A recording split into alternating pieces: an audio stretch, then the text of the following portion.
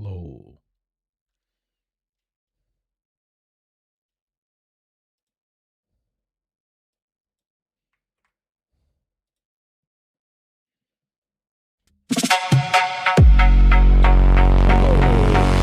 Double consciousness.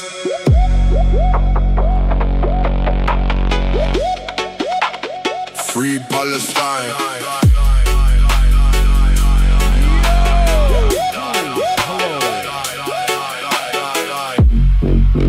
Hey, baby, what? Welcome. Hey, Elizabeth. Hi, Amy. Welcome.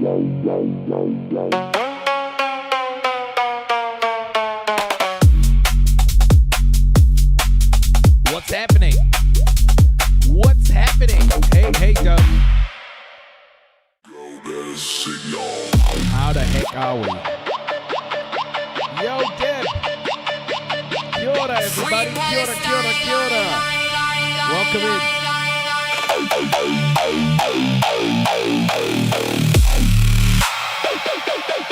Yo, hook.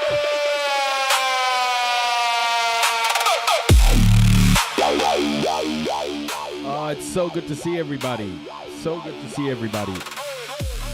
I'm loaded up with coffee. I'm loaded up. I'm locked and loaded, coffee-wise. Have you all got your coffees? Have you got your warm brews? I don't care how late it is in your country. I don't care how late it is. Go get yourself a coffee, because we're about to talk about some shit. You hear me? You heard? Roshan! Yo, you're on YouTube. Roshan, you're moving around platform.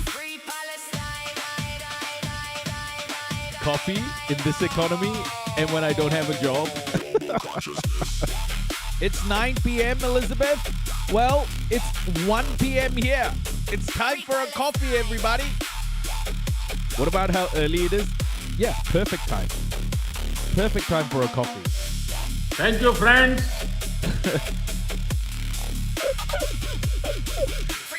Hey, Screw Marga, welcome.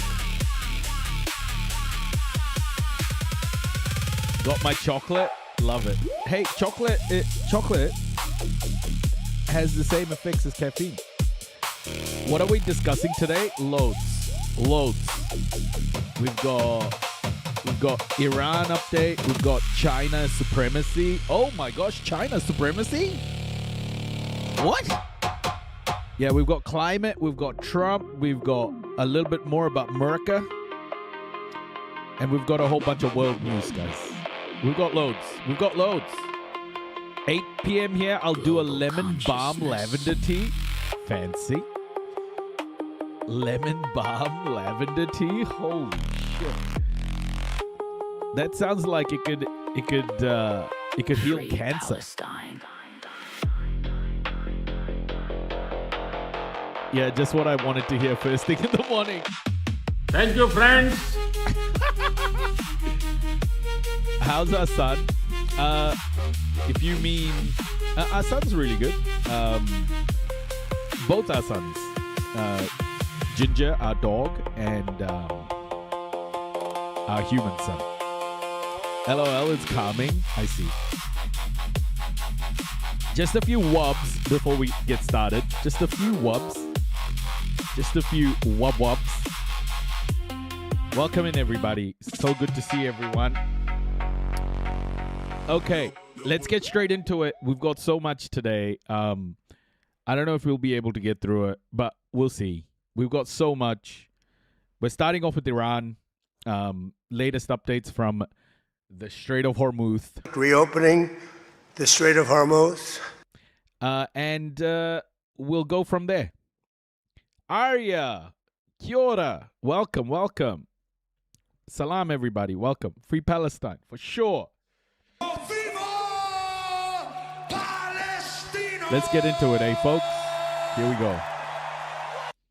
Iran has issued new demands for the Strait of Hormuz to reopen amid continued negotiations with Oman over managing the key waterway.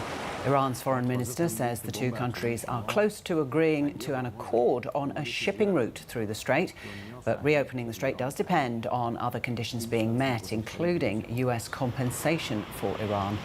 The new demands include the US agreeing to never threaten Iran again, and it must permanently end the war with Iran and its armed allies in the region. A spokesman for Iran's Revolutionary Guard says the strait will remain closed unless Tehran gets what it wants. Hey, Michael. The enemy is compelled for the strait to be reopened, to accept Iran's conditions and refrain from interfering in the negotiations currently taking place between Iran, Oman and other countries, which have almost reached their conclusion. It must refrain from such interference and accept Iran's conditions. Whenever it accepts Iran's conditions, the Strait of Hormuz will certainly be reopened. Yeah, man, this ain't going away. I don't think Donnie has a real plan, honestly. Let's talk a little bit about what's happening with within the Trump inner circle, because it's something that's developing. I know you would have probably heard Hegseth and Trump having a shouting match, but yeah, things are starting to develop, and it's yeah, let's just say there are rifts forming on this. Of course there are, because America fucked this up so badly. Hey, Pluto, welcome. New setbacks to President Trump's hope for a quick agreement to reopen the Strait of Hormuz. MS now learning that negotiations are at a standstill and a tentative deal has not been finalized. The IRGC says reopening depends on the U.S. accepting Iran's conditions, and according to Iran's foreign minister, those include a 7% fee to ships passing near Iran. Not America, Trump. Yeah, but I mean, like, Trump is a symptom of American imperialism. This is what I mean. You can't... Blaming it all on Trump is like blaming everything that's happening to the Palestinian people on Netanyahu. It just doesn't make sense. It is a society that's built on extracting taxes from its citizens and giving it to places like Israel to continue to bomb other people. America is built on its military power, the ability to bully everybody using its military power. And that isn't just a Donald Trump thing. That's what's happened under every American president. So yeah, Trump is a symptom of American imperialism. And I think Americans are starting to see it, you know? I think all Americans are. And a 3% fee for ships passing near Oman. Two Iranian government officials involved in talks say questions also remain about whether Trump will pull back U.S. patrols in the Gulf of Oman. The president has stuck to a pattern of saying a deal is imminent, driving down oil prices and driving markets up, only for no deal to emerge. Hey, Luciferian. Orion, welcome. Breakbeat He Kid, normally welcome. declares that the war is about to be over on Ella. Sunday night or Monday morning, right before the markets Southern leftist, hello. open. We should not accept this level of gaslighting. The word of the president has to matter. Over and over again, on 11 different instances, Trump says, a deal is about to happen. Don't worry, the war is about to be over. There's no deal. We look like a laughing stock. And we're running out of munitions.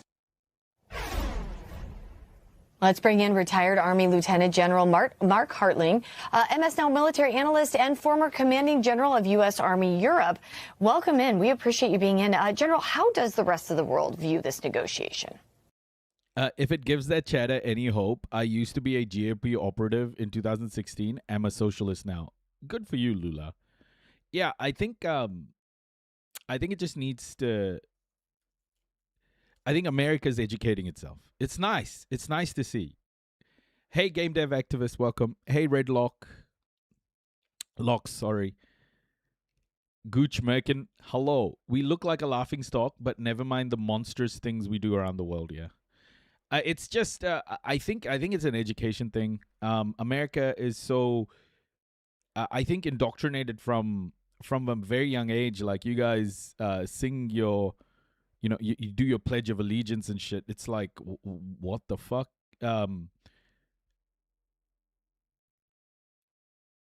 It's just like indoctrination from childhood to believe that American exceptionalism is real and built on some sort of moral foundation, but it really isn't. It's and I hope people are starting to see that, in America.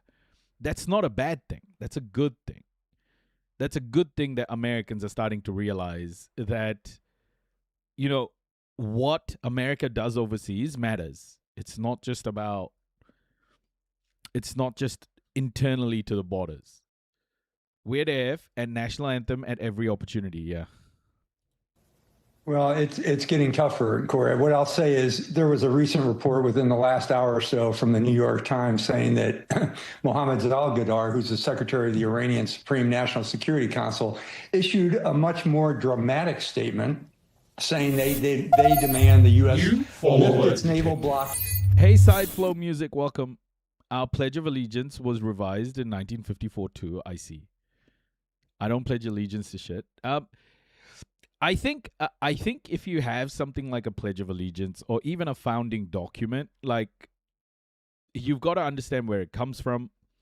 And I didn't understand it, and then now with everything over the last 3 years covering the genocide, I've educated myself. Not enough.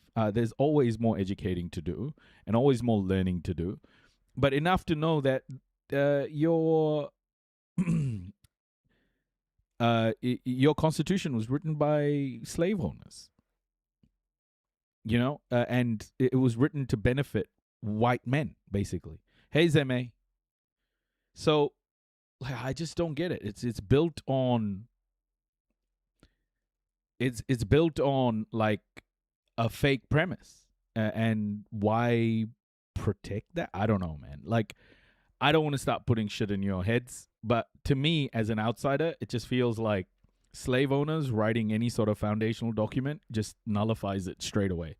And the sanctions, withdraw all U.S. military from around Iran, which in and of itself is a little bit bizarre because we have forces all around that area, pay war reparations, release frozen assets, and end the attacks on Iran allies. So you kind of see what has been going on for the last couple of months is there is a back and forth between what the president's saying, what the Iranian foreign minister is saying, what the Iranian IGRC is saying. And it just really goes back to giving the U.S. a choice to either conduct massive escalation or try in some way to Let me ask you this, Michael. Do you think all the white people voting for Trump are all rich?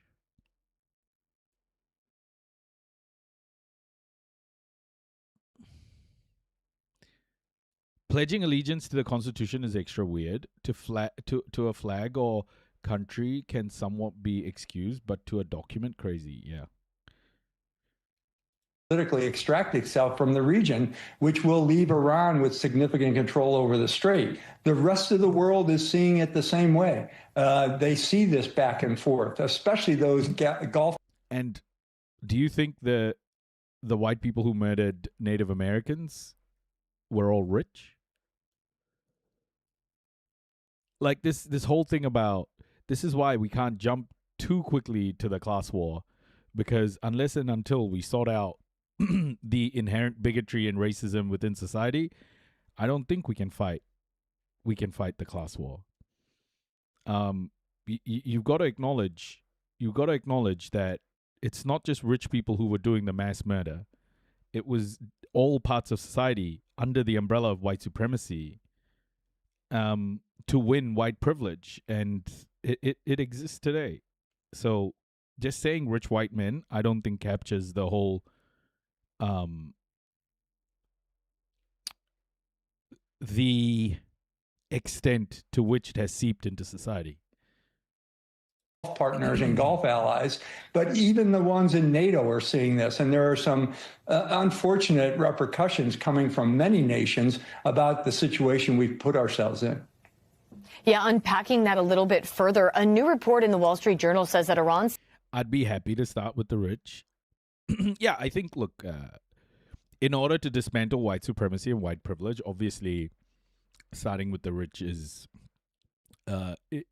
valid. It's just the acknowledgement needs to be there that the operating system globally is about benefiting one type of people based on skin, because that's how the model was built over 600 years by Europe and now being protected by America. The West is a white project. Sees an opening to kick the U.S. out of the Gulf, and the threat highlights the rise of those hardliners who have long sought the ouster of American forces from the region. How much stronger do you think Iran sees itself as now?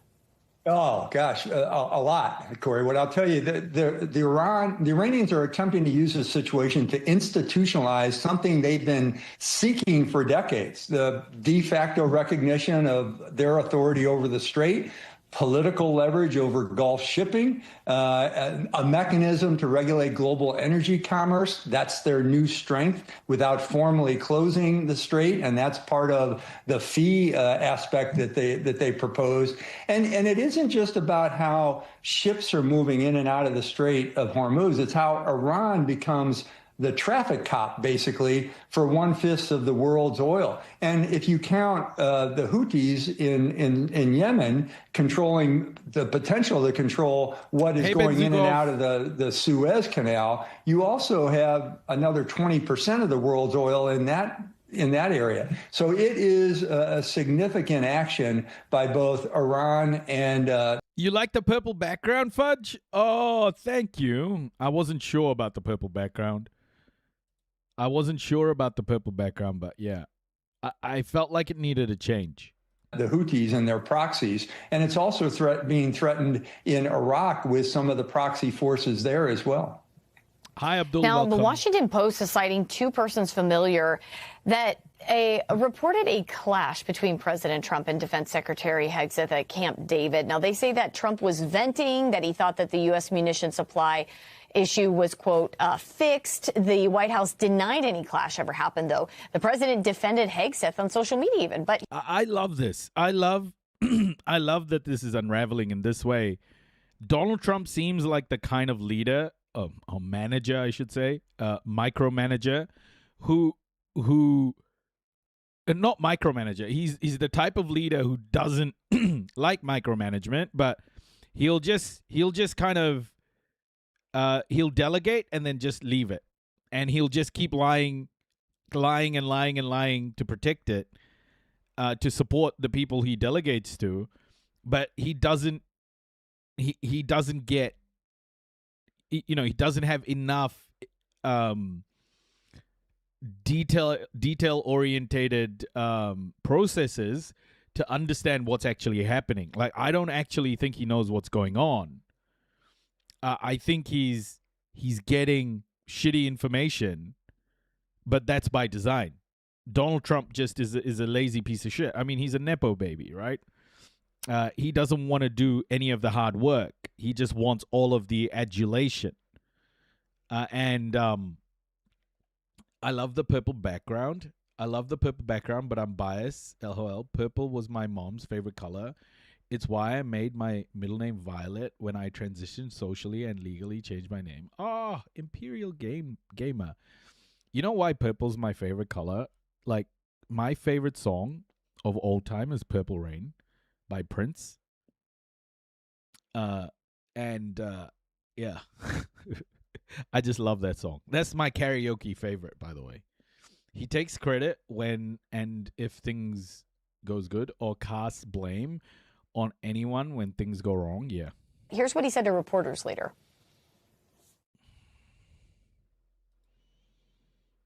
Okay. More all the time. I mean, we need more. Look, we gave tremendous amount to Ukraine. We have certain types of munitions that are very powerful, that we have virtual unlimited supply. We have others where it's a little bit tighter.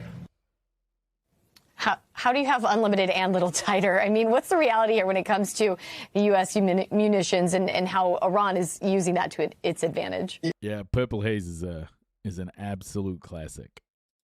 Yeah, well, when you take a cross section of all U.S. military ammunition, we do have a lot. The president is right. The problem is what we are seeing the shortages in are what's called high demand, low density. The ones you have up on the screen right now, and a few more. The Patriot and the THAAD missiles are interceptors. And in a war that we're facing now with a lot of ballistic missiles and drones, you need those kind of weapons. A Tomahawk, along with the Army ATACMS and PRISM, the precision strike missiles, are also part of this precision weapon system approach that you need in this type of in combat, And all of those are being used in an extreme amount. Secretary Hegseth has said over the last couple of months that we've conducted 14,000, and then he upped it to 15,000 precise strikes. Well, when you use those precision missiles to do that kind of thing, it depletes the supply. And because they are precision missiles that go a long way, there's not that many of them. They are usually reserved in combination with other type of weapon systems. So, I think we're sort of being snowed on this by both the president and the secretary of defense, because there has been reporting, not just from the media, but from those in the administration, that these precision weapons are being depleted and being degraded. And the use of not only in this campaign over the last couple of months, but also the previous campaign when we were partnering with Israel, certainly put a bite into those precision weapon systems. And that's not a good thing, because they're... It is still about the U.S. Zion-Nazi genocide in Palestine. These are diversions. What? What do you mean? Like, yeah, we know it's about the genocide in Gaza. Things like this are very important in terms of geopolitics. Gaza isn't going to just like solve itself, right? Like we've got to understand America has bitten off way more than it can chew here, and America's political environment is changing so quickly. Like you can't ignore these things. This is going to impact Palestine a lot. U.S.-Israel relationship like is on the edge of becoming far less than what it used to be. Diversions from genocide, bro. We can talk about two things at once. What the fuck are you saying? Are hard to replace. Lieutenant General Mark Hertling with us this afternoon. Thank you, Lieutenant General. We appreciate your time and the insight. These fucking there's so many people who like to come into my chat, and right now there's a person who's in my chat in TikTok, and they are, what they're doing is exactly the problem. They are purity testing, and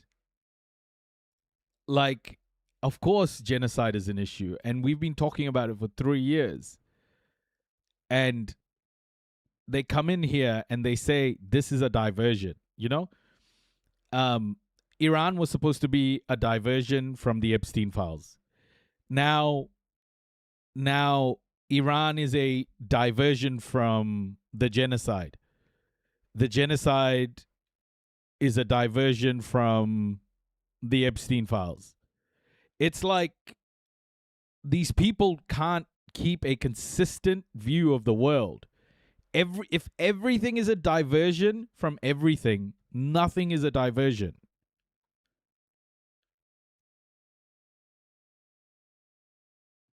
Highlander leftist shit, yeah. It's just crazy. Maybe they're not even leftist. It's just the most insane takes. Like, how can you not watch one of the most nice Luciferian.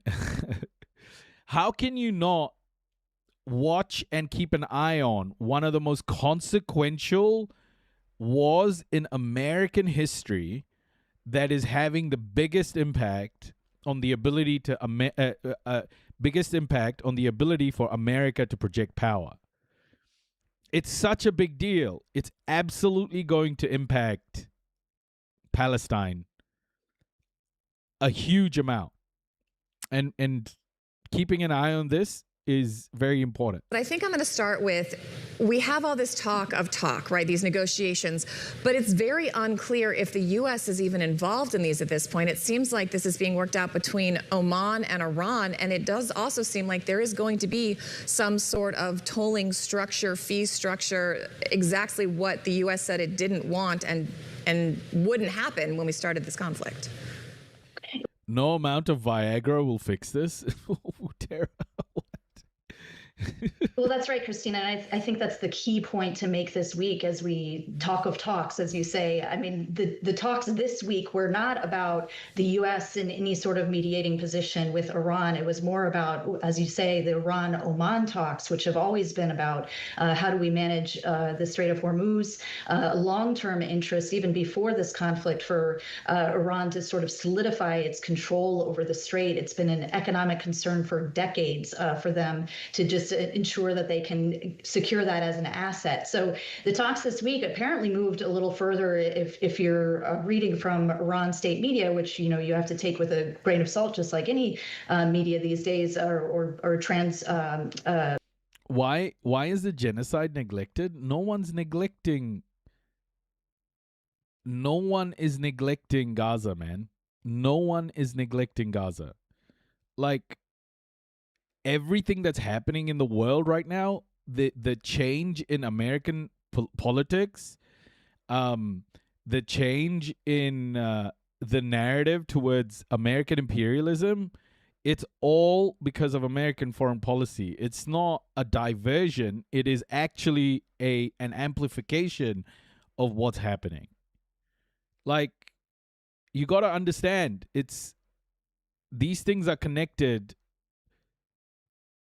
very closely. Yes, Iran is not Gaza. Iran is not Gaza. Yes, of course it's not. American power, however, is committing the genocide in Gaza and also now is bombing Iran. Translation of what the regime is thinking, but we do have and signals that they have come to some sort of agreement on how to toll the strait, which of course, as you mentioned, is not in the interest of the U.S. and not what the U.S. was seeking or declaring that would come out of this. So there's still no sign. Trump did say this week that he was involved in the negotiations, but he didn't elaborate on who might be talking or how. Did I look at the new demands from Iran? I did. Hold up. Let's just go through it, though. Thank you for the share. Let's look at it. Iranian SNSC, we will never compromise, whether in war or in negotiations. The Strait of Hormuz will not be opened until the U.S. corrects its behavior. Correcting behavior means never threatening Iran or insulting the sacred values of this nation in any language. 2. Ending once and for all any war and aggression against Iran and its allies in Lebanon, Palestine, Yemen, and Iraq. Lifting the naval blockade and withdrawing its military forces, naval and air, from the vicinity of Iran. Fully compensating Iran for the damages caused by the two aggressive and imposed wars. 5. Lifting the unjust and illegal sanctions against the Iranian people. 6. Unconditionally releasing the assets that have been blocked and stolen from the Iranian people. Hey, Map Fun, welcome. Hey, Fluffy. These are the demands of the Iranian people who have voiced them for 160 days in the streets and squares. The Supreme National Security Council will never compromise, whether in war or in negotiations. Also, learning about the atrocities don't get us anywhere with Gaza right now. The collapse of America's force projection does. Make note, this is the first time they included Palestine in their terms. Yeah. Can't say I'm surprised.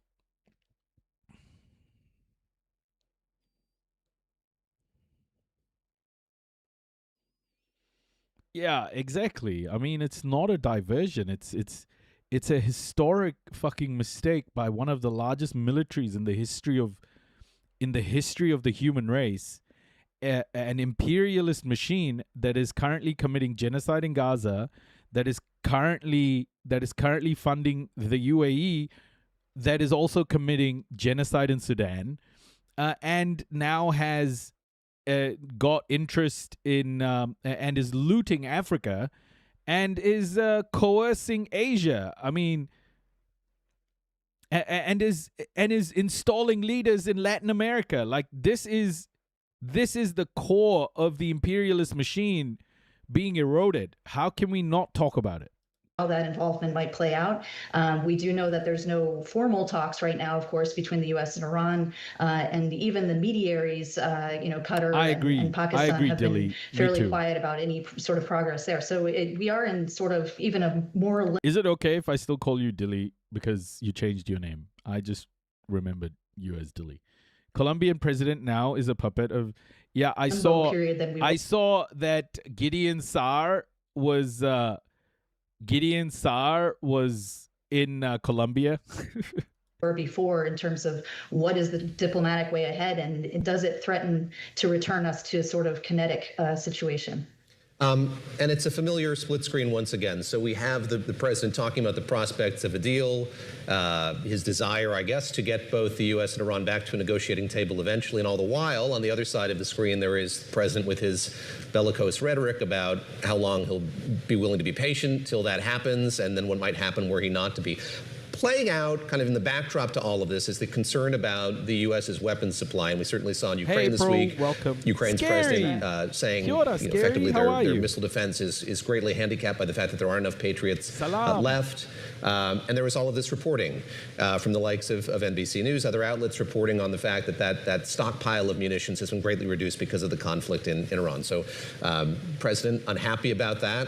We saw him tweeting out, posting on Truth Social earlier this week, the U.S. has massive amounts of munitions, especially of certain types. Additionally, large amounts are being manufactured and shipped to the U.S. as needed. Defense companies are building the largest number of plants and factories in our country's history. The leakers, he writes, of these treasonous statements are being hunted down. Long-term jail sentences will be sought.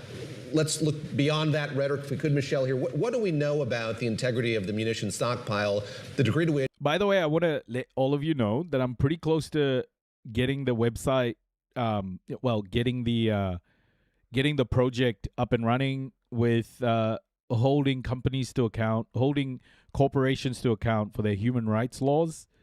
In the final stages of development, but what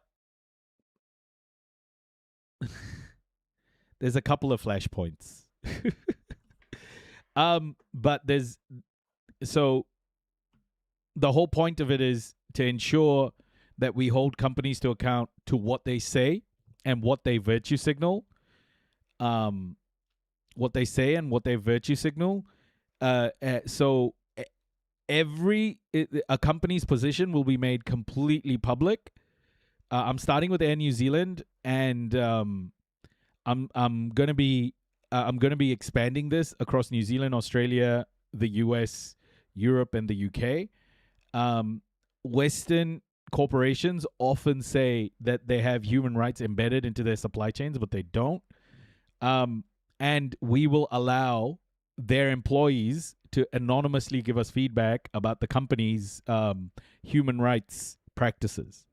So yeah, it's I wanna investigate every company, as many companies as possible, and ensure that nothing they say goes without being questioned. Any statement they make publicly, any reports they publish, any claims they make, all of those should be scrutinized. And we are I want to scale this platform up over the next little while. But we're starting with Air New Zealand and Aotearoa New Zealand. But I'm gonna extend this out to companies like Deloitte here, PwC, and all the telcos, etc. So I'm starting with the biggest companies in Aotearoa first. Which that is shaping Hey, the Manda, president's welcome. thinking about whether or not to go back to a more intensive sort of military fight against Iran. Well, David, I think we can start with what would be normal in any administration and any Pentagon structure is, you don't want your leadership revealing what exactly the levels of munitions are, obviously for operational security purposes. From a political standpoint, yeah, you have Trump, denying that there's any problem here. Bro, Gerhard, bro, what the fuck are you saying? Okay, let's just have a look at Gerhard. Let's just have a look at Gerhard's account and see how much he's been talking about genocide.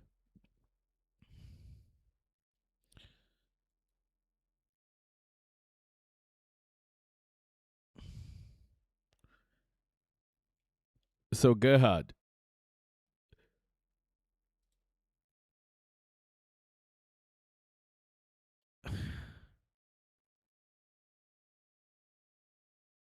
What are you doing, Gerhard? Like, why are you here telling us we are not talking about Gaza enough when I've posted thousands of videos about Gaza and I talk about Gaza every single day? Why are you here? Why are you here preaching to us?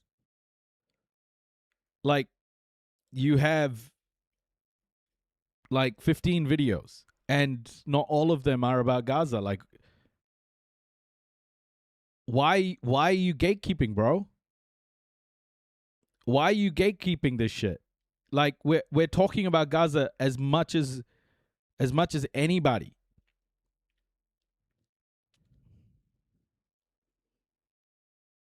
Because I talk about Iran, like I can't talk about anything else. Like, you're talking about other shit. Look at this. You're talking about other stuff. I can see your timeline. Where to get one of these beautiful hand artworks. Why are you talking about hand artworks?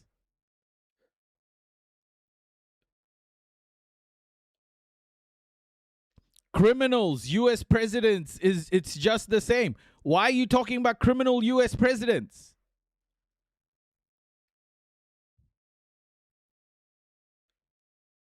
Why eat sheeps? Everything but this. Why are you talking about eating sheeps?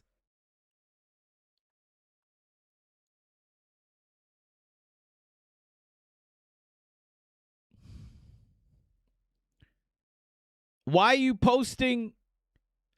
Like, come on, buddy.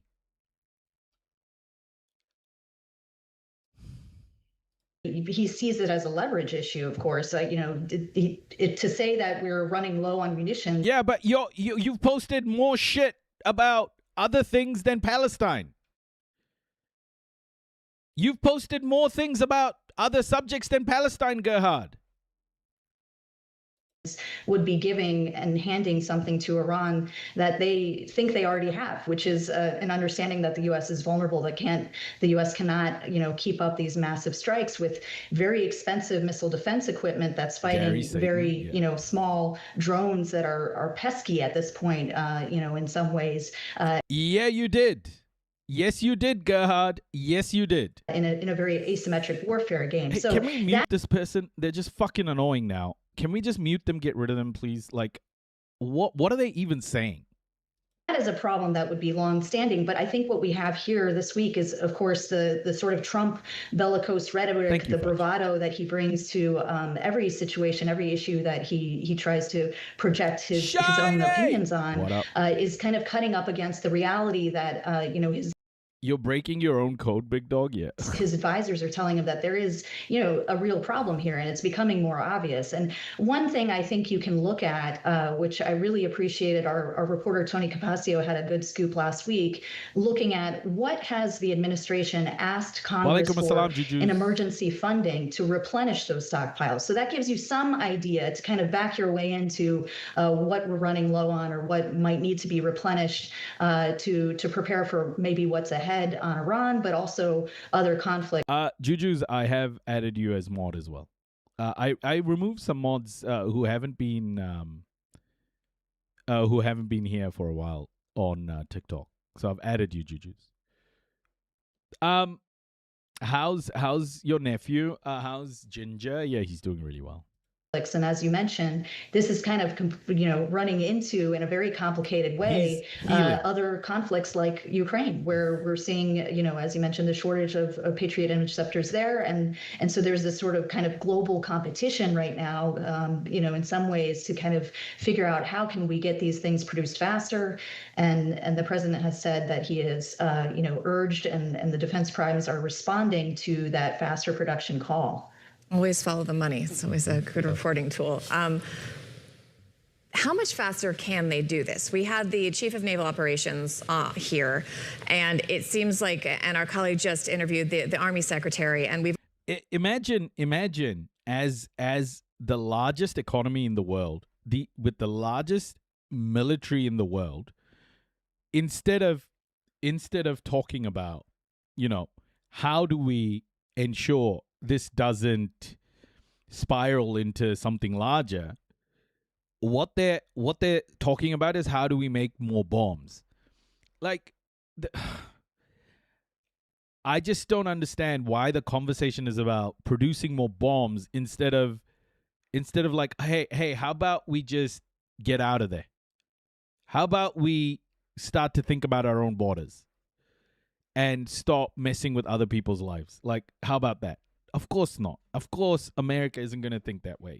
It's just the questions they ask are just nuts, man. Like, do they think about the human cost of what they're saying? We've all asked this question. They are reticent to answer it directly because it is such a politically charged issue with the president. But at some point, to your point, it is becoming more and more obvious. It is the reality that this is going to become a problem. And the lead time for a lot of these Patriots and bigger munitions is like 5 years. So aspirationally, the Admiral was talking about even trying to get that cut down to half. What is the plan in the meantime? What are the options? And is this why you're hearing leaks and rumblings that folks in the Pentagon are trying to find off-ramps to this conflict? Because in the meantime, there just aren't that many options. Yeah, well, two things. I mean, Christina, again, we can look at what happened, what the situation was before the war, and then now that it's exacerbated with the strains from the war. So before the war, and even decades back, you always have this debate about, can the 5 defense primes, the biggest defense contractors to the government, can they move faster? Can they be more efficient? Can they do more to make sure that they don't have cost overruns? Shiny 225 stream streak. Oh my gosh. And that they just move on a timeline that works for the U.S. military and for the U.S. taxpayer. And that's always the pressure point between government and business on that front. So those are longstanding debates. The second Trump term, even dating back to its beginning a year and a half ago, was talking about getting the defense primes and defense procurement in general to move faster, to be more nimble, to draw on more startups, to get more next gen tech, and to just be less clumsy in some ways than they have been. And you can imagine how those debates go with those executives who have been to the White House a few times and aren't. It isn't in their interest to kind of speak candidly about those meetings, but you can kind of read, what those discussions are. Now, under this situation with munitions running low, you do see more of an effort and more talk from the likes of Defense Secretary Hegseth, Joint Chiefs of Staff Chairman Kane, and others to get those primes to move faster. And so, and then we had, as you mentioned, Army Secretary Driscoll yesterday announcing another kind of avenue for startups to get more involved. So they're coming to military bases and they're being invited. Manda, 3 stream streak. Trans woman, 5 stream streak. I love all of you guys. Thank you so much for the support. Thank you for coming and listening to my venting most of the time, just because I'm just mostly pissed off about how shitty the world is. But thank you. I love all of you guys. I love you guys so much. Thank you. Invited to move faster in bookings on those military bases to test weapons. So another effort there to kind of get this procurement process more nimble and to speed up production. Yeah.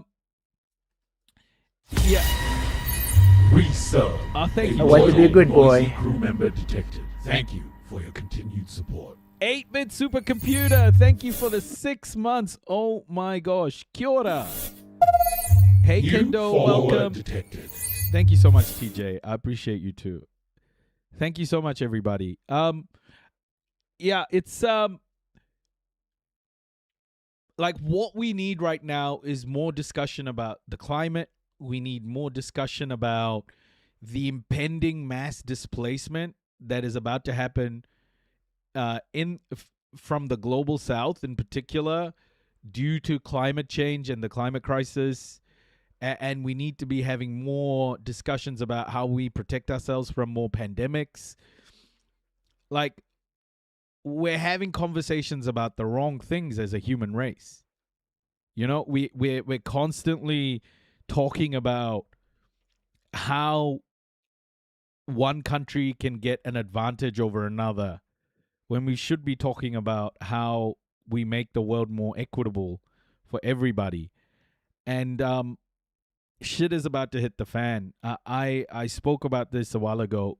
There's some perfect storms emerging, right?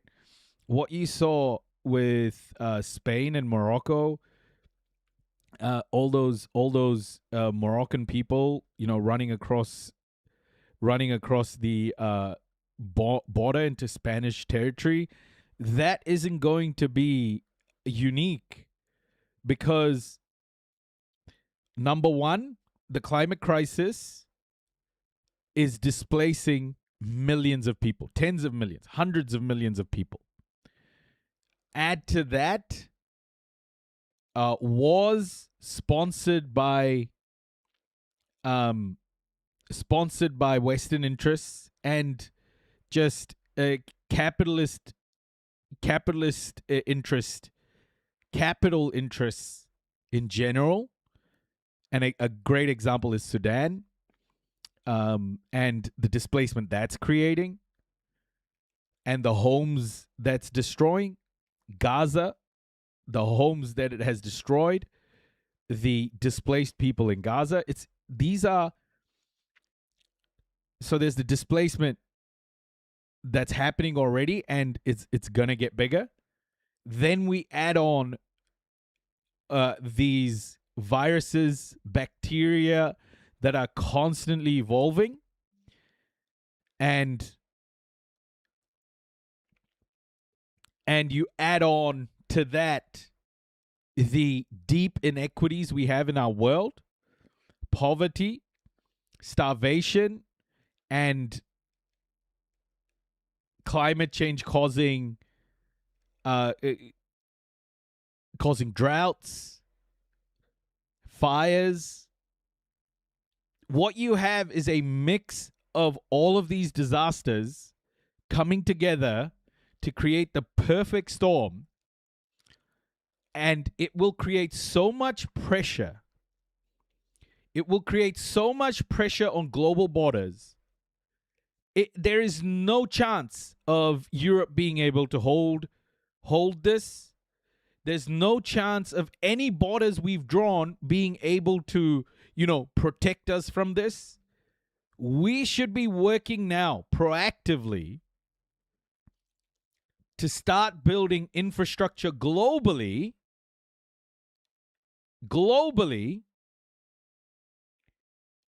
in order to make sure that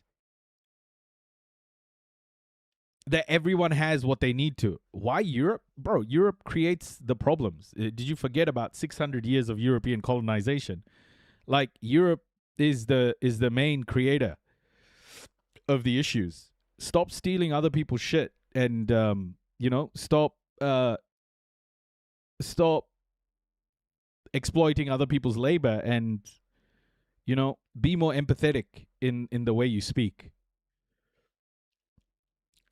This is what we're seeing right now. There is going to be a mass displacement crisis. There's going to be a mass displacement crisis, and a mass displacement crisis mixed with so many other things. We're not thinking about this. We're thinking about China versus USA. These are geopolitical shifts that we need to keep our mind on. Well, what the fuck, guys? Like, there is a perfect storm brewing. And we have idiots like Banderite in my chat talking about why wouldn't they go to Russia? I just don't get it. You know, are people this stupid? There won't be enough space anywhere, bro. Just be empathetic. Saudi Arabia, Turkey, Pakistan also signing a mutual defense pact that stipulates, similar to NATO, that an attack against any one of them shall be regarded as an attack against them all. What do you make of some of these types of moves? Let's talk about the alliance, for example. What do you make of that more formalized alliance? And stop stealing other people's like, Europe needs to get the fuck out of these wars. Europe needs to stop taking orders from America and putting people into situations that are causing these crises. The European Union is the largest trading partner with Israel. Not one sanction on Israel. Like, you can't just create the problems and then go, oh, the consequences we can't handle. does that signal anything to you about where the Middle East is headed? Yeah, Omar, I think this is the result of concern about the United States. I think we can mute this Banderite person. They're not here in good faith. They're not here in good faith. They're just saying he has no followers. Hold on. Before you send him, let me see where his account was created from, because it could be that fucking idiot. Hold on.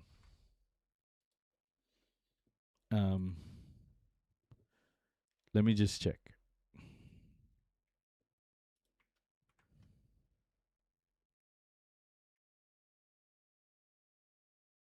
Oh, it's a Canadian account. Okay. States. And whether the United States is capable of responding. I think the United States has impacted on its credibility and on its trust in terms of whether or not the United States can provide the support and the security that other countries need.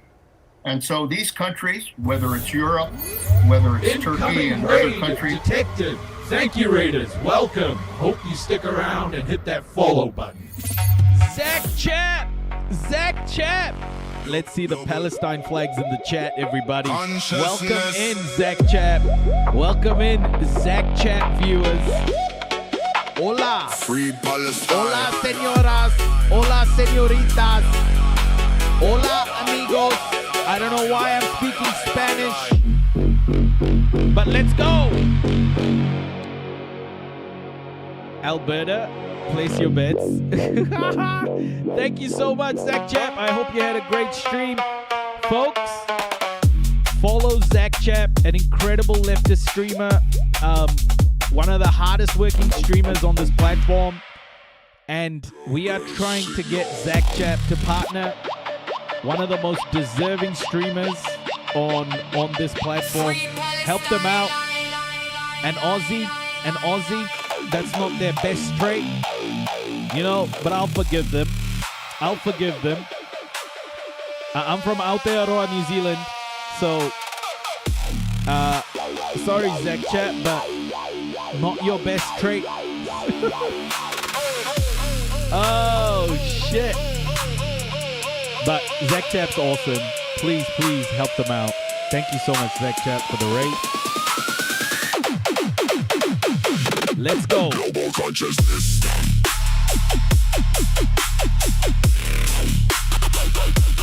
Free Palestine. Thank you so much, Zach Chap. Thank you, Raiders. I hope you had a wonderful stream.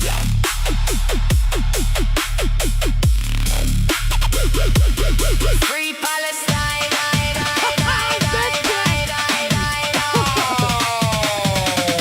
Global consciousness. Oh.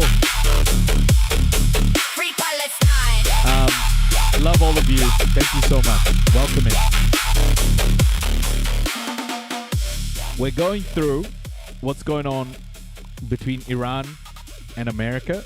It's getting to it's getting to the sharp end of the negotiations.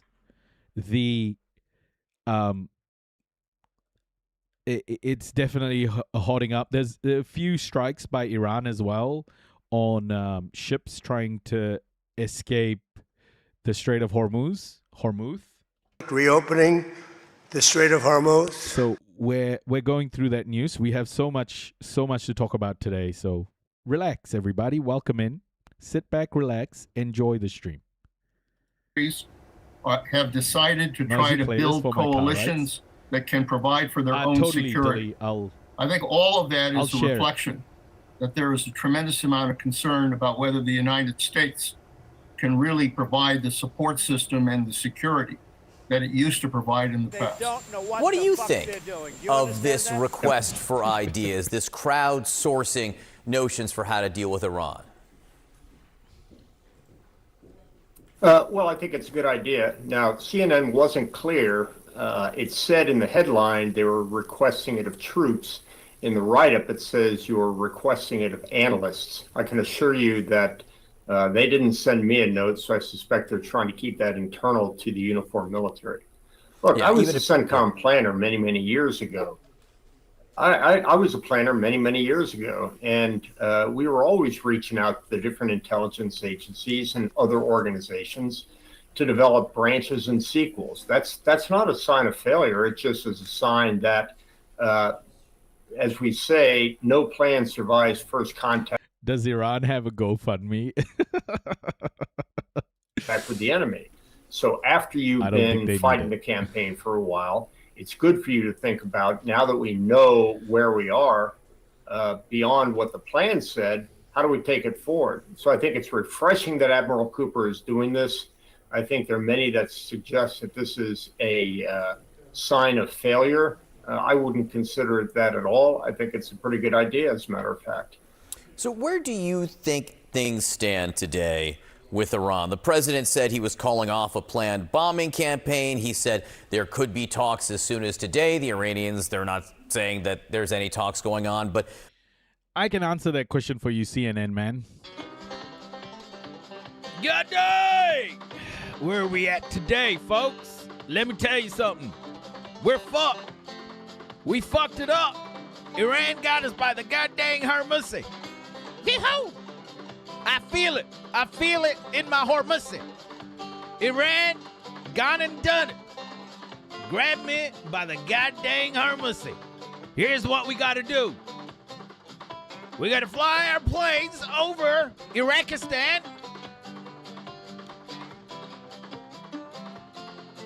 We got to shoot some more brown children. You know what I'm saying? We got to get them in there, take our sniper rifles, and shoot them right there and then. Because that's what we do, America. Yee-yee.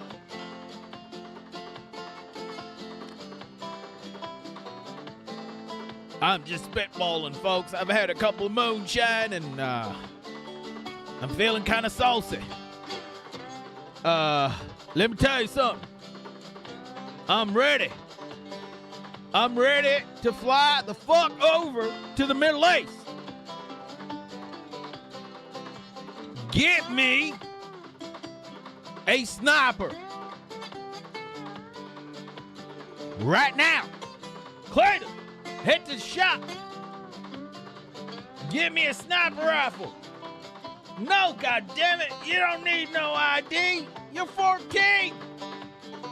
You're old enough. Give me a gun. All right, folks, I'm gonna pack my bags. We're heading over to Iraqistan. Shooting them Arab folk. I can't handle being grabbed in the Hormuz. You hear me? We about to open it up. Here I come. Let's go. America, baby. But if there are talks, do you think that, I don't know if this is the 4th, 5th, 6th, 7th, or 8th time, but do you think this will be the charm? Look, we've got a lot of diplomacy left in this entire campaign. I'm glad to see the president mentioned nuclear capabilities, because too many people are getting distracted by the issue with the Strait of Hormuz. That is important, no doubt, but the core elements of the plan and the reason we went to military conflict is to end their nuclear program, push back their missile program, and cut their links with proxies. And I fear that if we focus too much on the Strait of Hormuz, we're going to allow the Iranians to divert the entire campaign from the core principles. The Memorandum of Understanding, which is no longer in effect, to what extent did that address your concerns about the Iran nuclear program? If the United States gets back to the Memorandum of Understanding, is that enough? Reopening the Strait of Hormuz. They have no clue what they're doing. They have no clue what they're doing. Trump is rubber banding right now between bombing Iran more and accepting concessions. He doesn't know what to do. He doesn't know what to do. They're running out of they're running out of the smart bombs, and they're not producing them fast enough. It's a mess. Okay, it is a mess. I wouldn't be surprised if Hegseth loses his job very soon. How much do you get from APAC? Oh, from APAC? Gift sub detected. Sharing is caring. You shared. You cared. Oh, Gerhard got hurt in the feelings after he got banned from TikTok. This is what white fragility looks like, folks.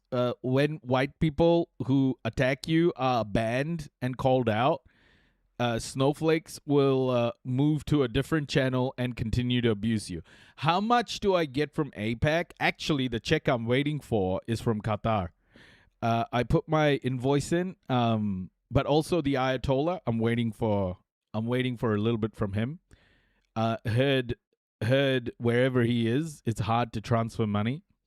They don't have PayPal in Iran, so yeah, it's tough. It's tough. We've also got Modi. Modi owes me a few million. Thank you, friends. Modi owes me a few million. Also the head of Mossad owes me a little bit too. They owe me a little bit, you know? Head of Mossad. They owe me a little bit. Who else? Oh, Putin. Let's not forget Putin. Putin and Zelensky, actually. They owe me they owe me a drone each. Benny Boy. There is a list. Netanyahu is terrible. Netanyahu sucks. Hype train detected. We are chugging. Let's keep this momentum going. Let's go. Yeah. Also Hamas as well. Gerhard. Yeah, basically I'm employed by so many people, you know. I'm employed by the CIA. Let's not forget the CIA. I'm like a 10x agent, you know. I'm working for everybody. Nobody knows who the fuck I work for. I work for all of them. I'm working for Ethiopian intelligence. So there we are.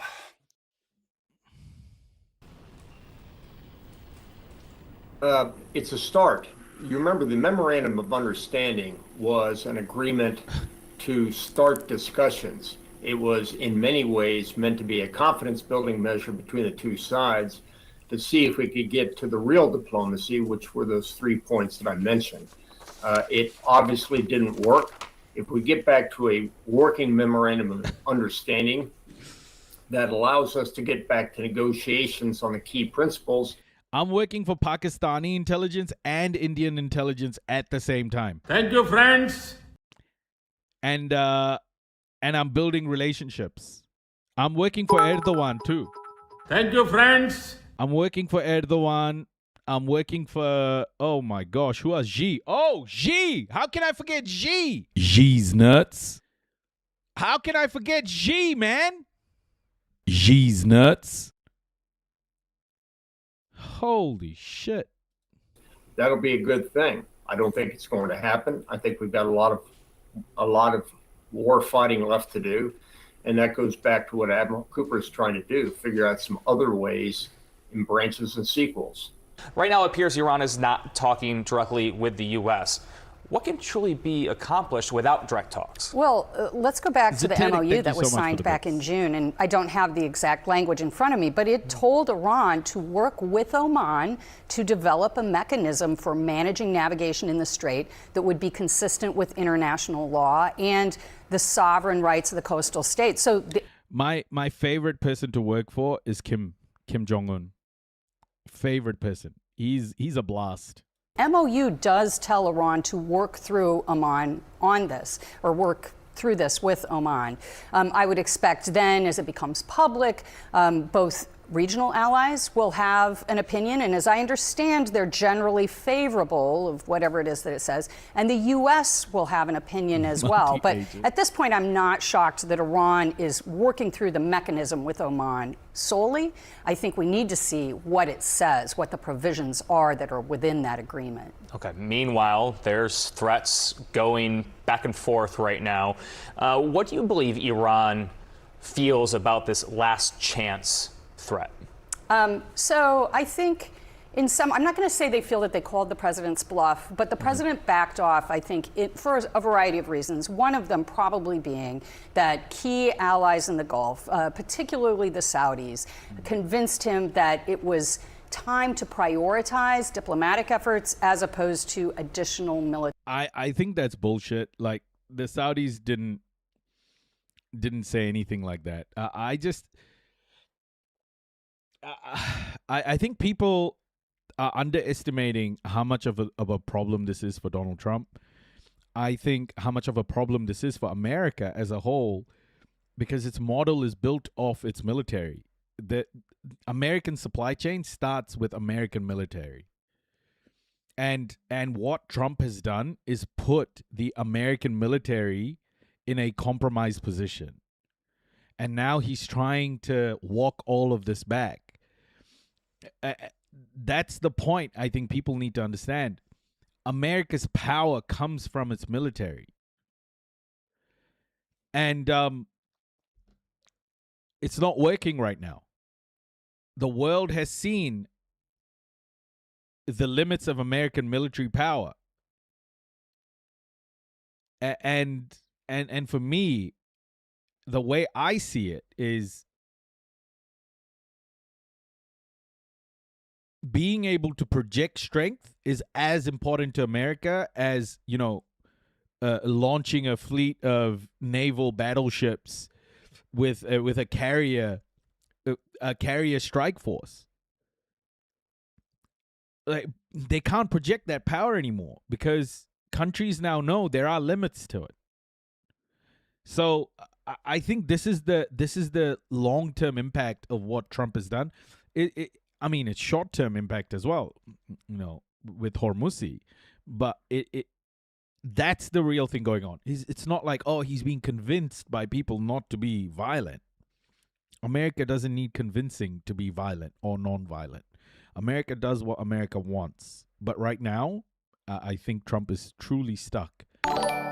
Military action. Thank you, Even though Mama U.S. Sunshine. Central Command has done a lot to destroy Iranian naval capability, they haven't eliminated the threat in the Strait of the Hormuz, nor can they. And there's no indication that they've moved the needle on Iran's strategic calculus. So, there might be some question on the. They also know they can't be trusted, even when they're known liars now. It's even more blatant lies, not even with strategy behind it or power. It's chaos all the time while pretending blowback happens in a vacuum. Yeah, exactly, right? And as much as America wants to try and separate all of these different battlefields into its own black box, like decision making, it isn't that way. They're all connected, and the ability for America to project strength has been deeply impacted.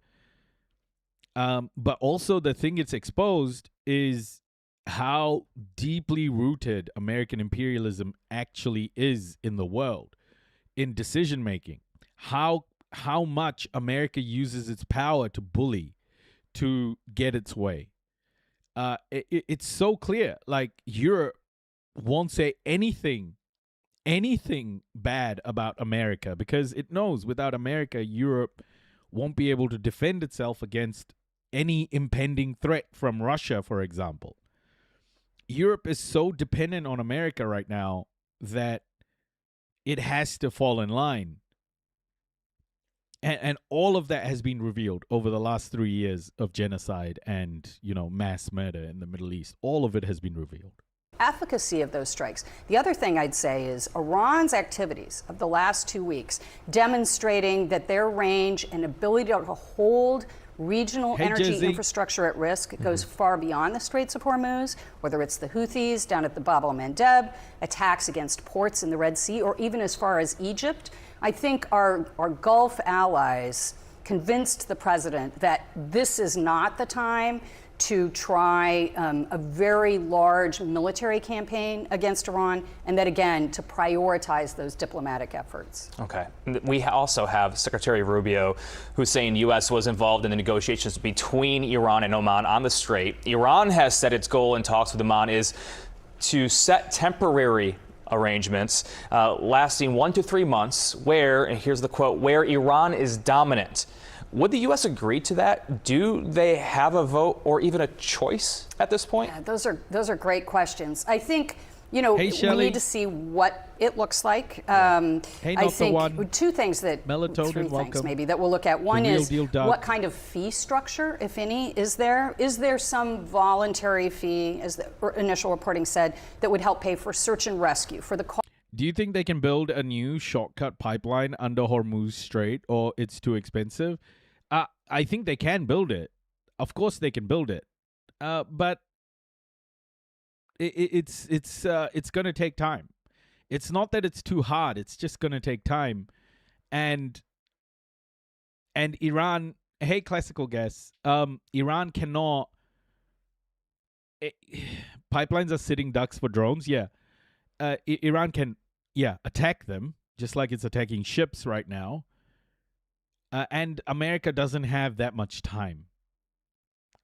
America can't just block, Iran's blockade forever because it's impacting global markets. It's possible, but it'd be way too difficult. I don't think it would be way too difficult. Saudi has rerouted. I mean, it's difficult, but I don't think it's impossible. How long before that pipeline is discovered and hit with a drone? Yeah, exactly.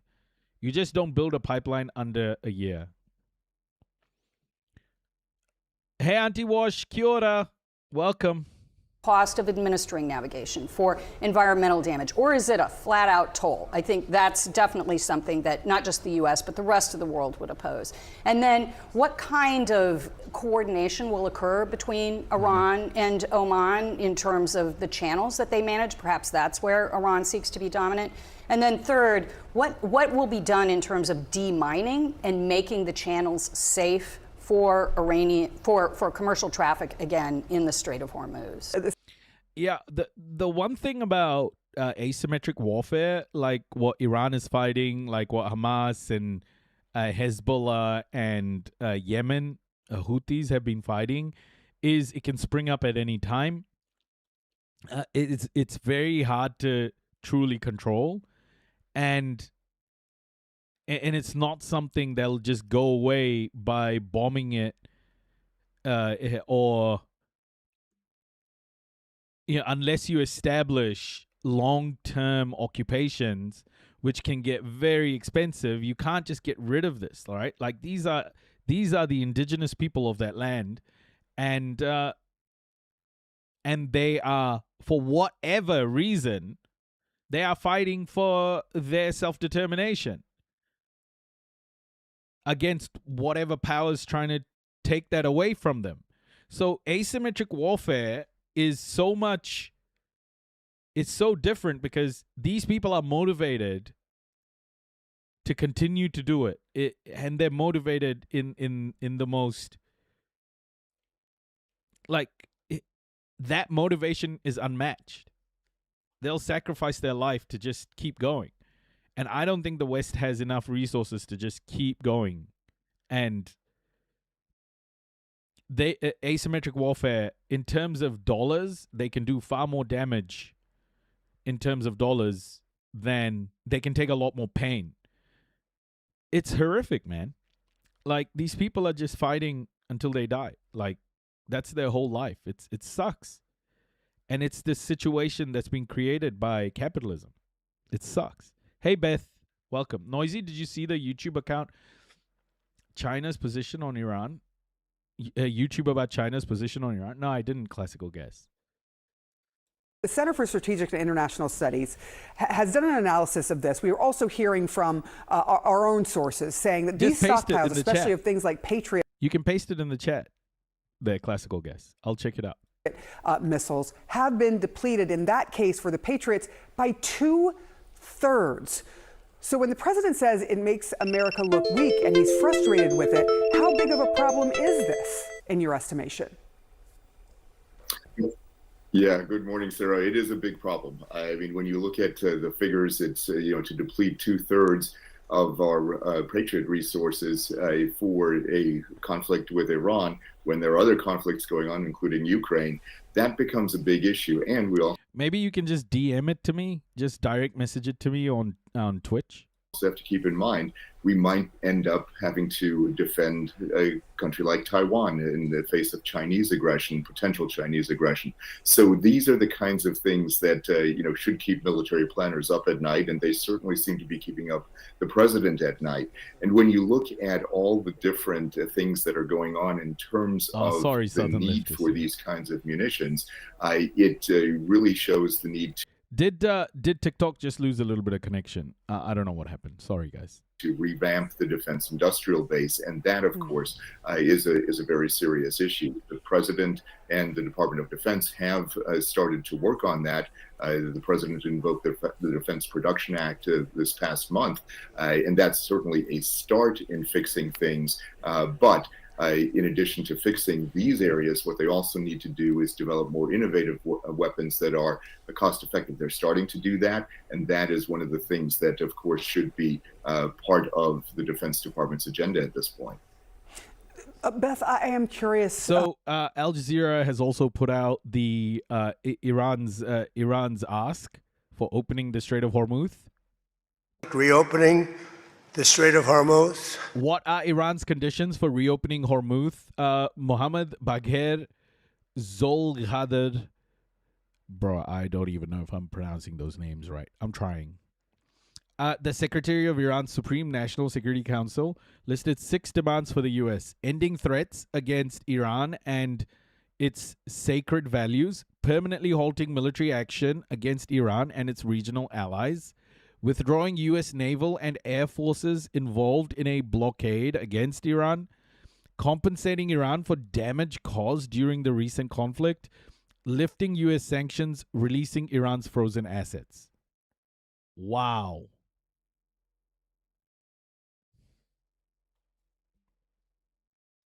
That's it. That's the demand there, folks.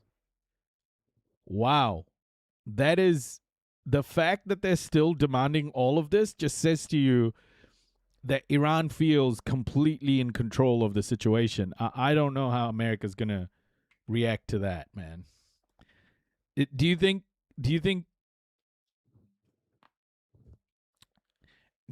Trump is going to say yes to that?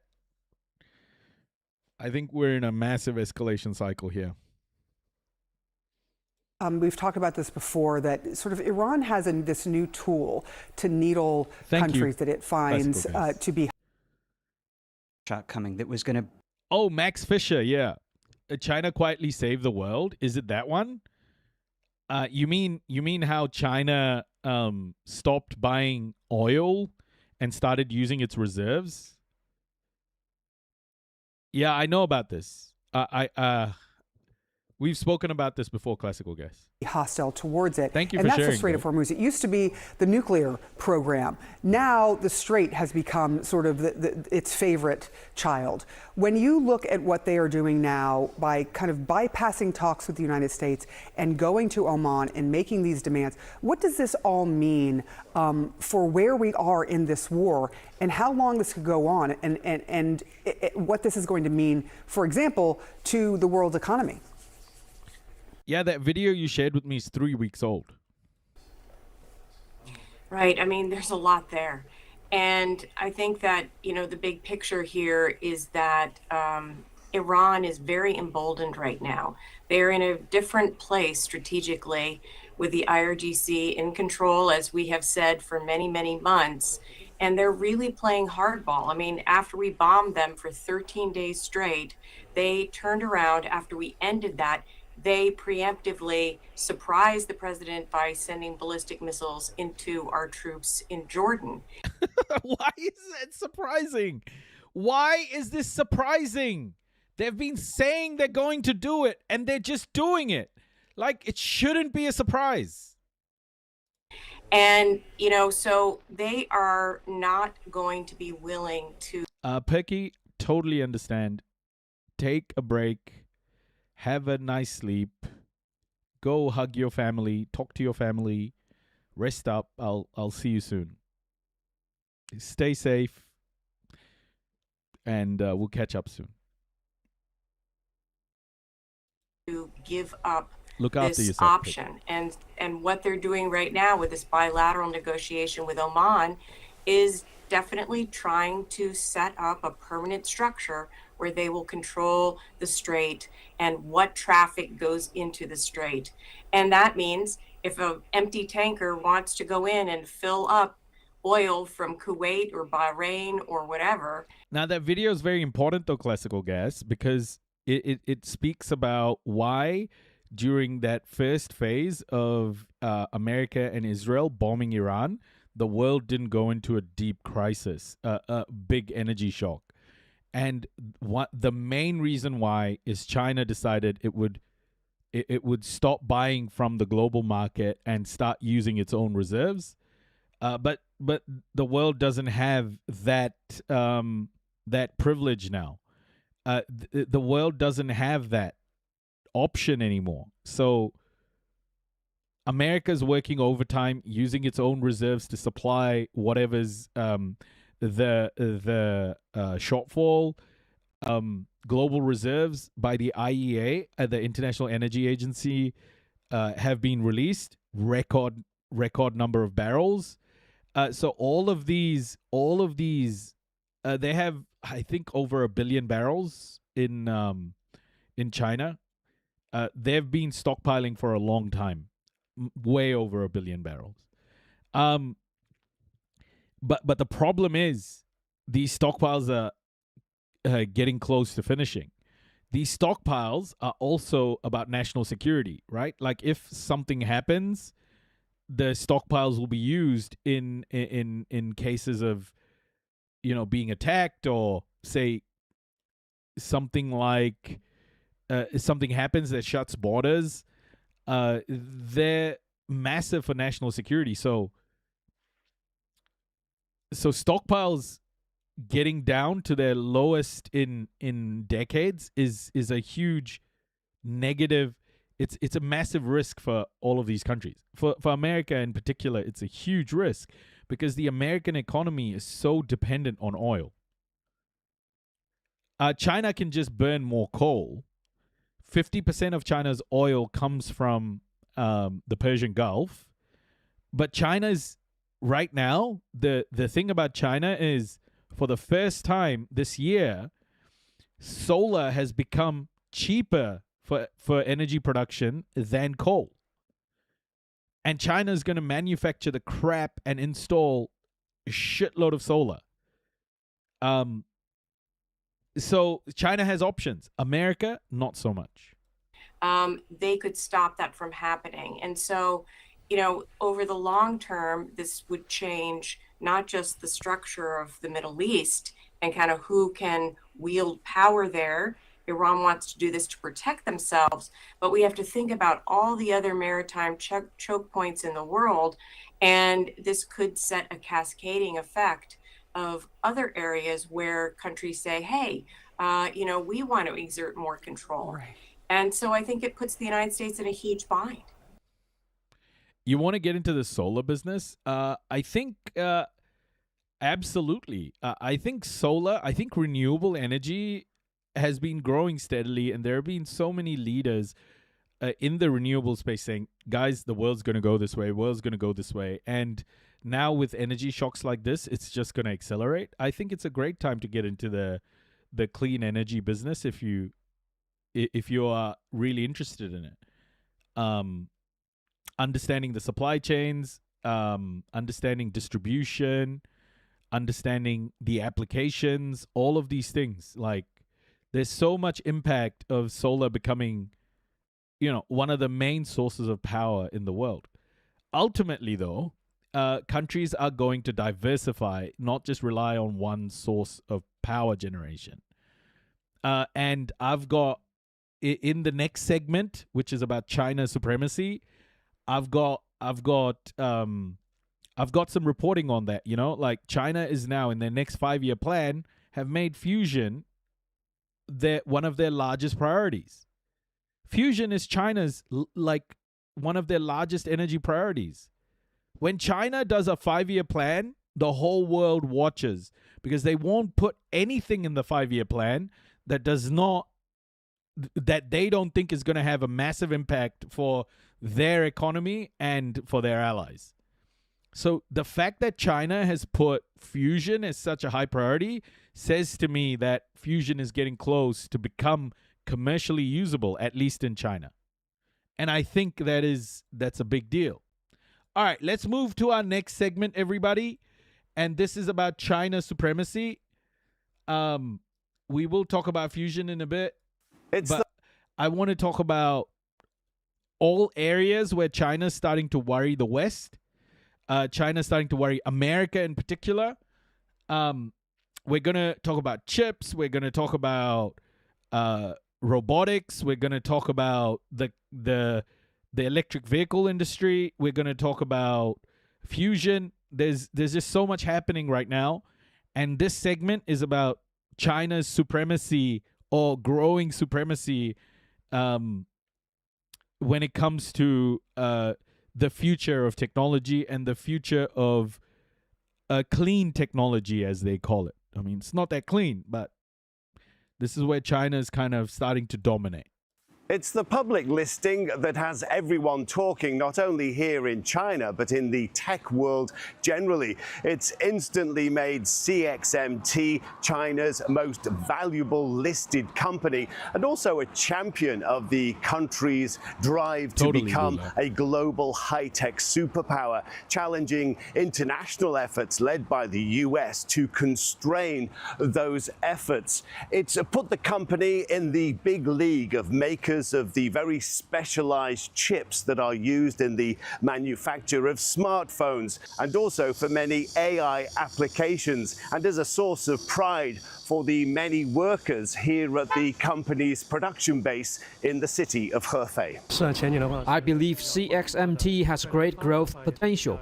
The future market is immense, and it has great prospects for development.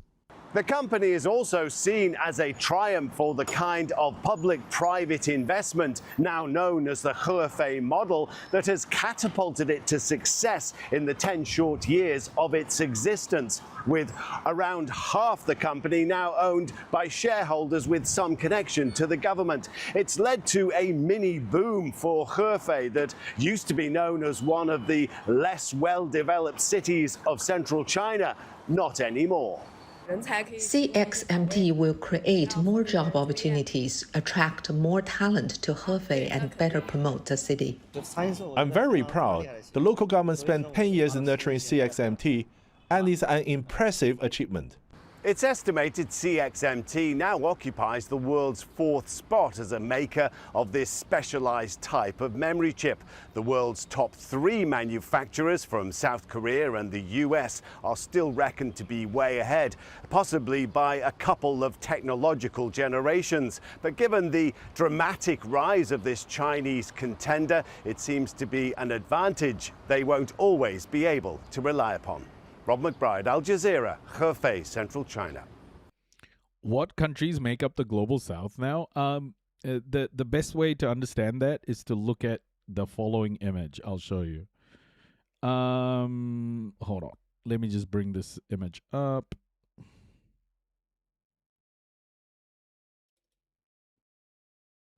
Let me just bring it up. One sec, guys. References. There we go.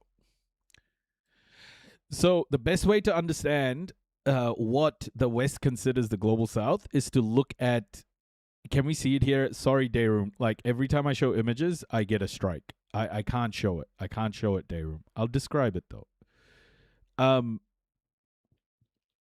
Like the last few days, I've literally shown images and I've got a strike.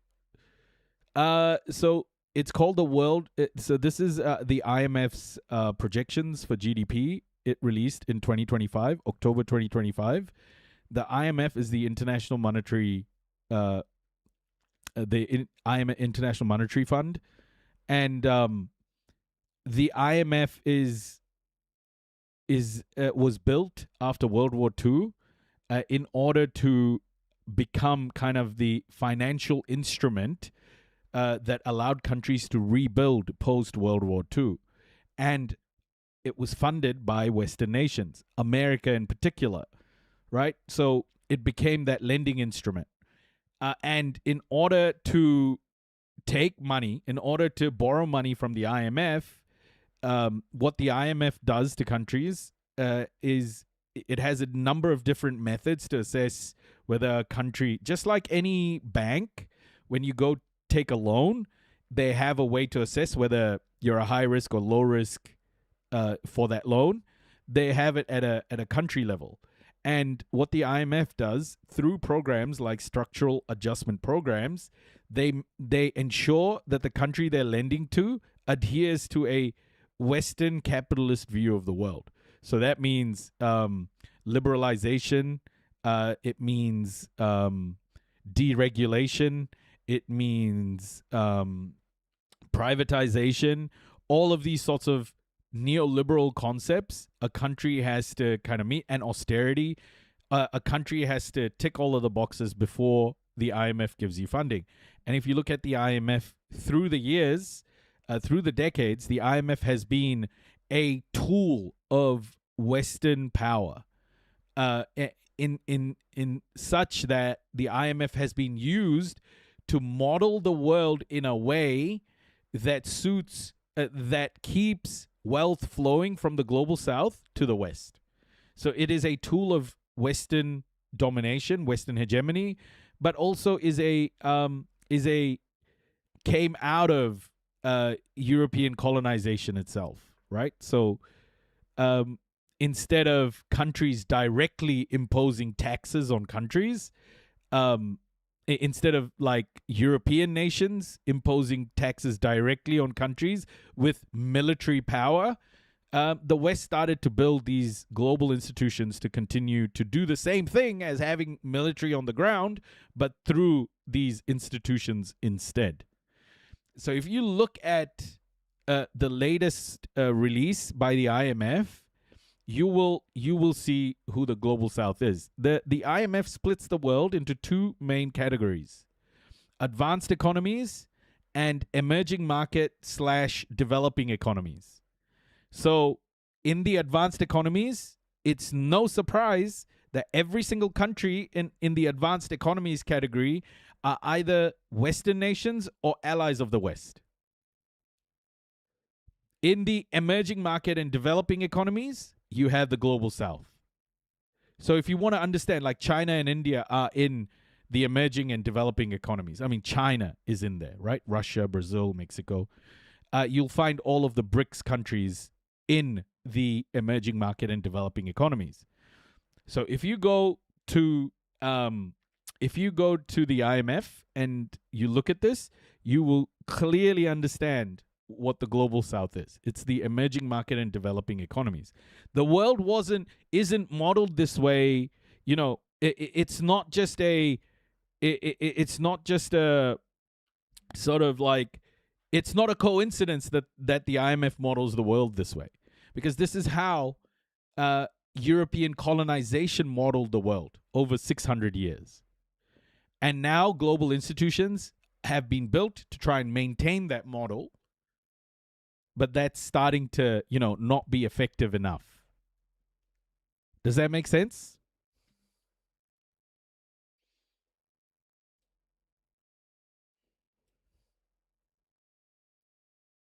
Okay. So China's memory chips is kind of a crazy deal. Hey, Tara, welcome. So this is a global credit score for countries? Yes. One more thing that you need to understand is the reason why it's not working. You can see here how in the West, or these advanced economies, growth is starting to slow. Projected growth is starting to slow. 2025, 2026. Whereas in the emerging markets, the growth rates are higher, but when you look at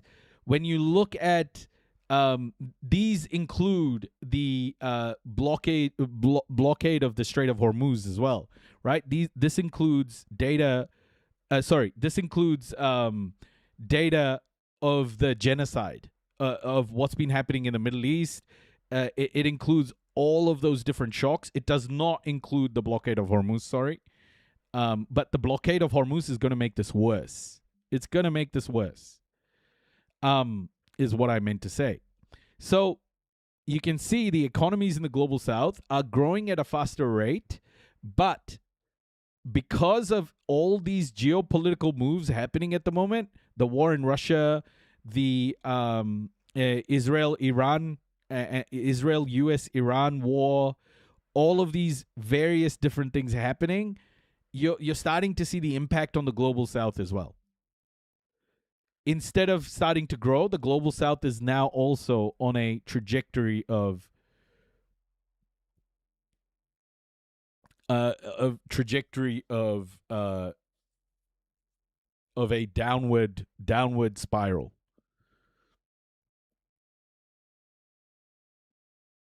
I'm assuming smaller number means worse. Yeah, this is GDP growth. So Western economies are stagnating, whereas global south economies are growing at a faster rate. And this is the big problem for the West right now. The West is starting to become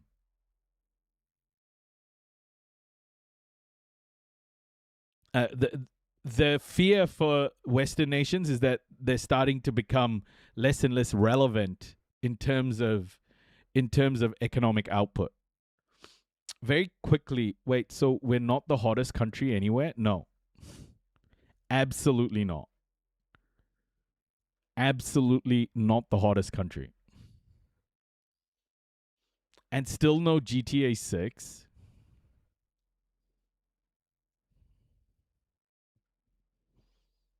Yeah. Okay, so why is this CXMT story such a big deal? Well, CXMT has come out this year and said that they will be launching five DUV machines, which are deep ultraviolet lithography machines, that shook up the whole memory manufacturing industry. And the reason why it shook it up is because the only companies that had access to this machine are allies of the West. Allies of the West have access to this machine. So China is the first country that has developed this form of chip making, which is about, getting your transistors smaller, so that they can be a higher concentration of transistors on chips, so your chips can get smaller and more powerful. Yeah, light lithography. Yeah, lithography being the use of light to do stuff.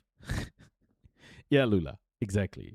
So like the DUV machines, when China announced it, it had an impact across the globe on tech stocks. Places like Nvidia got impacted, and what China has said, what CXMT has said, is they're going to be launching 5 of these machines this year, and in 2027 they're going to be launching 25 machines.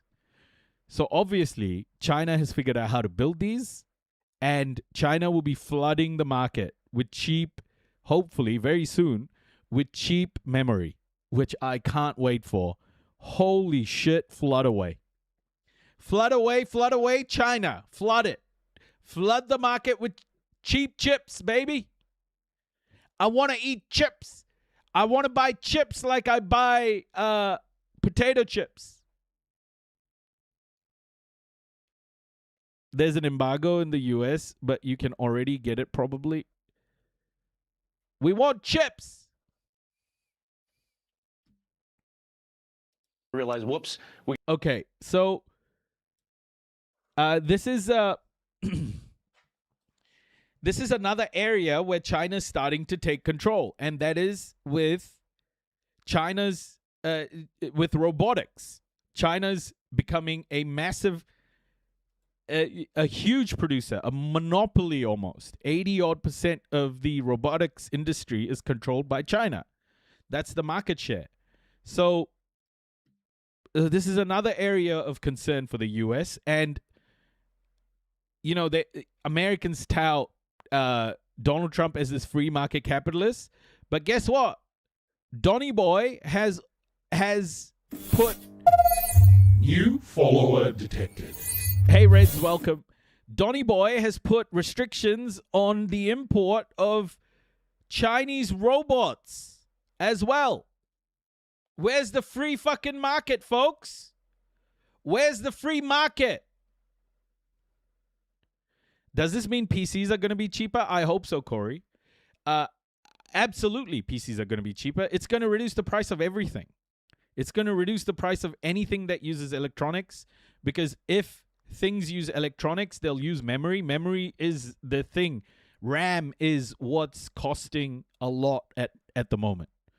And, you know, companies like NVIDIA are going to start buying from CXMT too. China also has all the materials used for mechanics, NMOT, what's that? Not to mention motherboards, GPUs, CPUs, RAM, etc. China been planning for this for years, decades, and they know how dependent we are on this technology, and it has also grown. Yeah. Yo, Funkytron, welcome. Almost def not going down in the US. NVIDIA can't sell anything with Chinese RAM in the US. That'll change, man. That'll change. I don't think the US has an option. If it keeps blocking, it's just, like I said, punching itself in the nuts. These tariffs are the same thing, just nut punching. America can't continue to just punch itself in the nuts, man. Jeez nuts.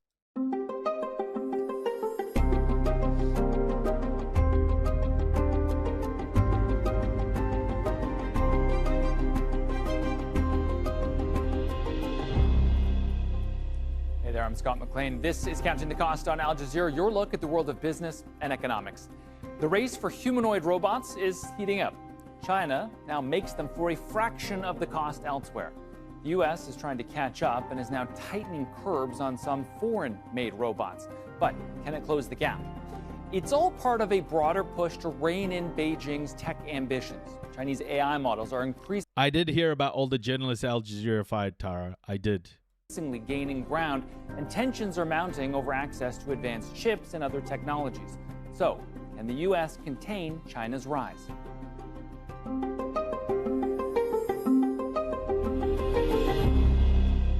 They do backflips, they direct traffic, they make your coffee. Humanoid robots are no longer a laboratory experiment. They are a growing market. Morgan Stanley estimates the market could hit $5 trillion by 2050, with more than 1 billion humanoids in use worldwide. But there's a problem, particularly for the U.S. Much of the global robot supply chain runs through China. Beijing now makes robot components at a scale and a... For what, though, Funkytron? For what usage? China is like completely making itself independent of external supply chains. But Taiwan is the biggest producer of chips at the moment. Price that its competitors struggle to match. TSMC Washington has banned new imports of foreign-made humanoid robots, citing national security. It also blocked power inverters used in data centers and solar, too. The move is widely seen as part of a broader effort to protect American industry. Oh, why did they ban solar? It's so easy, man. Tariffs and COVID-19 was meant to contain China. I think even the wars happening right now are meant to contain the global south. Like Ukraine, Russia, everything happening in the Middle East, everything happening in Africa. It's all about keeping the global south down, ultimately. And the West continues to do anything in its power to remain the global hegemon. And that's the transitional moment that I keep talking about, is we are moving from a Western hegemony to a multipolar world. And the West is trying to figure out what role it plays in that world. And that's why we're having all of these different conflicts at the moment, because the West is like not ready for this change. And limit Beijing's tech rise. Fintan Monahan reports. Once the stuff of science fiction, humanoid robots are advancing quickly, both in precision of movement and their ability to adapt to new tasks. But the new frontier of technology has opened up a new economic battlefield. The Trump administration has banned imports of all new models of humanoid and four-legged robots. The move is widely seen as targeting China, which is currently the global leader in humanoid robotics, controlling more than 85% of the industry. Washington's ban is being justified on national security grounds. I blame the British. They've convinced us their chips are the best. I find them soggy at best. Some Chinese companies have ties to the military, and there are concerns they could be used for surveillance or controlled remotely. But the Chinese government says the ban is a ploy by the US to secure economic advantage. China has always firmly opposed the US overstretching the concept of national security to suppress Chinese companies. Protectionism cannot enhance US competitiveness. The potential in humanoid robots is in their flexibility. They can use existing tools and infrastructure designed for humans, and switching them to different tasks would involve software updates rather than buying a whole new machine.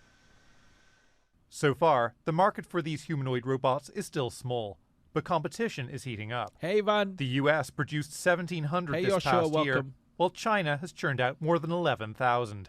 Analysts say China's advantage is an integrated supply chain and state support that brings down costs. They may also have an edge in physical movement. Meanwhile, America's lead in AI may give their robot brains a boost. But technology is moving fast, and all this could change quickly. Right now, the small number of humanoid robots in workplaces do simple, repetitive tasks. Many are doing heavy lifting in car factories and storage warehouses. But as the technology improves, it's hoped they'll be able to work in other areas like hospitality and healthcare. The global industry is currently worth around $3 billion, but by 2035, it could expand to as much as $200 billion. Yeah, I think the biggest market will be just these sex robots for incels. Partners. I reckon that'll be the biggest market, honestly, for the foreseeable future. Incel bots. But all that depends on the technology continuing to improve and robots proving a cost-effective addition to human labor. Fintan Monahan, Al Jazeera, for Counting the Cost. How is this cost-effective? What the fuck is this robot doing, man? This dispute over humanoid robots is part of a much bigger tech rivalry between the U.S. and China. Washington has blocked the sale of cutting-edge semiconductors to China, also on national security grounds. Critics say this is aimed at slowing China's military development and maintaining America's lead in artificial intelligence. U.S. Treasury Secretary Scott Bessent has warned that Chinese AI firms may face sanctions over allegations of stealing American intellectual property. There's also drones, solar panels, electric cars. All of these face steep tariffs aimed at keeping them out of the U.S. market. China has responded with export controls on rare earth minerals. These are vital for a wide range of high-tech products, and China controls most of the global supply. All right, let's discuss this further with our guest. Joining us from Maryland is Alan Tunnelson. He is an economist and founder of Reality Check, a blog which discusses economics, national security, technology, and their intersections. In Beijing is Zichen Wang. He's the Deputy Secretary General at the Center for China and Globalization, as well as founder and editor of the Pekingnology newsletter. And finally, in Singapore is Lian Jia Su, Chief Analyst at Omdia. I think this is a really interesting conversation. That's why I brought it up. A global technology research and advisory firm. Gentlemen, thank you all so much for being here. I want to ask about the broader humanoid market and also that ban from the United States. So last year, there were about 13,000 of these humanoid robots shipped around the world, a little bit more than that. You probably haven't heard of most of these companies, so I'm going to help you out. This one is Chinese, this one's Chinese, Chinese, Chinese, Chinese, Chinese. You get the idea. The only ones that are American are actually just these three here. So just to make the point here, it's just literally this slice of the pie right here are the Americans. This is everybody else. So the FCC says that this is about national security. This is what the FCC chair said recently. Watch. These robot dogs, these humanoid robots, these power inverters, all of this is going to be critical to the economy of tomorrow and to our national. Oh, did you guys hear that Joe Biden's cancer has now seeped into his bones? Security, and we're acting right now to make sure that the U.S. domestic market has a chance to succeed and get investments, that we don't become overly dependent on foreign nations. And it's great that we're taking this action now rather than 5 years from now or 10 years from now when we realize, whoops, we got too dependent on a critical foreign supply chain. And so there's real national security risks here. So again, Alan, look at the American market share. It is tiny. Is this truly about national security, or is it about the Americans having a bigger slice of that pie? Oh, it is absolutely about national security. In fact, I would argue that at this point, certainly, it is almost exclusively about national security because... Bullshit, man. This is so stupid. Every manufactured product that China sends to the United States, from solar cells to power inverters to robots, has got hardware and software that can be bugged. And in fact, lots of these products have. This is how America is going to lose its power, by closing itself off to the world and expecting the world to just play ball with America. That's it. That's it. This is how America is going to lose all of its power, or not all of it, but America's decline as a global power, the unipolar power. This is how it will decline. Have been found to have electronic surveillance devices in them, and there can be no question that given the fact that China is an increasingly... Can I tell you why this guy's full of shit? Okay? Let me Today just on quickly tell you why this guy's full of shit. This is a 5-minute segue to why I think this guy is full of shit. If those robots and those solar panels can have all of these chips, can have all of these like surveillance things, then please explain this to me, okay? Please explain this. Forbes has reported this. Americans can't buy Chinese EVs. Waymo is importing thousands. Today on Forbes, Americans can't buy Chinese EVs. Waymo is importing thousands. Chinese automakers are now the de facto global standard for electric vehicles. BYD is outselling Tesla with highly affordable models. Consumer electronics giant Xiaomi is rolling out stylish sedans and SUVs outfitted with dizzying in-cabin infotainment tech. But staggeringly high tariffs, hovering at 127.5% for Chinese-built EVs, have kept those cars largely out of American driveways. But they have not kept them out of Waymo's fast-growing US robotaxi fleet.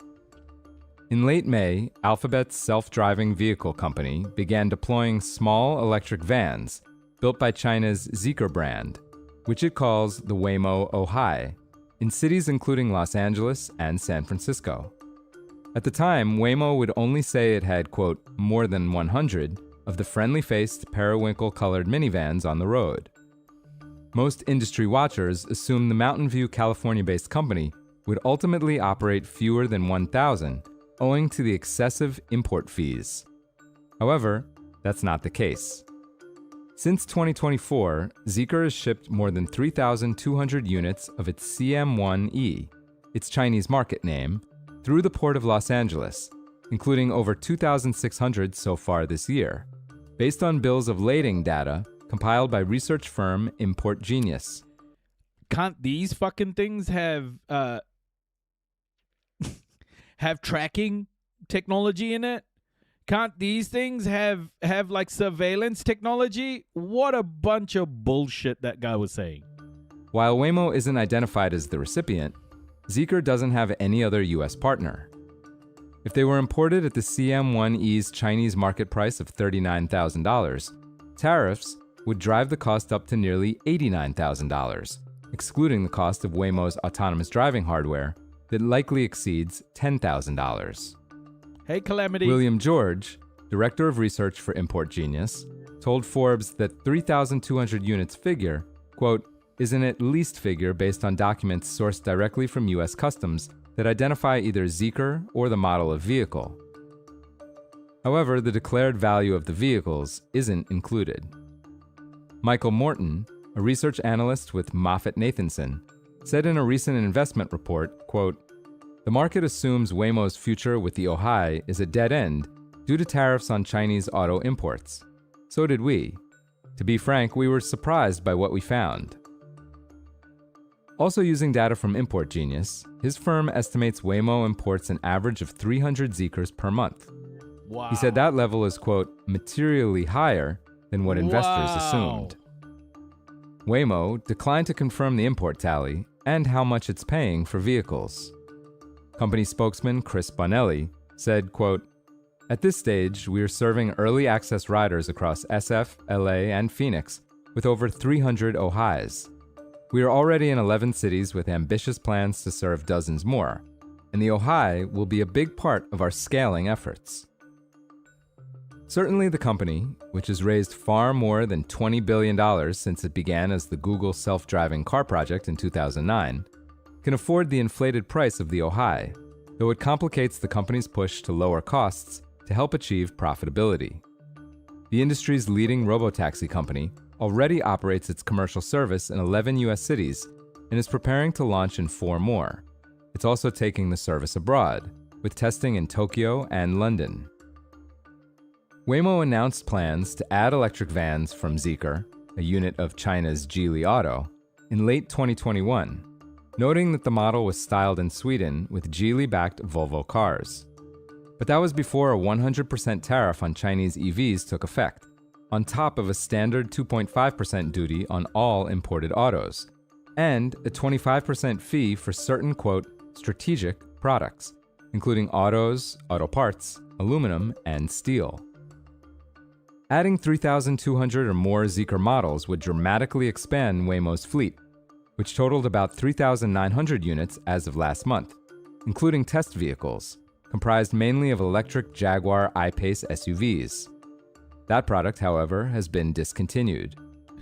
Along with Zeekrs, Waymo is also preparing to add modified versions of Hyundai Motors' Ioniq 5 electric hatchback, built at the automaker's Georgia plant.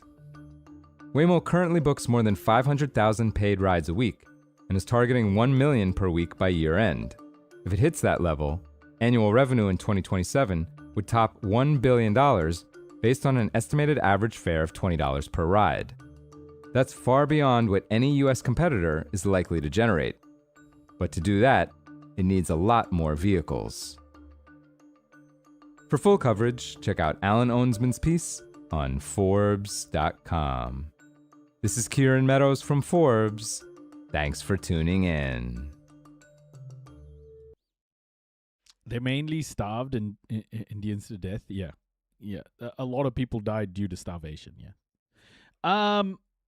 Yeah. So this guy talking about how it's about national security is bullshit. It's not about national security. It's about ensuring that the working class in America does not have access to cheap products, because America wants to control what's consumed, completely control what's consumed and how it's consumed. So this is not about protecting American sovereignty. It's about continuing to rip off American consumers. Hostile dictatorship that the United States cannot allow devices like this to permeate even its entire civilian economy, not to mention those parts of the American economy that produce the so-called dual-use products that have got major defense applications also. Zichen, does Alan have a point here? Is there a national security risk? I mean, the FCC even says that these devices, these humanoid robots, can even be commandeered by malign actors. Obviously great for spying. Is that a fair point? Well, I have to disagree with Alan. First of all, I think the specific ban put out by the FCC says that only new models will have to be banned. So, which means the sort of products that have already been certified by the FCC will still be able to be exported to the United States. So, if it's about national security, about all the robots from China, why not ban those that are already covered, that are already certified? So this is a half-baked reason. And but I understand that the language put out by the FCC chair. And but I don't think it's the right approach. If he can identify a certain risk within a certain product or within a certain class from a certain company, he should name it. He should put remedies specific to risks. Instead, what we are seeing is a blanket ban, and this is not a prudent way to measure national security. And also, I would have to respond to what Alan just said. All these robots, yes, they have cameras, sensors, and the communication systems. That's how make these robots work. All these products will have something like this, which in itself do not make it a national security challenge to the United States. We have Tesla cars but given the fact on that Chinese they come roads. from China, they're a national security challenge. Given the fact that they come from China, they're a that's just racist shit right there. National security challenge by definition. I have to disagree with that, because the I know you don't agree, imports a lot of things from China. But this country can't afford to take chances. I'm sorry.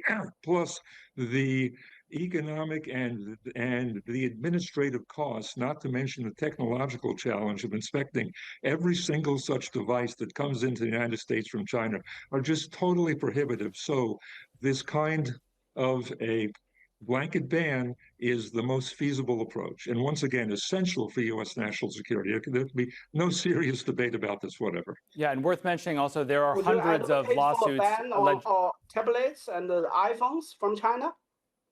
That's a good point, Alan. You know what? That could be next. That could be next. But then you'd have to make those iPhones in the United States, wouldn't you? Or you'd have to make them in the various other low-cost East and also South Asian. Oh, his white supremacist brain is like, who can we take advantage of next? Quickly.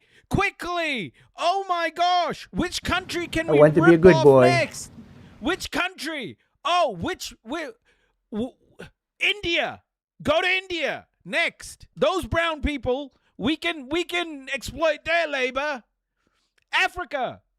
Go to fucking DRC, bro. That's where you steal the resources from. Look at him, his little white supremacist brain just ticking away. Countries to which iPhone manufacturing has been moving very steadily. All right, this is a very interesting discussion. I want to ask you. I'm not concerned about iPhones coming in from Vietnam or, frankly, from India. I am concerned. He said India! India mentioned, everybody! Thank you, friends. About them coming in from China. Absolutely. Yeah, also worth noting there are hundreds of lawsuits out there of Americans alleging international or intellectual property theft from Chinese companies or Chinese individuals as well, but that's a slightly different topic. Lian Jia, I want to ask you, look, there's some 140 companies in China making more than 300 models of these humanoid robots, but they're finding that the commercial demand is a little bit Thank soft. you, friends. If these robots are so great at manufacturing, which China, we know, does pretty great, why aren't they putting them to use? So there are a few ways to look at it. I think you can look at it from a demand standpoint, whereby not all factories are ready for digitalization, so which means they are not ready for full-scale automation, so which means obviously lesser adoption of humanoid robots. On the other hand, you can also argue that the robot itself is not yet general purpose enough. They are good at specific tasks, may not necessarily be tasks that is associated with manufacturing or with factory floors at this point. Gentlemen, I want to ask about a much broader societal topic here, and we asked our viewers on YouTube a pretty simple question. Could a humanoid robot do your job? 32% of respondents said, yeah, it could. 68% said no. So we thought, okay, what kind of jobs can these humanoid robots actually do? So basically, this is the percentage of each individual industry that humanoid jobs could be suitable for these humanoids. And notice a pattern here. All of these are by and large jobs that you do with your hands: agriculture, construction, manufacturing, installation, and repair. These are blue-collar jobs. But well, what about gooning? Even the office workers, they're not spared either. And so, Lian Jia, look, if you care about being able to make a decent middle-class living with your hands, or even any kind of middle-class living, should the alarm bells not be screaming right about now? Again, I think there are nuances in technology replacing jobs. We are already seeing, without the robots, AI is already replacing some of the more mundane and repetitive tasks within a corporate environment. There is going to be a point whereby the robot will be ready to take over certain repetitive or mundane tasks, or even hazardous tasks that no one wants to do at this point. I think. Yeah, the evangelist. Like what European colonization did over 600 years to so many different indigenous populations, it was all bad. It's called genocide, exploitation, slavery. Yeah, what Europe did to the world was really bad. All of Europe. Well, all of Western Europe in particular. Gooning will also be outsourced to preserve national security. Yeah.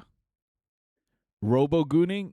What we do want to look at is whether the robots are ready or not at this juncture. And actually the question is not really. Most of the robots being deployed right now are deployed for either media entertainment use cases or or on stage for performances. So the type of task that they can do really, really well is still quite limited at this point. I want to ask you guys about labor market integration and how far these are going to get into the labor market. Look, so this is by 2050. This is a prediction from Morgan Stanley. Notice a couple of trends here. The United States, this is going to have the biggest impact on the labor market there. And then you have robots will give the gooners a hand. The Chinese not far behind. Well, on robots, you can put more than one hand, like more than two hands even. Bigger trend, look, higher income countries, this is going to seep into the labor markets more, lower income countries, less so. But the Chinese, of course, their population is going down. They've had a one-child policy in place for quite a long time. But the Americans, though, due largely to immigration. Uh-oh. Tara just asked what a gooner is. Yeah, I'm not going to give you a full breakdown of what a gooner is, Tara. Maybe Google it. And their population I don't know if you should rising. Google it. Don't Google it. So, Alan, if such a huge percentage of the labor market is going to be affected by these humanoid robots, does it really make sense for America to still be importing new people? Well, that's a very important question. And there's a pretty clear relationship, at least one that I found, along with many other economic historians. Oh, salam, Asena. Salam. Welcome. Well done, my boy. देखो मैंने कितना अच्छा dance करता है. While you're at it, also Google Blue. Don't Google Blue Waffle. Please stop. Guys, stop it. Yeah, don't Google. Yeah, I agree with you, Hailstorm. I would say if you don't know, you're lucky. Yeah. that all else equal, which you have to say whenever you're talking about economics. Don't Google anything we are talking about right now. It's very haram. Don't do it. All else equal, the more immigrants that you let in, the slower productivity grows, because businesses don't have the incentive to substitute capital and technology for very cheap labor. Now, in terms of how the advance of humanoid robots is going to affect U.S. labor markets, obviously a very complicated question, and my crystal ball, frankly, is not incredibly clear on this, but certainly it's just a porn hobby. Like, oh my gosh, gooning is like a full-time job. It's going to have a rather dramatic impact. And if in fact these robots can substitute for lots of jobs that at present require manual labor, then we're going to need fewer immigrants. A full-time hand job. And we can obviously tolerate population stability, which is actually the current U.S. situation. We can tolerate the population stability much better. Zichen, a huge proportion of the Chinese economy is made up of manual jobs, manufacturing. It is the factory of the world. Should China not be a little bit more worried that these humanoid robots that you guys, by and large, are building are eventually going to take your jobs?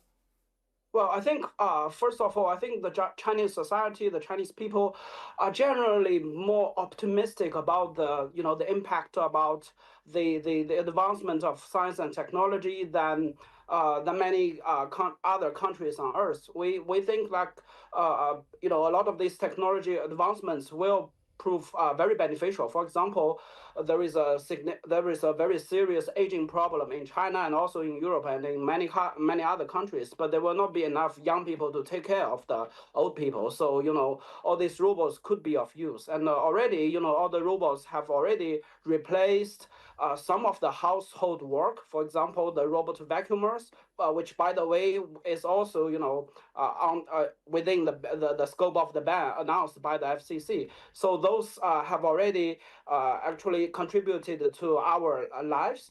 And to address this issue, whether robots will replace human labor, I think we can also look at it from other angles. For example, as a country, its government, its lawmakers should think of a universal basic income and other ways to compensate for the lost labor employment and increase benefits and to the workforce and retrain the workforce to make them ready for the challenges brought by this advancement of technology. So look, obviously these robots are interesting because they more or less look like humans, but the brain power of these is obviously powered by artificial intelligence. Now, this is a chart showing AI capabilities from AI Index and Barclays Research. Obviously, this is somewhat subjective, but according to their analysis, this is the baseline here, 100%. This is how well a human can do it. So if the line is above 100%, the robots are doing better than us, or the AI is doing better than us. If it's below, they got a ways to go. So when it comes to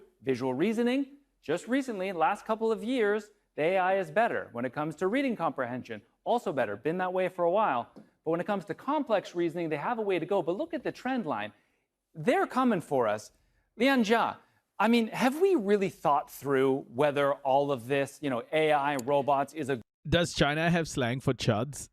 Most probably. Did you see El Sayed's response when the reporter told him Trump said he's full of shit? Yeah. I'll play that, actually. I don't know if people have seen it, but it's great. It's excellent. It was a Sky News reporter. If you pardon the language, you're full of shit. What do you say to that?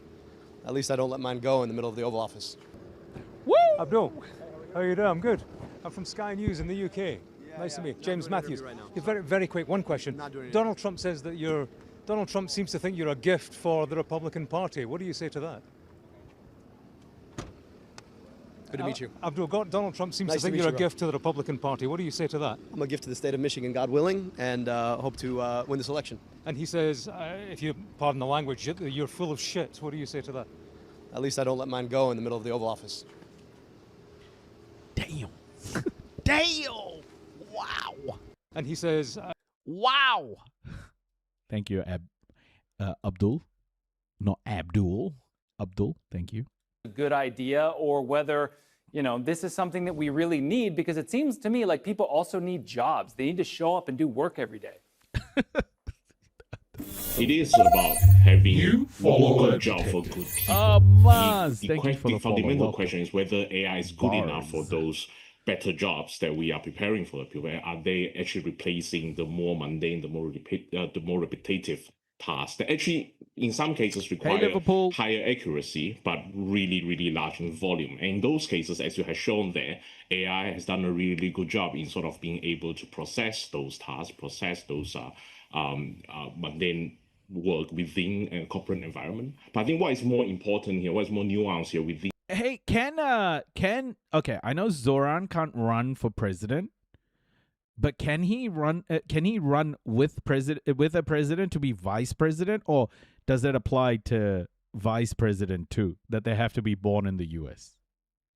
In our discussion is the fact that to translate AI from a virtual environment, from a web environment into a physical environment, hence it's called physical AI, is no easy task. To be able to replicate what a human can do and then assuming that if I put AI into a robotics form factor and everything will be good and dandy, it's not the way to go at this point. He can be a speaker of the House. We are still very far away from that future. All right, gentlemen, I want to ask you about the cost-benefit analysis of these robots and at what point it becomes worth it.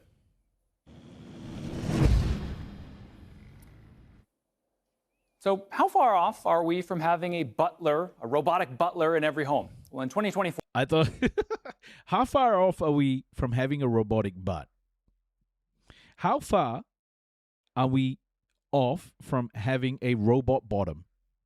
Morgan Stanley Research estimated that the cost of a humanoid robot in a high-income country at around $200,000.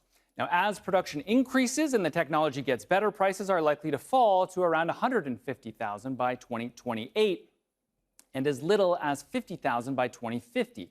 Now, in countries benefiting... What? Some dumbass has decided to drive 1,000 pigs to Michigan and release them there? Oh my gosh. Are they doing the bacon thing, bro? American bigotry is just so... It's so... trash. Like, it's so...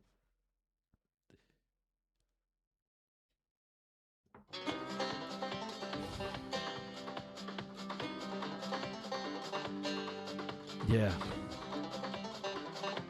It's very Cletus. From cheaper Chinese supply chains, that could be even lower, possibly around $15,000. Now, at that point, analysts estimate that 1 in 10 American households could own a humanoid robot. In China, it'd be around 3%. Some basic humanoid models are already becoming more affordable. One Chinese startup has a model for $5,000. Now, it's not going to do your laundry or walk your dog, but it gives you an idea of where things are going.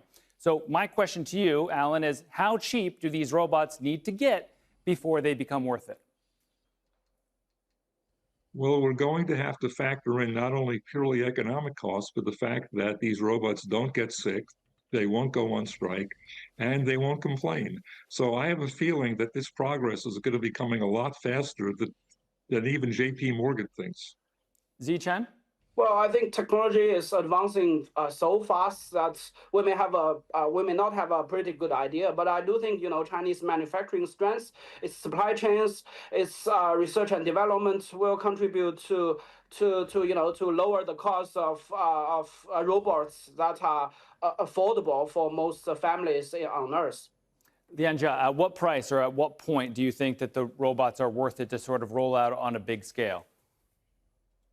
It will be in two stages to me. I mean, it will first, I think, for the next 3 to 5 years, be proliferating in industrial and manufacturing use cases and commercial use cases, as you mentioned just now. For home care robots, that's at least 10 to 12 years away. Even with a cheaper pricing, we are lacking severely on the data and AI side of things to handle sort of general purpose tasks for all these robots.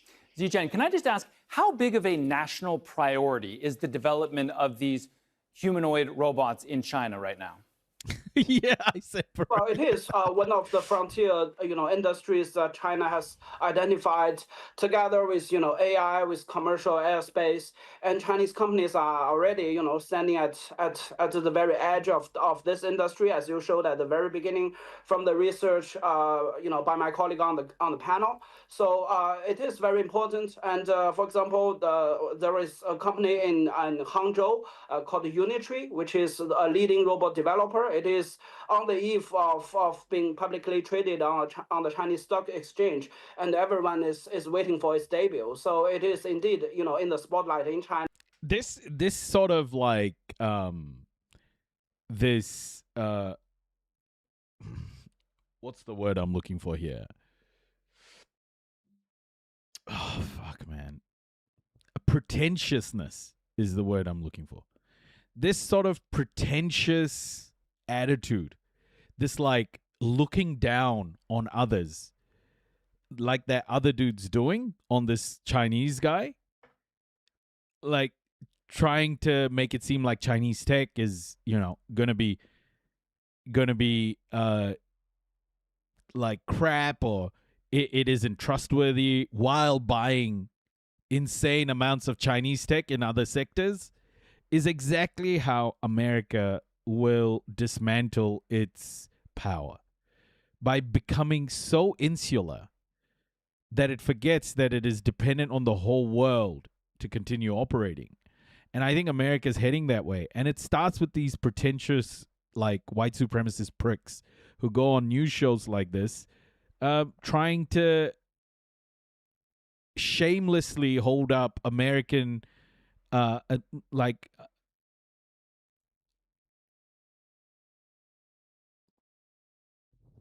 American exceptionalism, when not realizing that it's no one buys this shit anymore. No one gives a fuck about American exceptionalism around the world. No one cares. No one thinks America is exceptional anymore.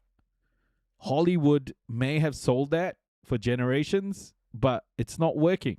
And people are quite excited about their development. Alan, do you think that the Americans are also treating this as a national priority? I know that you've written that the difficulty in the United States is that it would be hard, if not impossible, to get all of the components to build these in the U.S. Doesn't this open up a broader discussion about deindustrialization and the fact that globalization has almost completely hollowed out the manufacturing base in the United States?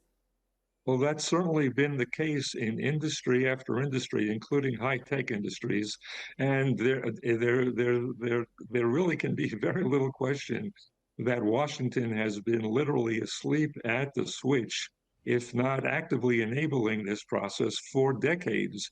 And it's going to take quite a long time to basically catch up and to recognize that that promoting high-tech manufacturing at home has got to be a priority for the entire society, for the entire government, for the entire American system. We've made progress in recent years, no doubt about that, but we have a very long way to go. But doesn't this ultimately mean you're going to either have to put tariffs in place or some kind of subsidy so that you can compete with the... What happened with my next door neighbor? Yeah, if I'm too loud, they'll message me.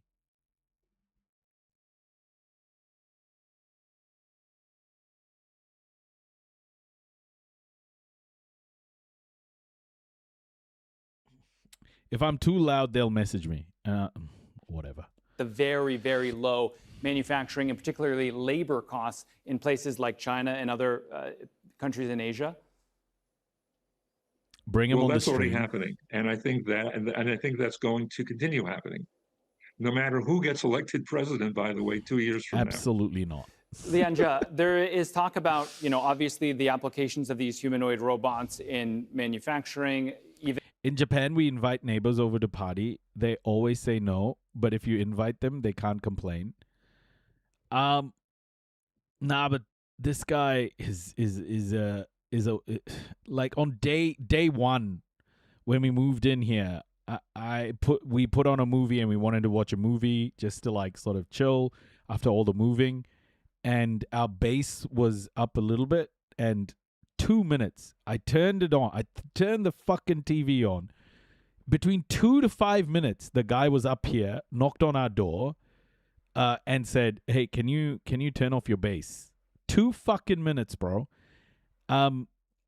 He had a go at me. I remember these people had a go at me about me riding my exercycle outside on our balcony because it made too much of a noise. So we had to bring in like noise testers, and I was biking and they were in their house testing the noise as well. And I was well within reasonable noise. Like we've had professional noise testers to come in and take their complaint on. Like these people are so fucking, it's like control freaks, bro. Control freaks, they just want to like control everything. But I also know his wife is pretty sick, so I just don't want to like make a big deal of this one. But also they have a fucking vicious dog, man. They have a vicious fucking dog. Like the thing tries to bite the head off Ginger every time. It's like the loudest barking. They can't fucking control it. And we haven't complained once. Even in hospitality and in potentially... Also, sometimes I go, maybe he's just angry because he's ginger. He's a ginger dude. He's short and he's ginger. In, caring for elderly people. But I just wonder, aren't there limits to this? What kind of a grandson would you be if you relied on a robot to take care of your grandma? Do you think a lot of people would really go for that?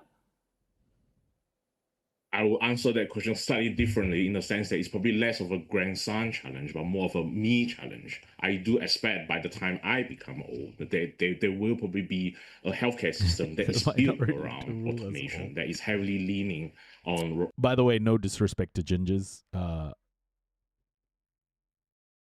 No disrespect to gingers. Our dog's name's Ginger as well. We love gingers, especially our dog. Like, nothing wrong. Nothing wrong with it being ginger. Robotic solutions, or even in some cases less robotics, but AI-based solution that utilizes not just robots for elderly care or hospital care, but also for diagnosis, for medication, for surgery. We are seeing a lot more adoption of healthcare robots as time passes on, and that trend is not going to stop anytime soon. So there is, I would say, yes, no limit to this, but there is a time scale factor in this. It might take longer than expected. So hence my argument of me being old rather than my grandmother being old. Zichen, obviously the Americans are... Nah, but I know his wife is pretty sick, so I'll bite on this one. I will keep my volume down. I know they're going through a bit of a hard chapter at the moment. As much as I hate that they keep coming and fucking complaining about everything, like I fart too fucking loud or whatever. It doesn't matter. It doesn't matter. This time I'll comply. They're trying to do what they can to limit China's rise when it comes to technology, when it comes to obviously these robots, semiconductors, the list goes on. Are those measures working? Well, I think they are having some impact. That's, for example, the ban of NVIDIA, stopping NVIDIA from selling, its flagship chips to China, certainly helped slow down the compute increase in China's leading AI companies. But this is a prime example. The open weight Chinese AI developers have been able to roll out their near frontier models at a fraction of the cost that are being deployed everywhere, including in Africa, about which the New York Times has a big story yesterday. So yes, it is slowing China down, but it will not stop Chinese development. And also, if I may respond a little bit to Alan's words a short while ago, actually the way to help the United States to improve its manufacturing is actually to let Chinese companies, under U.S. law, under U.S. government supervision, to facilitate Chinese R&D, Chinese investment into the United States. There is currently a board of investments being negotiated between the two governments. Good luck with that, because the last thing that actually that's already happening. That's already happening, especially with battery building. There are Chinese companies building batteries, car batteries in particular, in the U.S. China is investing back into the U.S. So what this guy is saying is just wrong. It's so bigoted. What he's trying to say shouldn't happen is already happening. I would have wished that the host of the show would have had his information ready to go. Like, why isn't he challenging this guy? The American mainly free market economy needs is a large... Mainly free market economy.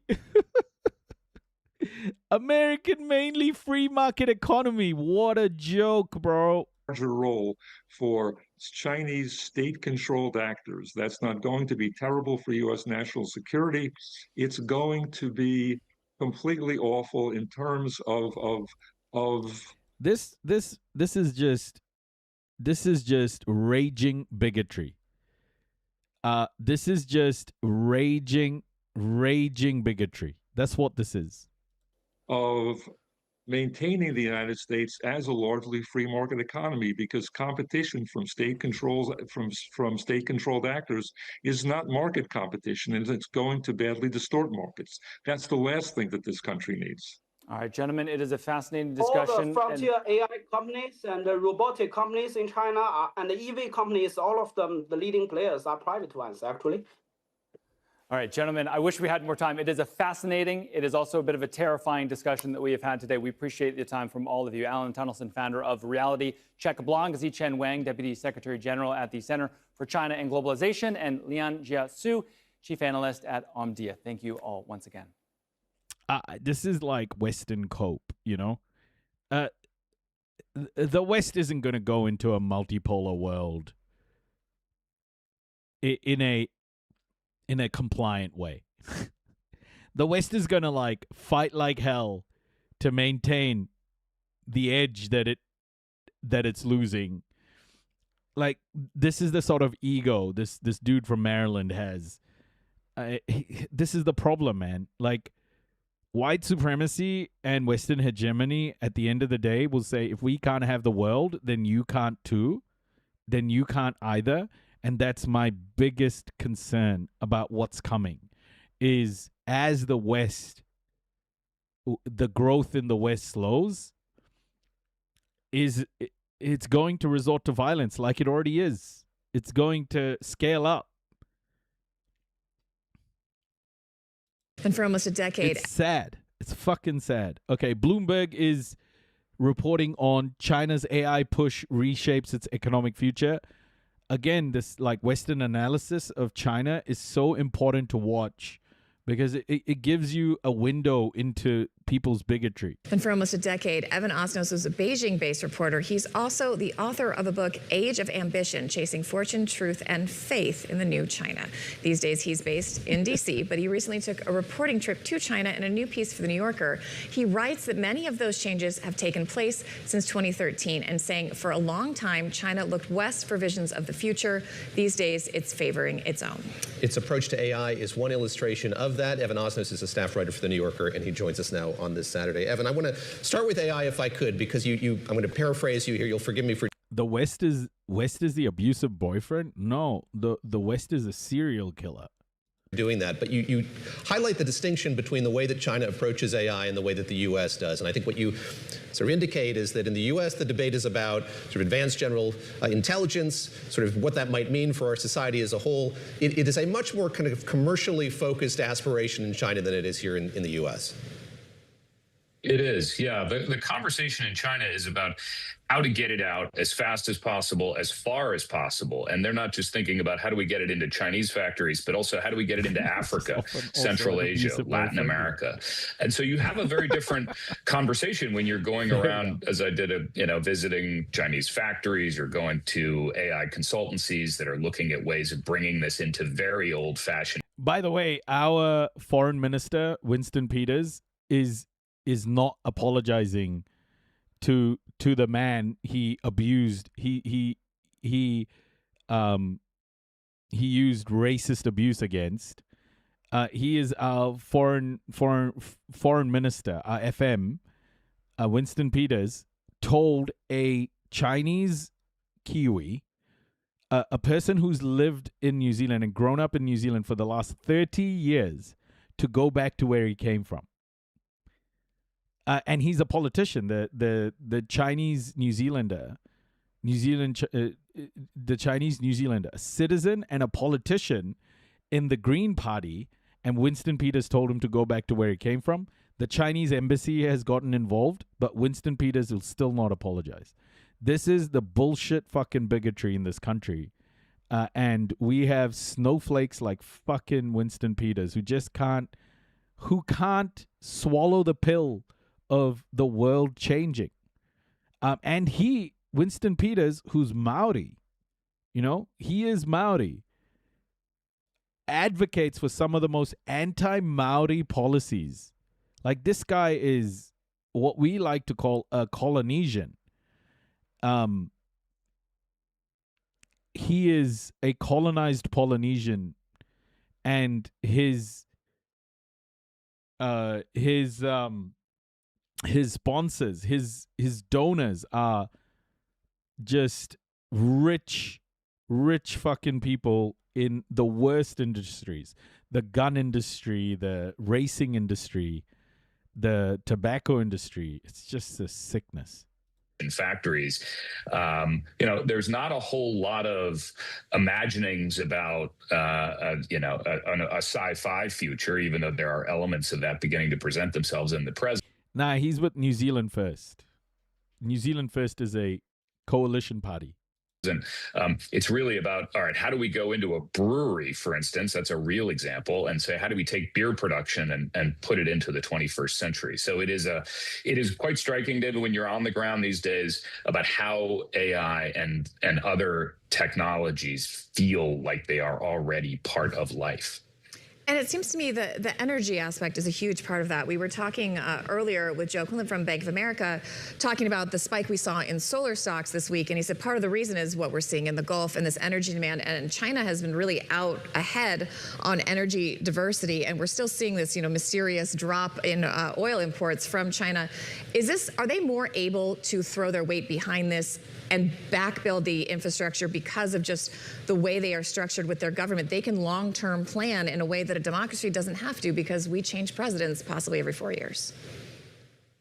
Yeah, this is both the blessing and the curse of having a centrally planned system. The blessing, of course, is when you decide you're all in on all kinds of energy, as they have over the course of the last generation. They've gone from producing, something like half as much energy as the United States to producing now much more. And actually, in many cases, it's cheaper. This is partly because they've been able to say from the top, this is what we're doing, and then that filters down through the system, even. Oh, you're an AU? Hailstorm? Yeah. Down into the localities where you get municipal governments that are, even on the individual level, you have politicians in the Chinese system competing for promotions by saying, look, we are investing in solar, we're investing in nuclear, whatever it is. You like Rand Paul for president of the U.S. in 2028? What? Rand Paul? The racist white supremacist? Who cares if he's non-interventionist? He's fucking racist. The downside, of course, is that when they go off of true north by a few degrees and end up on an engineering project that turns out to be either out of step with market demands, or in some cases, like the one-child policy, which I talk about in this piece, something that produces a huge range of negative economic consequences, then it's very hard to shift that battleship before it can cause more damage. So what we're seeing right now is that this is the moment when those energy investments have paid off, and it's been very helpful for them. Evan, you can count me among those. I think being in the Republican Party, being a conservative in America is absolutely a racist position in most countries. Like, how can you be a conservative in America and not be a vile racist?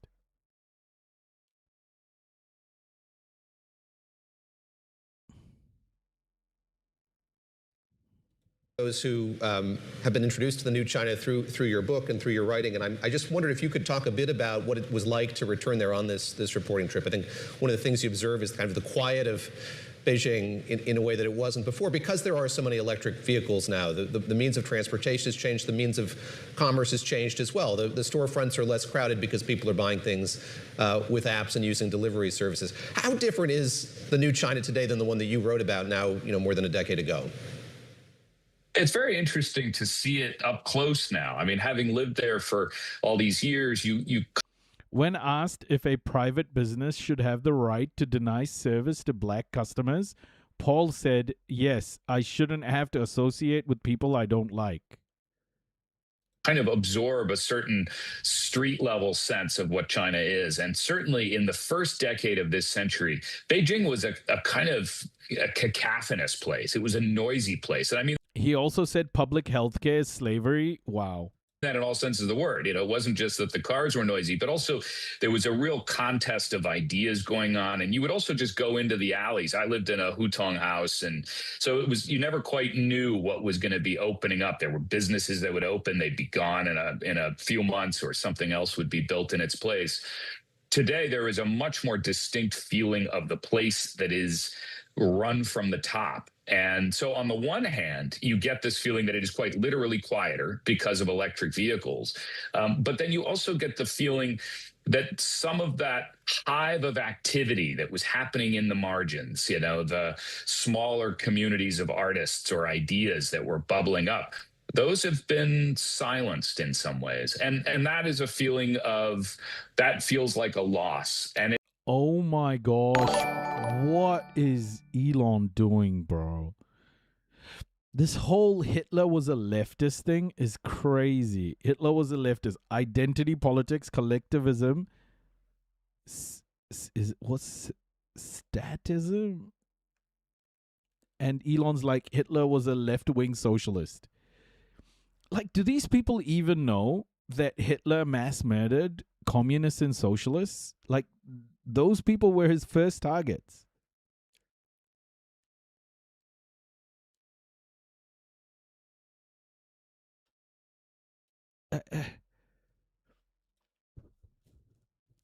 What? Statism, is that what that was? They put statism. In all honesty, I don't think it would matter if Rand Paul was the president or not. Look at what they did to Trump and Obama. Both ran on an anti-war platform and betrayed it. A certain Russian president told us that the U.S. bureaucracy is way more powerful than the president. The U.S. right wing is allergic to history. It also, you do get the feeling, though, as I was talking to somebody from Singapore not too long ago, and he said about Beijing, he said, when I go there, it feels to me like it now out-Singapore's Singapore, meaning that it has that sense of orderliness, but then there is also that bit of sterility. And that getting those two ideas into one sentence is part of the reason why I write a long piece of this kind, to try to give people as much a feel as I can of what it's like on the ground. You also wrote, which I thought was interesting, Chinese leaders seem to be betting that by speeding toward the Hitler quote verbatim, our socialism is national, therefore not socialism. Yeah. future, they can outrun the mistakes of the recent past. You mentioned the one-child policy. I'm wondering which other ones come to mind and what they're trying to reverse course on. One of the things they're trying to address, of course, is the property crash. Since 2021, we've all been living through the effects of that. Economically, there are now, just to put a fine point on it, there are now as many vacant homes in China, apartments and villas, as there would be to house the entire population of Russia.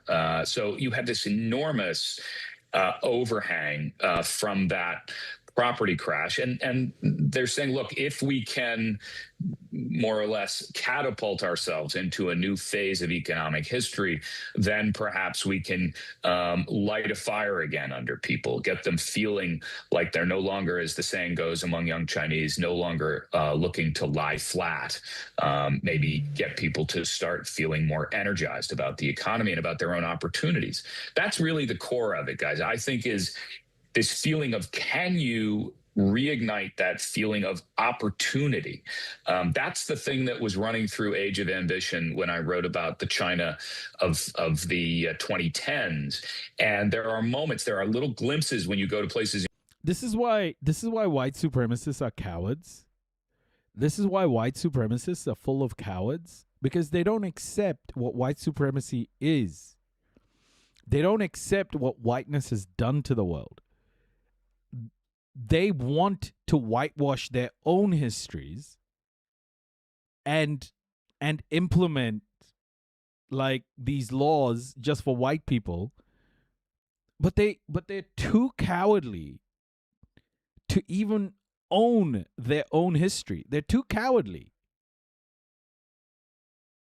White supremacy is a cowardly ideology. Does not accept its own history. It tries to distance itself from its own history. Absolute spineless cowards. In China these days, and you see this dynamic frontier of the new economy that is happening. But then when you also talk to people who have felt like those opportunities are only for a privileged few, and they say, look, I'm not equipped for the AI economy. I'm not equipped for this new advanced manufacturing generation. Where do I fit in? And the irony is, of course, it's not a conversation that's all that different from one of the ones we're beginning to have here in the United States. So there's something to it. How do you make sure that many people feel a sense of agency in the new AI era? In the minute we have left, I want to ask you about what I found is kind of the most important part of the piece to my mind. Just in 1 minute, yeah. I think that, there are a lot of kind of graybeards talking about political theory and the American order waning and what might rise in its place. And you write, spend enough time in Beijing and Washington these days, and the rivalry looks less like a clash of competing systems than a race between small oligarchic groups, tight circles of men with immense power over everyone else's future. Talk a bit more about that, if you would. Yeah, it is a very noticeable feeling. After I've been working on this for a long time, I came away with the sense that this is the dark matter, the piece that doesn't get described enough and as clearly, which is that there is... This is why we can't stop talking. This is why we can't stop advocating for Palestine, for Sudan, for Congo. This is why we can't stop analyzing the decline of Western hegemony. This is why we can't stop, because people like Elon are trying to rewrite it, and they are some of the most powerful people in the world. We have to continue to educate every day. That's the only power we have. The people who are trying to rewrite history have militaries, have guns, have the police. They have the justice system. They have all of this power. But the only way we get past all of that power is by using our energy to educate. We have to. There is no other way. We have to. We have to do it every day. This is the real revolution. Education. And it has to be decentralized education. It has to be available from everyone to everyone. We have to reach as many people as possible. We can't let people like Elon Musk rewrite history. calling Nazis socialist? Fucking insane. There is a feeling both in the United States and in China that these enormous decisions about what role will these new technologies play in our economies, in our private lives, in our own sense of how we educate our kids and how to prepare them for the future. It doesn't feel like we have a hand in those decisions. And that creates... I think the most important type of education that the world really needs right now is white-on-white education. It needs to be white-on-white education. White people need to start educating other white people. I'm sick and tired of seeing Elon Musk posting the shit and like tens of thousands of people liking it, hundreds of thousands of people liking it and commenting about it and just saying things that are absolutely wrong. Even Grok doesn't agree with Elon Musk. Like, there has to be white-on-white education. An enormous sense of uncertainty. And I heard this not only from regular people on the street you could do that in the US, but even from some AI executives in Beijing who said, look, I too have these questions. How should I educate my kids to participate in the future? So in some ways, there is a point of commonality here, which is about how will these two big important countries engage AI in a way that allows their regular citizens to feel as if something is happening with their involvement rather than happening to them. I honestly feel like one of the...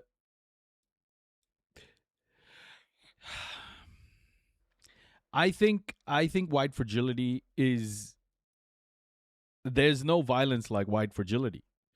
Hence why I feel like white people need to start educating each other on what whiteness has done to the world and what it means to have an equitable world for all, what it means to have white privilege, what it means to be a white supremacist. You know, all of these sorts of things need to be done within white communities. Like, it needs to start proliferating in white communities because fuck, man, if the most powerful person, if the richest person in the world is fucking saying shit like this, it's terrifying. It's terrifying. Okay. Now let's talk about, my father told me recently, unprompted, that he thinks the USA is the most evil country in the world. I was so proud, LOL.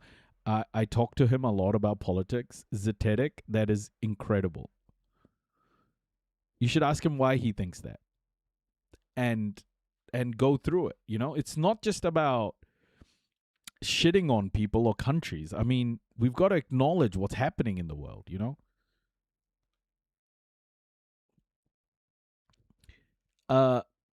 So let's listen to this. Beijing has pushed fusion into industry. So this is the thing that Beijing is doing in its next 5-year plan, is a prioritization of fusion. And I think that's a pretty big sign that China is starting to feel like it's going to industrialize fusion itself. And I think that's a really good sign for the world, that Beijing is, that China is looking at fusion with so much interest. That can only be good for the world. Putting a lot of investment and focus in it. And we know, right, when China focuses, it's going to focus, it's not going to be as schizophrenic as the West. It's going to be a long-term focus. So I feel positive that when China gets this sort of focus, it's going to end up with something. China says its latest 5-year plan is turning the so-called artificial sun from a scientific experiment into a future industrial reality. Nuclear fusion, the same process that powers the stars, has been listed as a key future industry priority for 2026 till 2030. The move signals a major shift from laboratory research towards engineering, manufacturing, and eventually commercial clean energy production. Take a look at this report. Nuclear fusion, the same energy that powers stars, promises near-limitless clean power. It has been listed as a key future industry direction in China's 15th five-year plan, marking a strategic turning point for the technology. For China, the 2026 to 2030 period is expected to determine how quickly fusion moves from research facilities into real-world industrial application. By the way, this is an Indian channel reporting this, which is kind of crazy in itself. But yeah, they are reporting it now. One of the biggest engineering challenges is the first wall, the protective layer lining the innermost side of a fusion reactor's vacuum chamber. It must endure ultra-high temperature plasma and intense particle bombardment while maintaining structural stability. Made from tungsten, copper, and stainless steel, the component has long been considered a major bottleneck in fusion engineering. All core materials and the full R&D and manufacturing workflow are independently developed by our team. This fully independent technological system puts our first wall technology among the global leaders. China's new generation fusion device HL3 has already achieved milestones.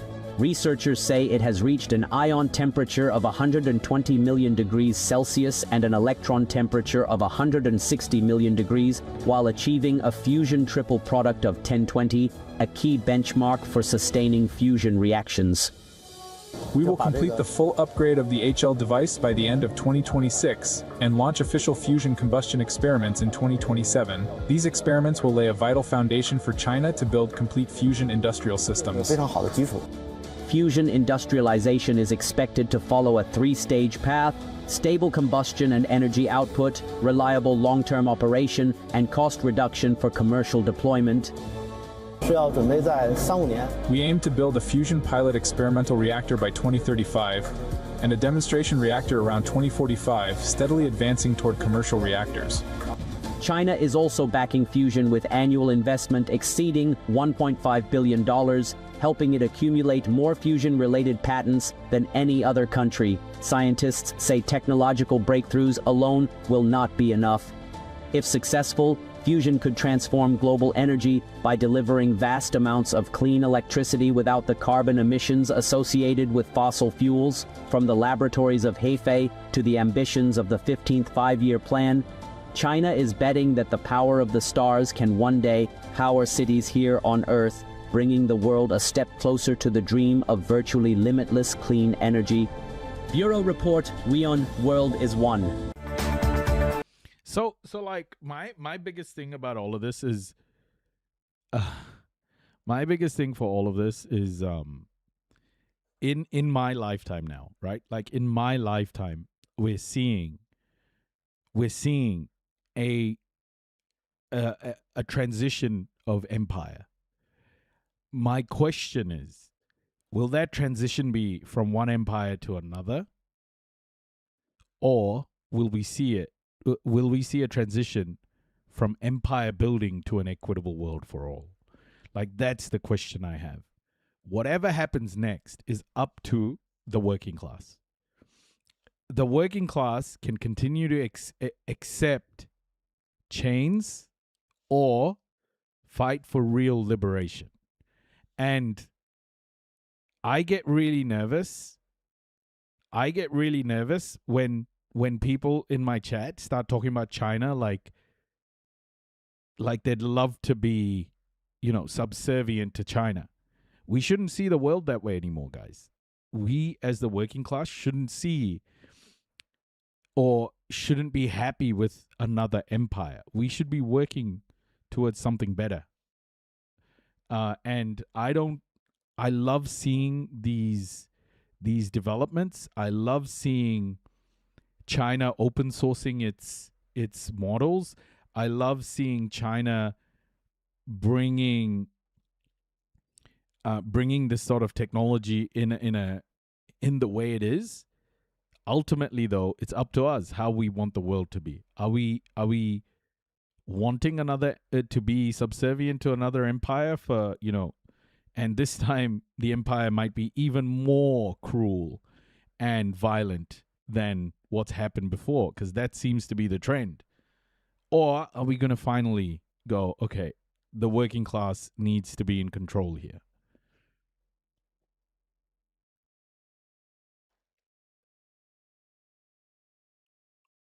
No empires, no superpowers. Exactly. Like, it's up to us. What we accept is going to be the model.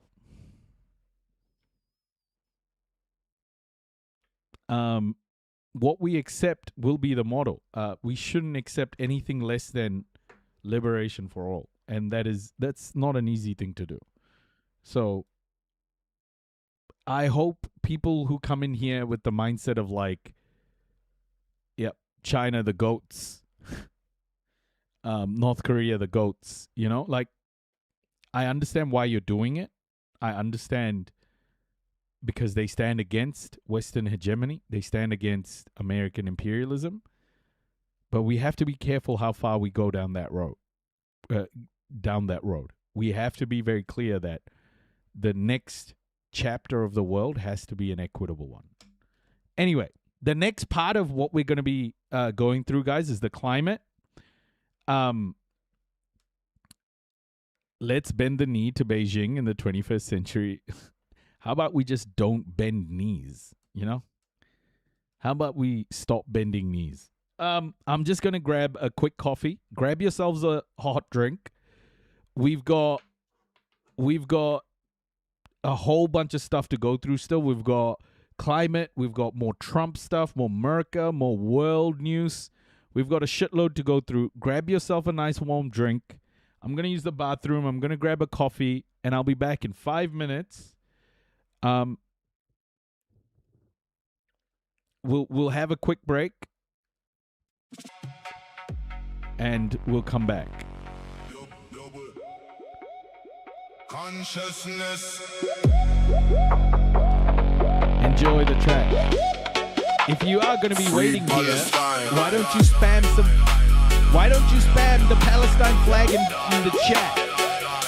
Spam the damn flag. Here we go. I'll see you in a second, guys. Catch you soon.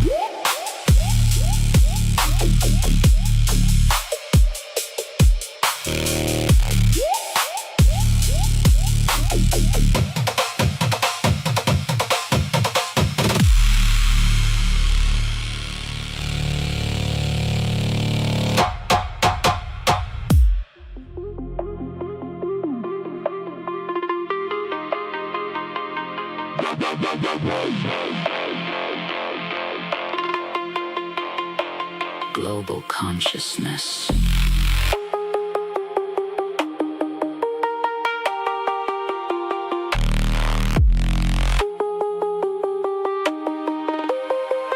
Free Palestine.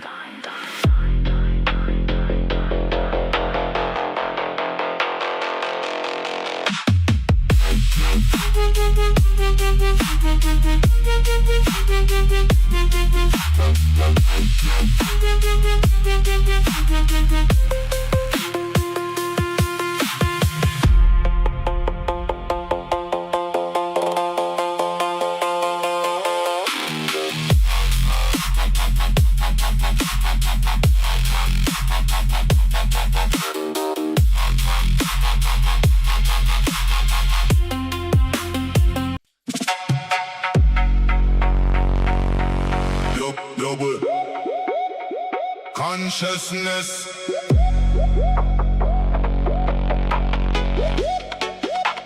Free Palestine.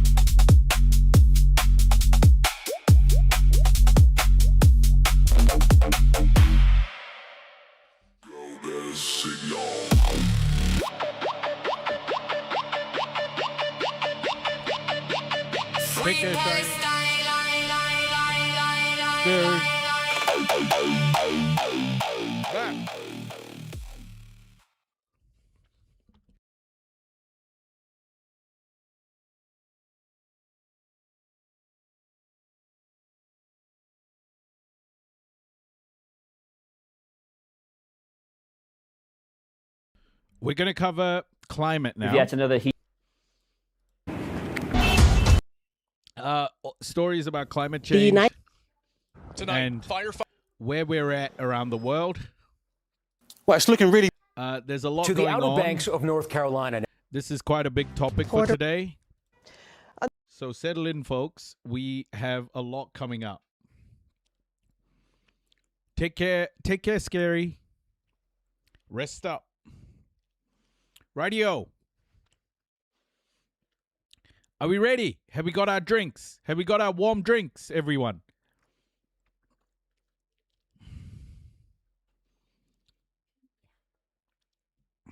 Here we go. Let's start off with the heat wave in the UK. Another massive heat wave. Let's go.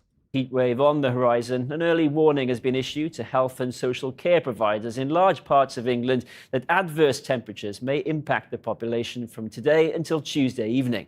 According to Natural England, many parts of England and Wales will face a very high risk of wildfires for days to come, with the risk expected to rise to exceptional in some places by Wednesday. And meanwhile, across Europe, emergency services continue to battle multiple fires that are already burning, as Emilia Jen reports.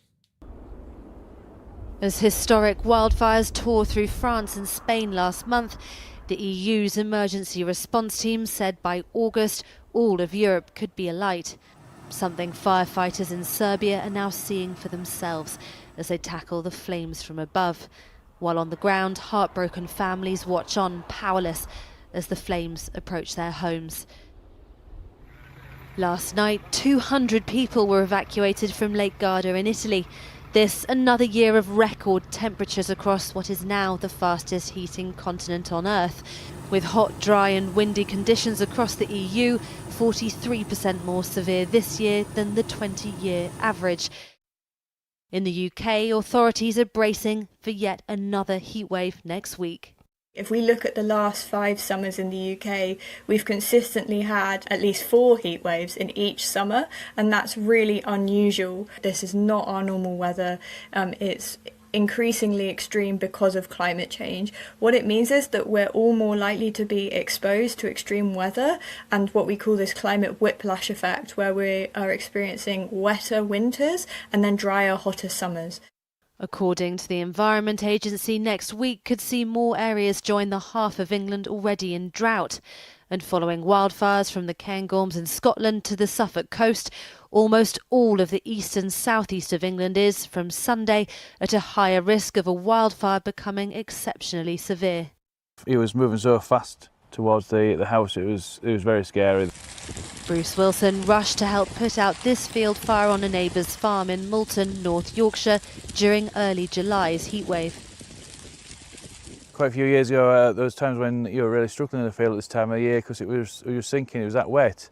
But hey, Lindsay, Ginger's doing well. Ginger's doing really well. We got him a little. Amber got him a little vest instead of that thing he has on at the moment, just to keep him nice and warm.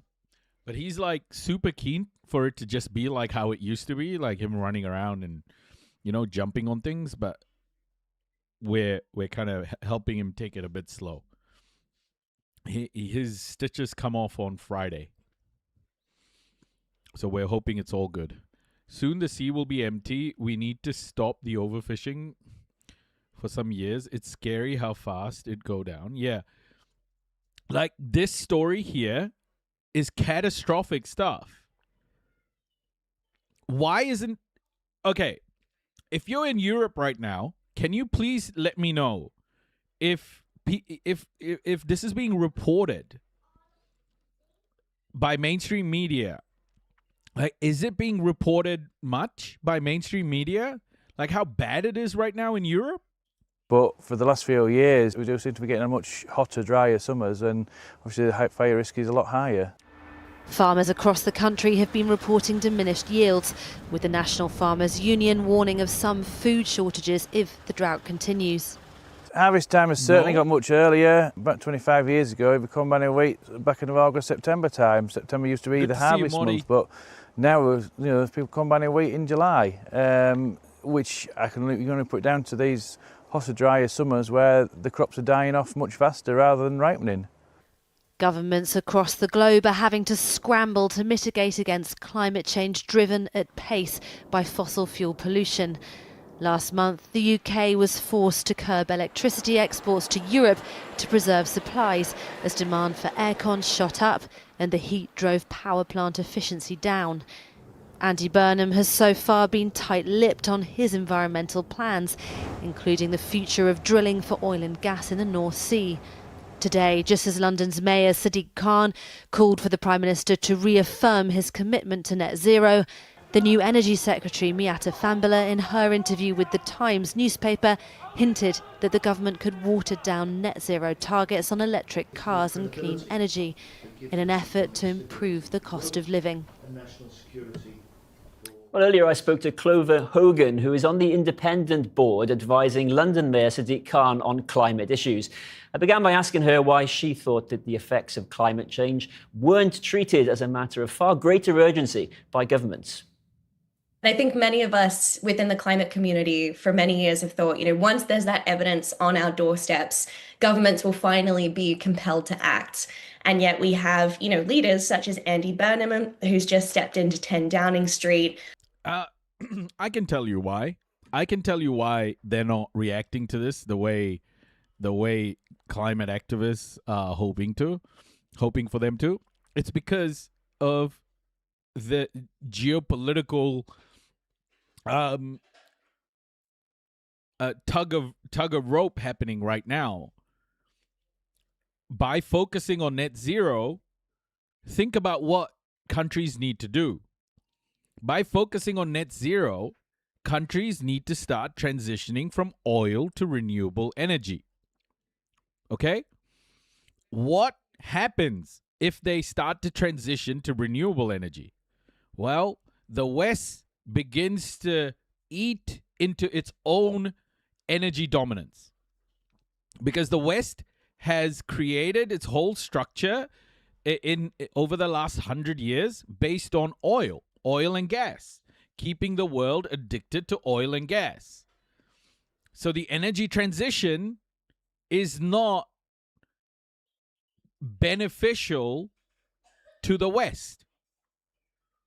It's not beneficial to the institutions that hold power in today's world, because China is so dominant when it comes to market share in renewable energy production, and so many other things. Oil and gas as an energy source is a big deal for the West to continue to maintain its domination on the world, especially America. And if the energy transition happens too quickly, that market share and energy dominance will not be in the hands of the West anymore. So the West is trying to delay as long as possible. It can't transition. It can't transition too quickly. Turning around and saying, well, maybe we need to keep fossil fuels in the mix. Maybe we need more oil and gas exploration. We need to be pragmatic. And that's exactly the opposite of what the science is saying we need to do. Well, let's stick with Andy Burnham then, since you bring him up. He hasn't said yet quite what he's going to do about the climate or whether he's going to approve these two huge oil and gas fields, Jackdaw and Rosebank. But that decision could be imminent. What sort of signal do you think it would send if those big oil and gas fields do get approved? I think it would be a real betrayal, to be completely honest. Yeah. Andy Burnham, as mayor of Manchester, really took on a climate mandate. And just over a year ago, he actually signed on and endorsed the Fossil Fuel Non-Proliferation Treaty. So he agreed. He said, we can't have new oil and gas exploration. He said that, this is a really important piece of, policy that governments need to sign on to. And yet the fact that he's, failed to commit, I think, sends a really confusing signal that actually goes against what the general UK population wants to see. The UK population wants to see action on climate change. How do you explain then this disconnect? Because it's not just in politics, is it? It is out there amongst at least part of the population, between parts of the UK, Europe, the US being on fire. Deja vu. I think. Oh, deja vu. Deja vu. Is that like a play on words? Capitalize every illness. Yeah, it starts with using petroleum for energy. All of this supply chain starts with using petroleum as energy. Once we wean ourselves off petroleum as energy, things will start to roll into other areas. But it's the first step. It's the core reason why our world continues to be the way it is. Because the oil and gas industry is so controlled by Western power. The more decentralized power is, the more will the world will have to move to different sources of, plastics. Like, we'll progress faster as a world. But the more centralized power is, it's hard to change. And yet people... In global politics. We need a multipolar world. We need something far more equitable for all, for us to make these global supply chain decisions. Are calling some of them for a more gradual pathway towards net zero and to continue drilling for oil and gas, for example. I mean, the sad reality is that the fossil fuel industry has infiltrated the highest levels of decision-making and politics. And this is an industry that has spent so much money and decades trying to slow climate progress. There are also people in this country who would say, well, the UK has decarbonized faster than... Daijobu, you read something in Japanese? Oh, shit, is that Japanese? Sorry. Daijobu?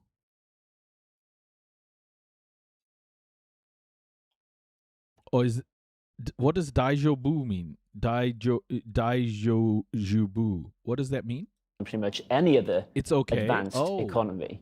And so they feel that we've done our fair share. They look around the world and see what's happening elsewhere and say, well, perhaps it's time for someone else. A study out of Sweden says that 72% of governments in the world lean authoritarian. Yeah. Take the lead. In a time of a cost of living crisis, people feel maybe that, maybe they can't afford any more sacrifices right now. I would say it's a very short-term way of looking at the issue. That's because insane, as we know, Lindsay. climate change That is is already insane. costing us billions of pounds. And so the longer we try and, delay this issue and say, well, it's someone else's problem down the line, it's the next government's problem, the bigger that bill is going to become for people in this country. Do you think people are feeling anxious about this in their own lives? They look around and they feel... Ah, okay. That's pretty cool. Deja vu. helpless. Yeah, definitely. I think a lot of young people feel really, really anxious. But again, we've all experienced the impacts of the heat waves. And if you can't afford to live somewhere that's air... Diurnal? Oh, so it is a play on Deja Vu. But mostly my enthusiasm for the diurnal again.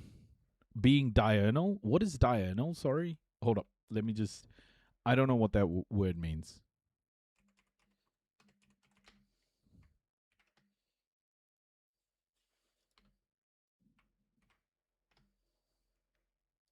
Diurnal. Means active during the daytime, happening every day, or completing a cycle within a 24-hour period. The opposite of nocturnal. Oh, I see. Diurnal. Oh, you're a day walker? Conditioned, if you don't have the infrastructure, you're going to feel anxious about the state of the world, and to realize that, this is just a trailer of what's to come. And I think people want to see genuine leadership. And the other thing is, by investing in climate solutions, we can all... The evangelist, I think a lot of people, when they see your line of questioning, hey, old Al Hooten, when they see your line of questioning, it's hard to understand why you would ask a question like that, because it feels like it's embedded in bigotry. Because I know today you asked me a question. Maybe it's a language thing. I don't know if English is your first language, but firstly, you said you would vote for Rand Paul. Okay, that's crazy. The second thing is, like, you said, oh, so the only thing that the British did between 1880 and 1920 was starve Indians to death. Like, it's your way you posit your questions. It seems like there's a sense of, like, bigotry and supremacy in those. Now, I said, I know, I understand it, but it's like, why would you ask that question? They killed 100 million Indians, also invest in, better infrastructure for people and making people's lives better. And just finally, Clover, But I get it that you're curious maybe to understand these things, but it's just how you word your questions and how you just, like, how you portray things can seem a little bigoted. And I understand why others would have blocked you, because they might have felt that way as well. It is also people's livelihoods, particularly, for instance, in the northeast of Scotland. They've already lost thousands of jobs. If you're saying turn off the taps, that has real life consequences too. Well, obviously, we're not going to turn off the taps tomorrow. That's not going to happen. Unfortunately, we have delayed for so long that means that we now need to take much more drastic measures than we would have done if we'd really gotten ahead of... By the way, climate activists have more prison time than fucking the people in the Epstein files. How does that make any sense? This issue 10, 15, 20 years ago. Our energy bills are just going to continue to go up if we, continue to defend fossil fuels. So we need a transition, and we need to prioritize the most vulnerable people in this country in that transition. Clover Hogan, thanks for your time. Thank you so much. Great person, actually. I may look her up. Seems like a very good voice in this space. I'll leave this open. Okay, this one is a state of emergency issued as wildfires grow. This is in British Columbia, southern British Columbia. Let's have a look. An update to the tense and worsening wildfire situation in BC's Okanagan region.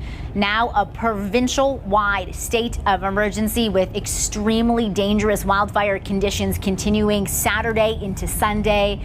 Imagine going from this, clear skies, to this, and then this in just mere hours. In fact, the whole process caught on highway cameras near the Okanagan. This road now closed as under the cover of darkness, extreme drought conditions and intense ferocious winds fanned a fire in the neighboring Okanagan region in Summerland and neighboring Peachland, so that flames shrouded this roadway caught on those highway cameras. This fire, the Bald Range wildfire, went from next to nothing to upwards of 100 square kilometers in just mere hours, forcing the evacuation of upwards of 20,000 people from Summerland and Peachland, including this individual. I don't know if you can hear the sound in this video or not, but there is a roaring sound in the background. I'm not sure how long I'm going to be able to stay here. The police actually did come. Get the fuck out. And they wanted to know how many people are here, but we got a plan to leave if we need to. I mean, this is a lot worse than we experienced maybe 8 years ago. That just sucks, you know, you put so much into your business, it's kind of hard to walk away.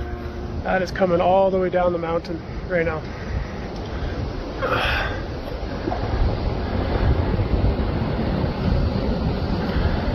Yeah, this is not the kind of thing that you should just wait out. I don't think that's a good idea, because guys, like, you can't just wait this out. The wind can pick up at any time. You have no idea. Like, why is this guy just there?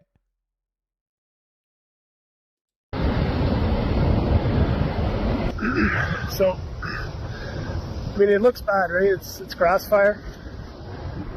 That's gonna burn up. It looks bad.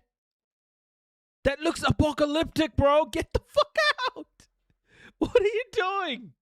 Get out! Pretty quick, and it's just whether or not the trees are gonna stay caught on fire or not. We have seen some embers fly in the air already, and I wouldn't be surprised if the property on both sides of my mushroom farm do catch fire, and it's just whether or not it just fizzles out. Oh, that's crazy.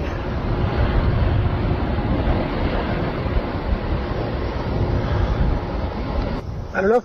Is it time to go or what? I don't know. Is it time to go? Literally, the world is burning down around him. Yeah, bro, get the fuck out. It can't be healthy breathing that shit in either. Will my farm survive this?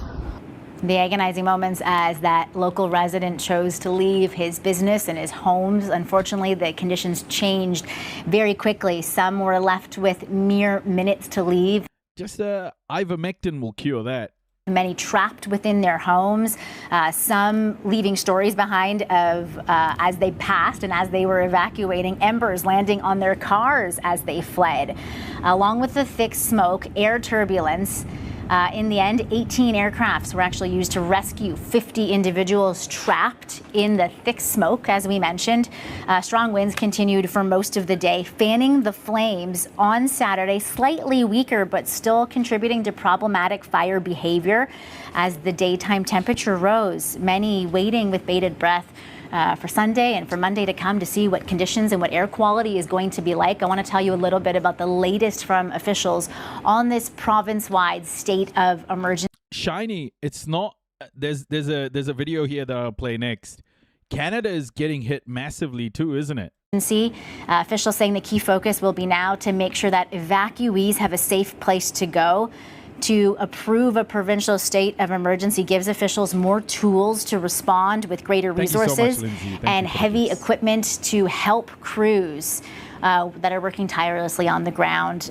Now they'll be able to bring in more heavy equipment. They'll be able to allocate and unlock more resources for these crews. Several major highways and road closures are still in place, and smoke continues to be a real issue as well, especially as it moves from the higher terrain and is pooling in all of the valley bottoms leading to It's AI. What? No, bro. It's not fucking AI. It's real. Shit's burning down. To atrocious air quality. We will continue watching this for you here.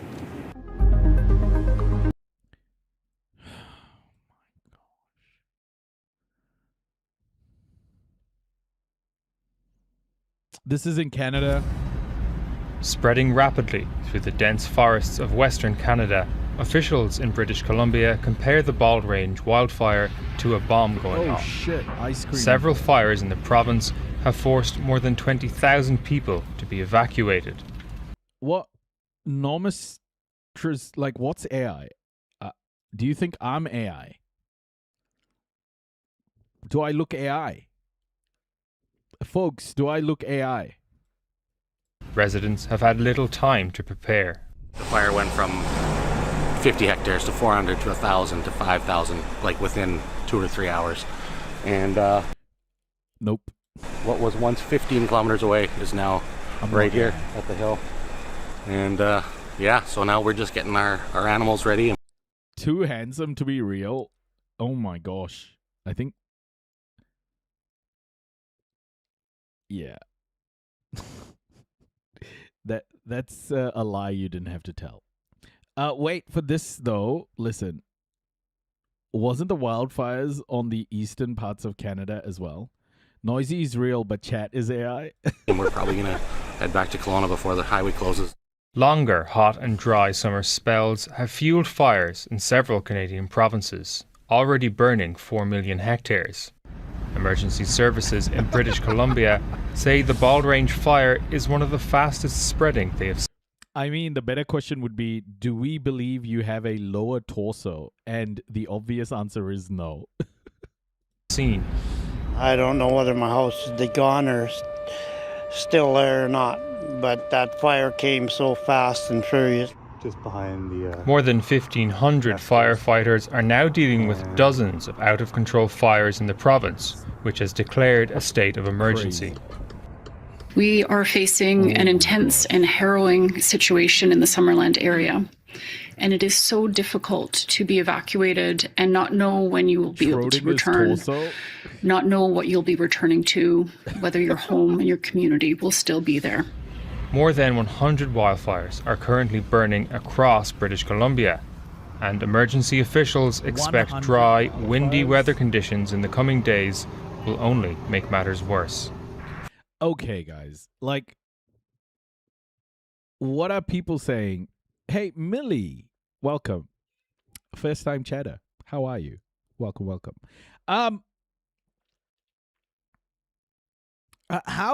What are people saying around you guys? Like, do Americans now believe agree that climate change is real? Like the climate catastrophe is real? Are they all still unbelievers? Like, what the fuck is going on in America? And the oil and gas industry has spent so much money trying to make people believe that climate change is not real. Same old shit, different day. Like, what are they blaming this on? It just like hot weather, like it's always hot. It's man-made. Oh my gosh, man. Yeah, I mean, someone could have lit the fire, but the place has to be dry for the fire to keep going, though, Kimmy. The problem is, it's the climate around this. It's accelerating the fire. Even if it was lit by someone, the fact that the fire can get this big should be telling you that it's not normal. Freddie Akar, Al Jazeera. Well, Eric Thompson is an emergency information officer in the province of British Columbia. He joins us live now from the city of Penticton. So I gather that you have been amongst the many thousands of people who've been told to evacuate their homes. So thank you very much for taking the time to talk to us. Could you describe how you're feeling? What's going through your head in these moments? Okay, hands up for people who are who don't agree with climate scientists. Hands up. I want to know people who don't agree with climate scientists, climate science in general. Well, it is certainly a little troubling to not know when we can go home. My home is located a distance from the fire, but the way this fire is moving is somewhat unpredictable. So there's no guarantees until we get the go-ahead to go home. So there's certainly some uneasy moments, and being evacuated from our home while I was here working and then turning. Why do you not agree with it? Me a little? Like, what does a little mean? Like changing and having to go back, like changing gears, so to speak, and having to go home at about midnight and gather my family and head out was definitely quite an experience. Science? How much more serious has the situation become Hey, in the last 24 hours? What are you, at the moment, most concerned about? Well, it's the fire behavior that is most concerning. BC Wildfire Service, the lead agency on this fire in the response, was just talking about dry fuels, warm air, and a growth in such a short period of time initially. But now it's really still a very ongoing dynamic situation. There are some 6,000 homes that are on an evacuation order. That means those people have. I agree with you, Hellstorm. I think there's a level of conservatism about how bad it is. I think it's far worse. You know, they're trying to make room for data centers. Answer the question, Kimmy. Are you a climate change denier? Just like be confident in yourself and answer the question. Canada must catch this, must all pine, right?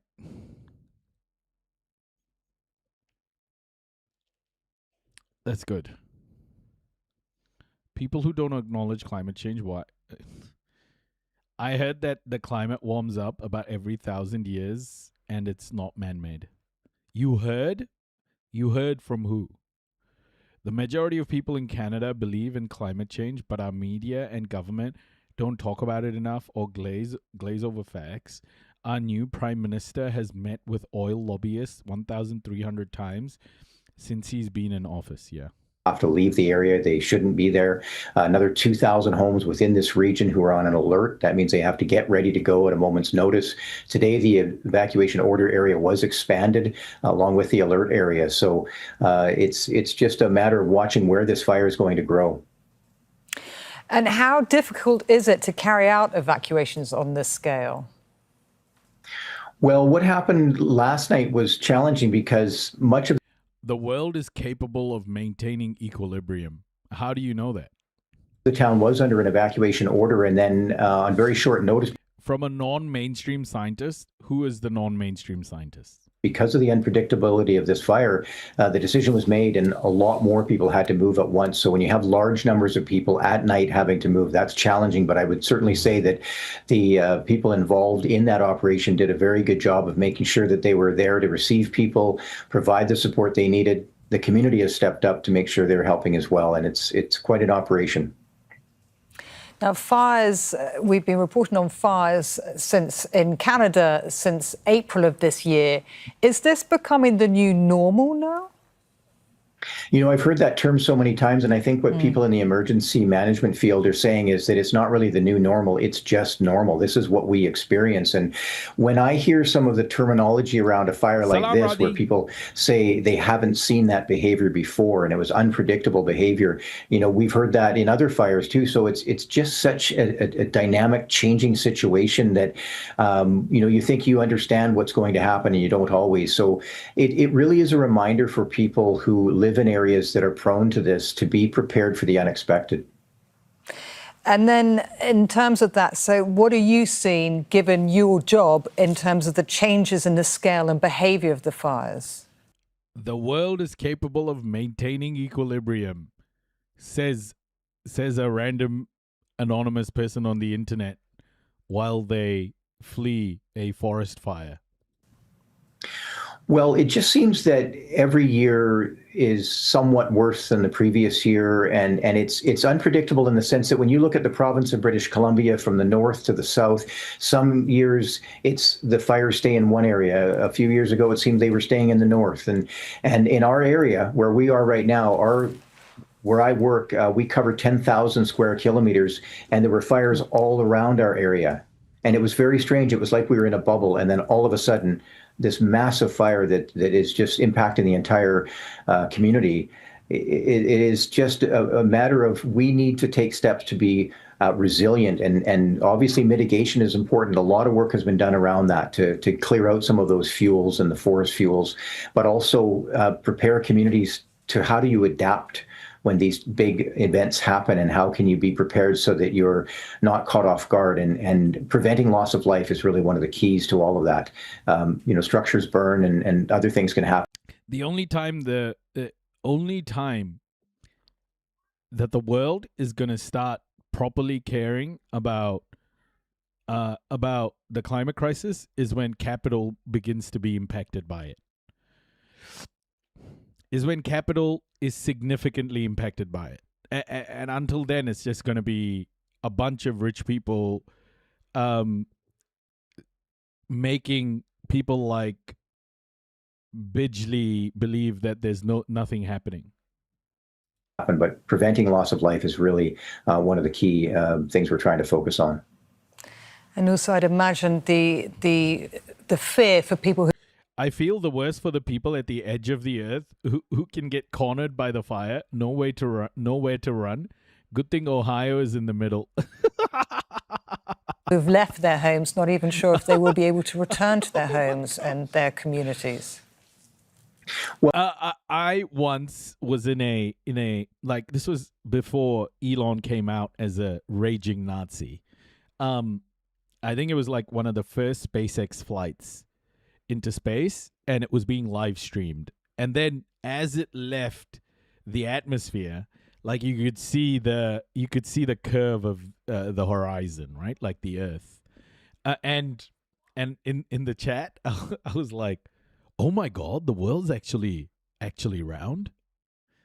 And honestly, that was the best timed flat earther joke ever.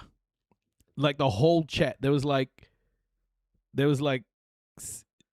tens of thousands of people in this watching this thing live streamed, and the whole chat just went nuts. I was so happy with myself.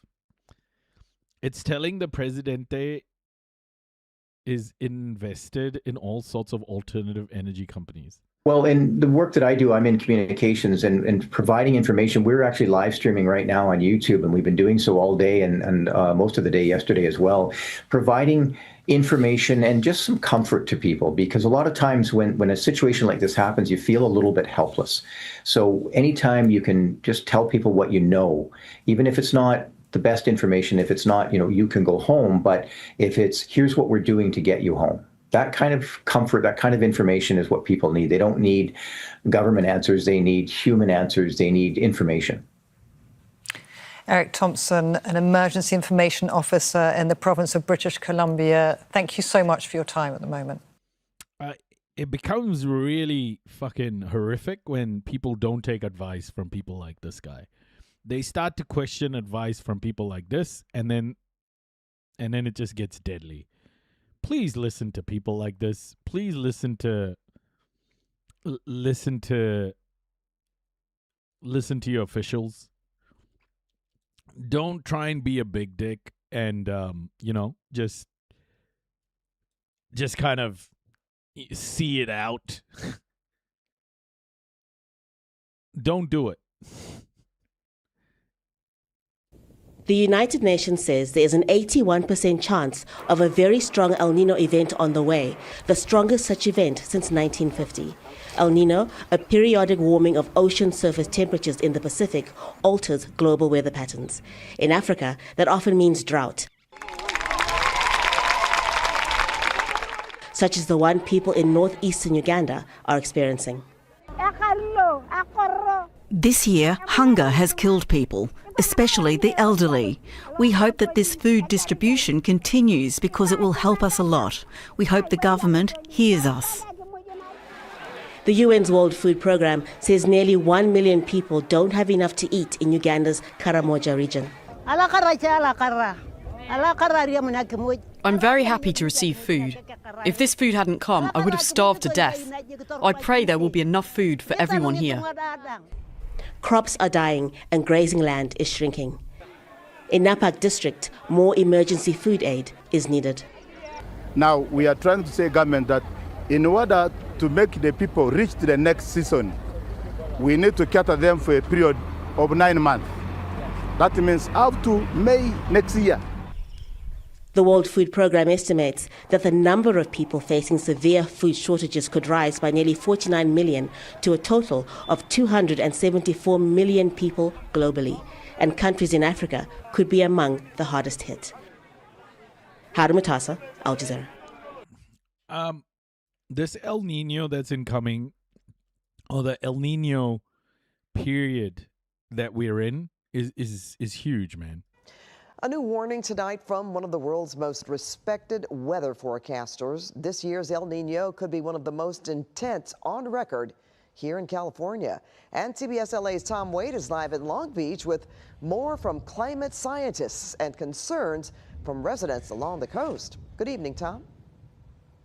And good evening to you, Pat. As we know, our incredible team of meteorologists have been tracking this very potentially powerful El Nino and looking at those numbers very closely for us. But tonight we're hearing from some other climate scientists, some renowned folks, and some climate scientists in Europe. More on that in just a second. Just behind me, you can see that berm. It's pretty big. It was used to protect the homes here in Long Beach from the king tides. And if this forecast does come to fruition, we may see a lot more of them.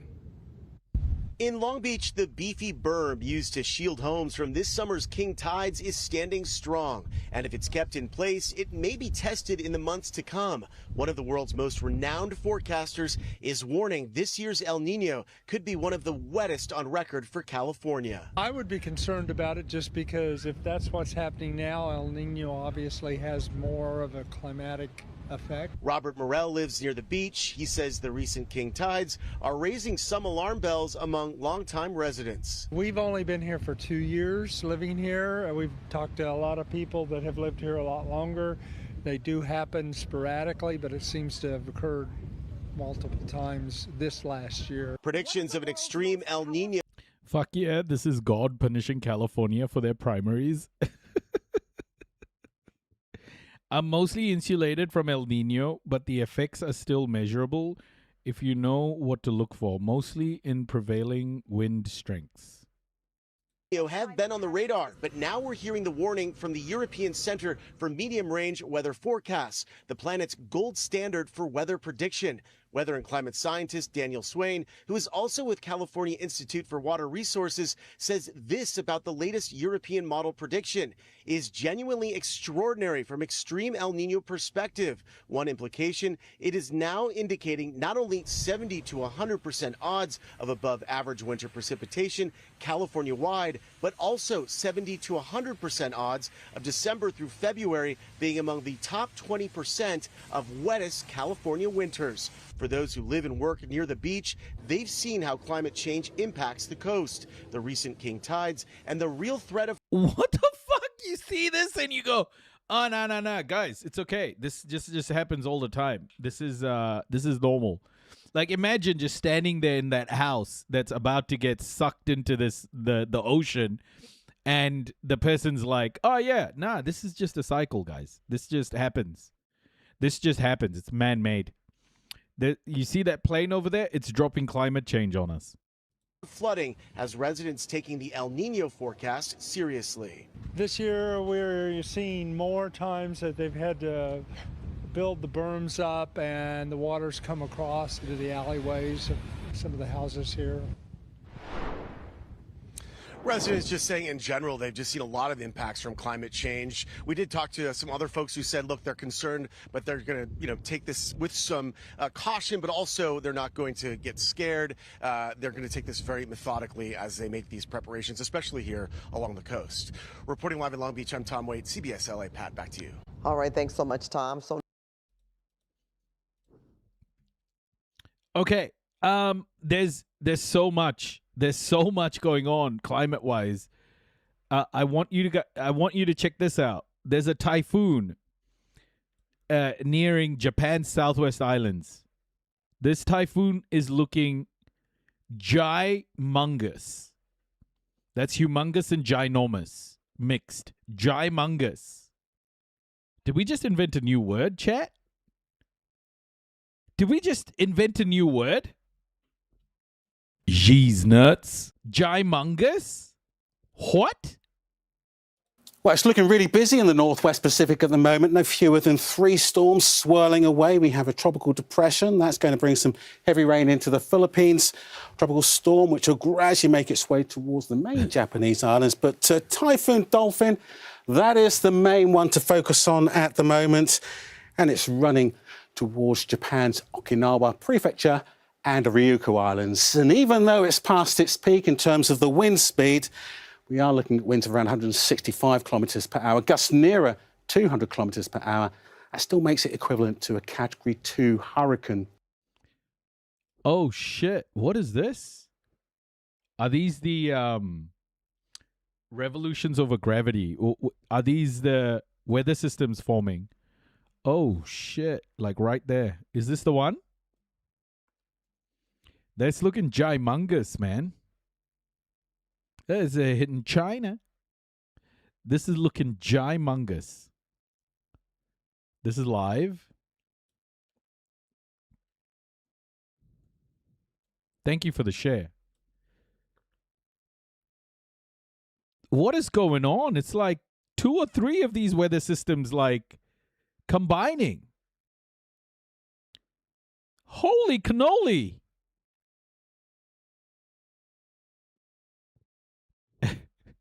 Hunormous. Gymongous versus hunormous. Bottom left has settings for other environmental things. Oh, shit. Is this yours? Revolutions Over Gravity. Is this your website?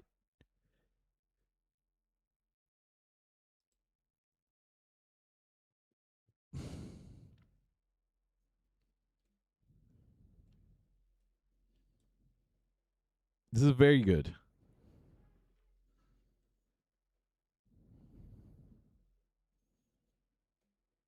It was a college project.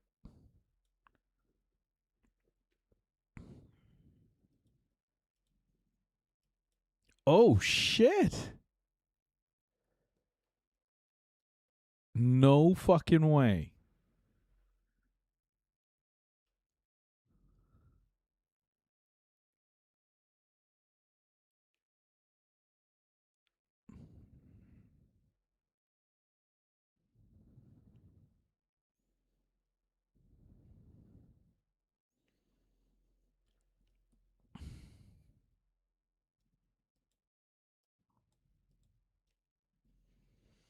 Yeah, evangelist. Capitalism used to be called European colonization, but no one gave a fuck about that one, did they? Things change, bro. Names of things change. Just relax. It's not 100% accurate, of course, but it's good when I'm tracking typhoons hitting South China, where I live. Oh, I see. Capitalism is just the economic system of white supremacy. Of course it is. This does look like that Van Gogh painting. Good pickup.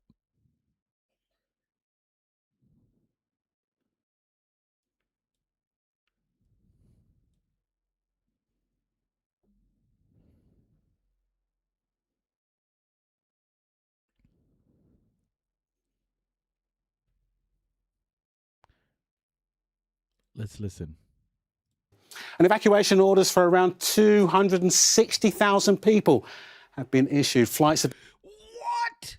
Evacuation orders for 260,000 people? This is a huge event. Why? Okay, wait, man. Let's just start this again. Just 1 second. Well, it's looking really busy in the northwest Pacific at the moment. No fewer than 3 storms swirling away. We have a tropical depression. That's going to bring some heavy rain into the Philippines. Tropical storm, which will gradually make its way towards the main Japanese islands. But Typhoon Dolphin, that is the main one to focus on at the moment. And it's running towards Japan's Okinawa Prefecture and the Ryukyu Islands. And even though it's past its peak in terms of the wind speed, we are looking at winds of around 165 kilometres per hour, gusts nearer 200 kilometres per hour. That still makes it equivalent to a Category 2 hurricane. And evacuation orders for around 260,000 people have been issued. Flights have been cancelled. Dangerous waves, coastal flooding and intense rainfall are expected as the storm passes very close to the southern Japanese islands. Now, this is the expected track of the storm. It'll continue to make its way in a general westerly direction, weakening before hitting eastern China sometime on Sunday evening. It's still going to be a dangerous typhoon. I love the idea of naming storms like this after oil companies. Or a strong tropical storm, destructive winds, torrential rain, very rough seas are expected right throughout the weekend. So Typhoon Dolphin's strongest winds may well have eased from its peak over the last week or so, but at the same time, the storm's grown much, much larger. Southern tip of Kyushu seeing some of that very wet weather. Northern tip of Taiwan also seeing some heavy rain as it pushes towards that eastern side of China. That means it's now threatening many more people. And it's also... you can have like Chevron 86B or something, you know? And the CEOs of those companies, we should definitely name them that. We could start a public movement and just start calling them CEOs' names or even employee names gotten from LinkedIn. Who's a Chevron employee? Let's name the hurricane after that person. Moving very slowly, so when it rains, it'll rain for longer. The main risk over the next few days will be that heavy rain. Parts of eastern China could see maybe 200... Tropical depression, Brian Johnson. Yeah. Brian Thompson. Tropical depression, Brian Thompson, CEO of Chevron, bearing down on Japan. 50 to 400 millimetres of rain within 24 hours of the storm making landfall. So even as maximum wind speeds steadily weaken, steadily decrease, the region will be at risk of potential flooding. Oh, we really should give them last names, 100%. 100. Here's something that's crazy that I found about the climate crisis. Tadinya pencahariannya ibaratnya enggak kesusahan dari pencaharian, sekarang agak kesusahan gitu. Biasa yang enggak beli beras sekarang kan. Hold up, let me just put the translator feature on.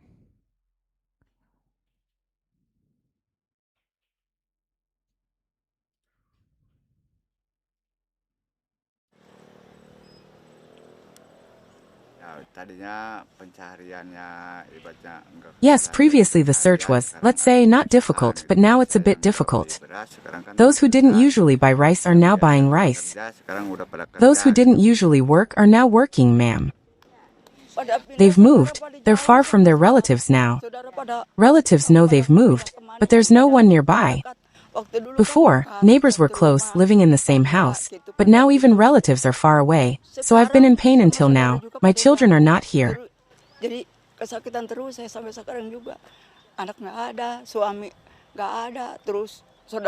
My husband is not here, and my relatives are far away. Currently, the prediction shows that this is not the peak at all because we are just starting the super phase. And it is estimated that we will peak or move towards the maximum phase in May, 50-50 between November and December. Yeah, I know Jakarta is sinking and they're building a wall, right? They're building a wall, but it's sinking because of the water table underneath being sucked dry, basically, right? Temporal, like there's fresh water underneath Jakarta that's being pumped out, and the land is sinking because of that. The fresh water is being used for drinking water, but that's causing the city to sink. Maksimum itu pada bulan 50-50 antara November dan Desember 2026, atau intinya adalah masuk ke 2026, or essentially by the end of the year. So basically, a village buried underneath a water reservoir in Indonesia reemerges amid prolonged drought. So there's a drought so bad in Indonesia right now that a village that's been engulfed by, that's been completely flooded underwater is now starting to reveal itself. Time to invest in desalination plants? That would be... Netherlands should be sharing tech with them, would also maybe help them improve it. Oh my gosh, man. Like, time is running out. You know, things are happening very quickly now. This is Puerto Rico. Puerto Rico has a water crisis, everybody. Did you know about that? Did we know about that? Well, we're going to learn now. Puerto Rico is facing yet another crisis. Starting today, major cities are rationing water for residents due to severe drought conditions. Our Dima Zain tells us more. Amna, for rotating 48-hour periods, the water will be... By the way, desalination plants are extremely bad for sea life, because the desalinated water, you know, is fine, but then the water that gets pumped back into the ocean is high salinity, and anything near the water being pumped back into the ocean is gone. Like, look at desalination plants that operate right now. It's completely killed off ocean. It's killed off life in the ocean near where the water is being pumped back in. Hey, Feck Witterer, welcome. Be shut off across the island, further disrupting daily life for residents and raising concerns about potential public health issues, prompting the governor to issue a plea asking to use water wisely. Sometimes we're showering and we leave the water running, and we wash our hair and leave the water running. Let's shut it off when we're washing and then...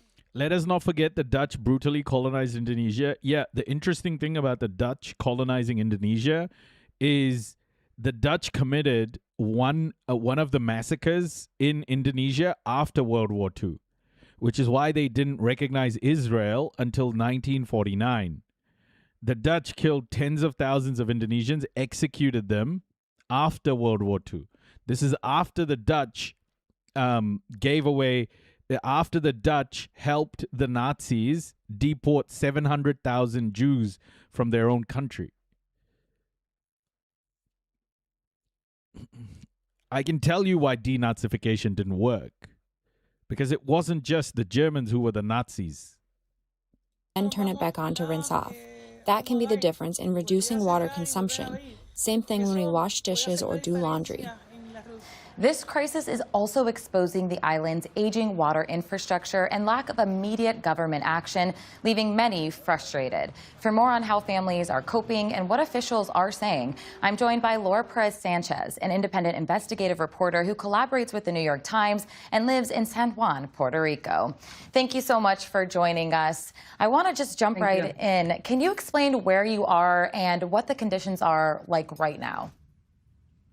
Well, I'm in San Juan, and the conditions, I would say I have water right now, but I'm supposed to be part of the rationing system, and starting on Sunday, I should not have it. But I don't know if that's going to happen. Right now, what is happening is that people are feel frustrated because even with the rationing system, things are not going as planned. People who are supposed to not have water this morning have it. And there's communities that haven't had water for a long time now, and people are just bracing for what seems to be coming, and seems to be a very hard time that's going to come to us. So what I hear you saying is there seems to be a little bit of confusion about who is supposed to get water when. And my question then to you is, do residents feel that right now authorities are communicating clearly about the situation and about the water? Well, I would say that that's the main issue right now. There's communities in San Juan and in other places in the Big Island of Puerto Rico that haven't had water for a long time, even more than a year. And there has been a lack of communication, a lack of clear information to understand why that was happening. And right now, the way the government explained the program, the rationing program, was confusing. Guys, climate is going to become a massive part of our community. Like, we are going to be talking about climate a lot more. Just following developments around the world. So look out for that. I'm going to be reporting and like we're going to be discussing climate a lot more, because I think we're at that stage now where it's like the perfect storm of two or three different things starting to happen: climate, war, displacement, potential pandemics. So we've got to I think we've got to center climate a lot more than we have been, for sure. It's confusing how it is starting to be implemented. And I feel like for an emergency that has many explanations and reasons, to not be able to understand what's going to come, what's going to happen, is becoming very, very frustrating for people on the ground. Future meteorologist? No, oh my gosh, meteorologist. That's a hard word to say, trans woman. That all prophesized in the Holy Bible, drought, famine coming. Oh, for fuck's sakes, man. See, I think this is why you got blocked, the evangelist, because you say shit like this. It's it's nuts. You miss genocides that may be done because of mass displacement. Yeah. And I want to ask, the island has been dealing with water shortage issues and power outages for quite some time. But talking about this new problem, how much of it is because of the drought conditions or the water infrastructure? Well, experts say that it's because of the lack of maintenance and upkeeping in the water infrastructure. I've talked to experts who have told me that our water system loses close to 60% of the water that it's... Shaf A, hello, sorry I missed the start of the live. Do you think Iran and USA sign MOU? They already have, and it failed. Why do we think it's going to be different this time? It doesn't matter if they sign it. The question is, will America stick to it? In it, so it doesn't get to customers. And for example, the reservoir that is right now where they are implementing the rationing, under the sea, they extract. This is for you, trans woman. Are you ready, kids? Aye, aye, Captain! I can't hear you! Aye, aye, Captain! 90 million gallons a day in a regular day on average. And they end up taking to the system and getting into the system 65 million gallons. So there's a big loss there of water that they don't know where it's happening. Hey, and I think that that's Golden also Gale, the reason why people are so frustrated, because it feels that we should not be in this position, even though there's a drought, and that is true, that it is happening and it's been affecting us since maybe May. I really miss hearing the sound of I don't think you should worry about the signing of it. I think the only thing that should matter is how long it lasts. Don't worry. Any agreement America signs up to isn't worth the paper it's written on, because America will break it. Gaza, same thing. Lebanon, same thing. What America says... Oh, really, Onyx?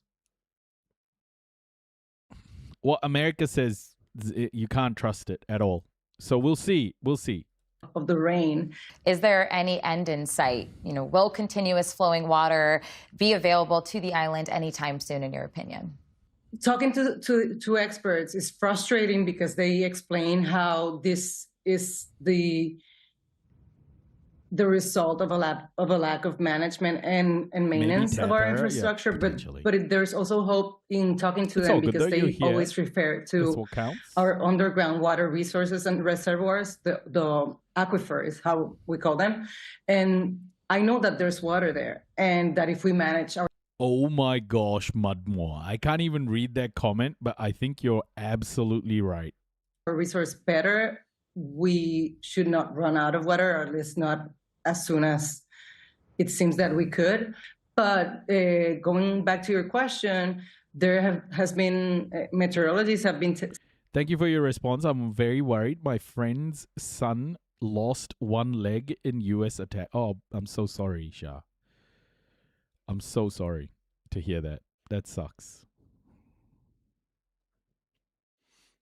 I love Mother Nature. I'm ashamed to be human. You see, Nero, the thing about Mother Nature and the thing about nature is that human beings aren't disconnected from nature. We are nature.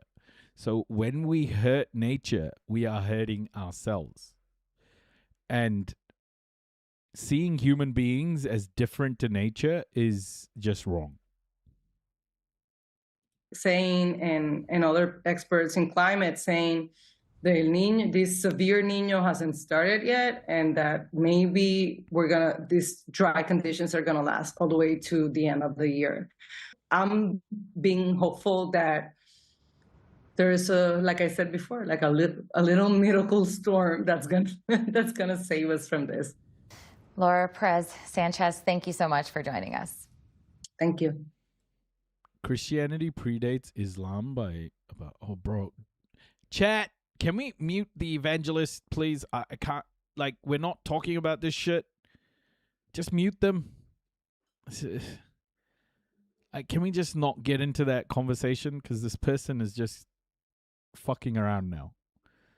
We're focusing on climate, folks. Focusing on climate, please. Thank you. Thank you for muting them. Thank you. Tonight, firefighters taking us inside the evacuation zone for a first-hand look at the destruction in Spokane. Officials say this area is still so dangerous, many families cannot yet return to their neighborhoods to see what was lost. Shiny. We saw hundreds of homes burned to ash, others saved under airdrops of fire retardant. This area was what was called a dirty burn. It didn't consume every single piece of fuel. This crew showing us the hard work to seek out hotspots still burning under the surface. More than 2,000 firefighters battling over 10,000 burning acres, working 16-hour shifts, many for 14 days straight. Incident Commander Tom Clamo showed us the staggering scale of the fight. 1,000 tent cities supporting personnel from across the country. We evacuated over 60,000 people in 2 hours without injury. That is a testament to personal preparedness, to heeding the messages. The fires igniting 1 week ago, spreading at lightning speed. Almost 1,000 structures estimated lost. Investigators blame a serial arsonist for one of the fires here, the old... Urkel Lurker? Oh, that's my state. Hi. Welcome, Urkel Lurker. Is this your state? Shit. Trails fire, one of the most devastating in Washington history. And tonight, the danger far from over. With red flag warnings across the region, first responders bracing for the possibility that new fires will break out, as some give their lives on the front lines. A pilot and crew member were killed when their firefighting helicopter crashed while battling the Widemouth 2 fire in Utah. And in Oregon, the Wright Spring fire claiming the life of 47-year-old Jason Ensign. Man, ICE was over here in Washington State arresting firefighters from Mexico. Oh my goodness. Yeah, ICE, I mentioned this yesterday.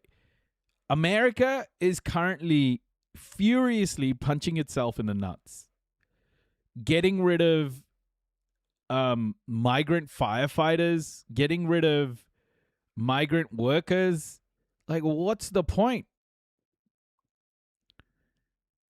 Like, white people, are you ready to pick avocados? Are you ready to pick avocados and do some real backbreaking labor?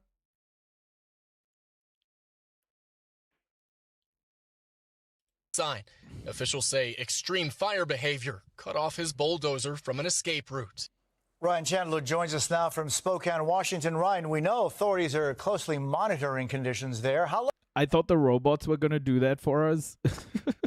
long are those red flag warnings expected to last? Jose, those warnings are up through Sunday. Firefighting teams tell me here tonight will be a critical test. Meanwhile, across the country, more than 70 million people are facing extreme heat. And here in the West, there are many hot and dry days still ahead. Jose? We thank you for watching. And remember, stay updated. Far out, man. The signs are all there. North Carolina communities scramble to protect shorelines as erosion eats away at homes. North Carolina, okay? It ain't just fires, folks. It's the water. It's the air. It's everything. To the Outer Banks of North Carolina now, where erosion and rising sea levels have caused dozens of homes to be swallowed by the Atlantic Ocean in recent years. Our Skylar Henry reports from the communities that are scrambling to protect the shoreline before it washes away. To be fair, they built on a sandbar. Kia ora, kia ora, kia ora, kia ora. How am I? I am from Aotearoa as well. Welcome, welcome. I see this thing pumping. That's all sand behind us. Correct. In Buxton, North Carolina, it's go time for Dare County manager Bobby Outen and his crew. With relatively calm storm forecasts, now is their chance to rebuild the beach. We have a huge economy that we need to protect, and the only reason anybody comes to Dare County is to either fish, buy a boat, or go to the beach. I can't resist. Well, you see, the goddamn water is about to come up and fuck up our house. Okay?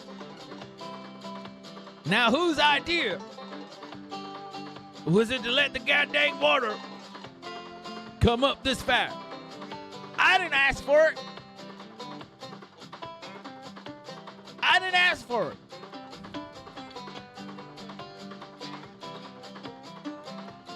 The fuck's going on? They told us that there are planes flying around dropping that climate change or some shit. That global warming. They're just flying around dropping that climate change and shit, and water is just rising. The fuck am I supposed to do? I just saw a goddamn shark out my window. Now, I'm not supposed to be able to see a shark out my goddamn window. I can't swim. I can ride a horse. I can't goddamn swim. If that shark come in my house, I'm toast. Get those goddamn planes to stop dropping the goddamn climate change. You hear me? That is about enough.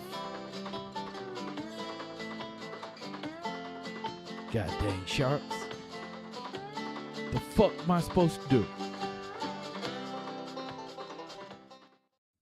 Taking offshore sand from the ocean bottom and pumping it onto a 3-mile stretch of badly weathered and eroding beaches.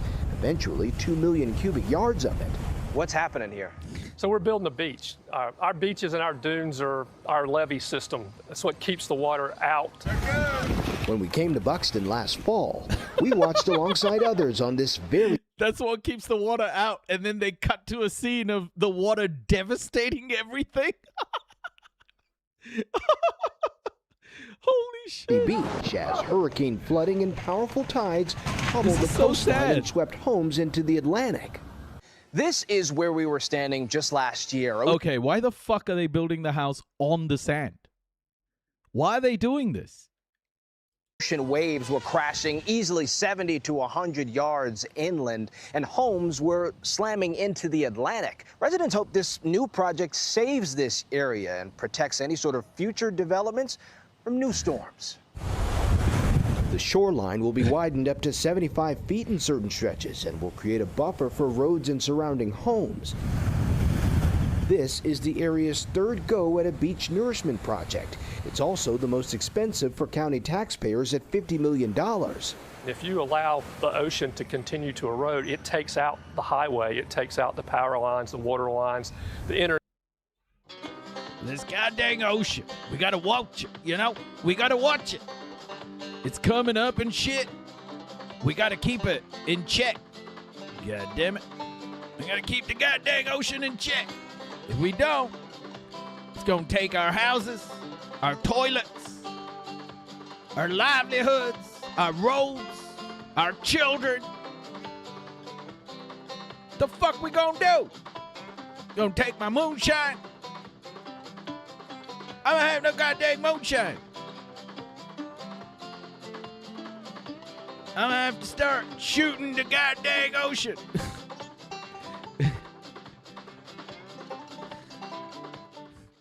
Internet, all the things that you take for granted. This work won't last forever.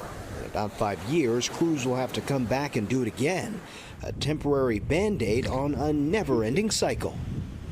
That's Skylar Henry reporting. Oh, bro, literally drowning. And they're like, they're all drowning. Oh my gosh. Why would you build a house there, man? Why build a house there? It's like, oh, I want to be so close to the ocean, literally in the ocean. Crazy. Oh, this is Spokane, by the way. We begin in the West, where there's a ferocious battle being waged by more than 30,000 firefighters from California to Canada. Tonight, flames racing toward two communities forced the evacuation of 20,000 people in the province of British Columbia. A state of emergency declared there after the fires exploded overnight. Destructive flames tonight also still threatening Spokane, Washington. And across the West, crews responding to nearly 100 fires in the past 24 hours alone, some of them deadly. And CBS's Carter Evans in Pacific Palisades leads us off tonight. So, Carter, good evening to you. Well, good evening, Tom. It's been a very difficult week. 3 firefighters have died in just the past couple of days, 2 in Utah and 1 in Oregon. And now more than 1,500 firefighters are currently in Spokane. In the aftermath of the worst wildfire in Spokane's history, we lost literally everything. The toll can be seen on every lot, so sad, now reduced to rubble. This was Lizzie Davis's childhood home. My dad had actually just finished paying off the house. He worked really hard for that. It's a very, very hard loss. The heartache magnified by the accusation. This was arson. What are the insurance companies doing? Does find that there's a significant risk to community safety. Late this week, a judge increased bail to $2 million for Aaron Farinacci. Investigators say he confessed to lighting multiple fires, destroying hundreds of homes, waiting for high wind and low humidity to inflict the most damage. The court ordered his mental competency be evaluated. This weekend, the firefight continues on several fronts. With reinforcements like this Washington National Guard helicopter now on scene, crews have made progress in recent days with water and retardant drops using every resource available, including inmate firefighters. It means everything to them that they're able to go and help out the community where they live. This is how neighborhoods in Spokane looked before and after the fire. Oh my I never thought it would actually spread to my neighborhood. This past decade has seen major disasters in communities that had felt safe from devastating wildfires. It was 3 years ago today that the deadliest U.S. wildfire in more than a century swept through Lahaina, and 19 months since thousands of homes were lost in the communities of Altadena and Pacific Palisades. And rebuilding after a wildfire can be terribly slow. Here in the Pacific Palisades, where more than 6,000 homes burned down, more than a year and a half later, only 34 new homes are complete. But right now, Spokane is still focused on the firefight in the middle of yet another red flag warning. Tom? All right, Carter Evans for us tonight. Carter, thank you. And also tonight, new concerns about heat and drought. Lake Mead, the largest reservoir in the country, has plummeted to its lowest water level since it was filled up by the Hoover Dam. Yeah, I can guarantee you that this drought didn't happen because someone fucking pulled the plug in some drain in the ocean. Like, this is what climate change looks like. Like, you can't say the fire was man-made, so it's not climate change. The fire burned the way it did because there's a drought, there's a lack of water, it's all dry, and it catches fire. And this is another example of climate change here. Like, the water levels are low as hell. Nearly a century ago. For more on all the extremes, let's get right on over to CBS News meteorologist Andrew Kozak. Andrew? Yeah, Tom, good evening. We're going to start by staying with the wildfires because my son is working the Southern Oregon fire, and I thought it was him who died yesterday. Oh, shit. Because he drives Dozer and was there, but it wasn't him. It was his crew. I didn't know it wasn't him or his crew. I didn't know for several hours, and he wasn't answering his phone, but he's okay. Oh, man. That must have been a terrifying few hours for you. I'm so sorry. Fuck, that sucks. And, oh, my goodness. So still man-made due to climate change, but it's oil billionaires that caused it. Yeah. We're in chapter 2 or 3 of a long book about getting fucked. I agree. That's the thing. It's just the beginning, and it's already horrific. Summerland, a town in Canada, was evacuated last night just north of Washington State. Oh, shit, really? American politicians and influencers are controlled by CIA and Mossad. That's helpful. The insurance companies are running as always. Lots of people don't have insurance, weaseling their way out of paying. It was awful, and he headed back out 4:30 a.m. this morning. Did you like yell and scream at him?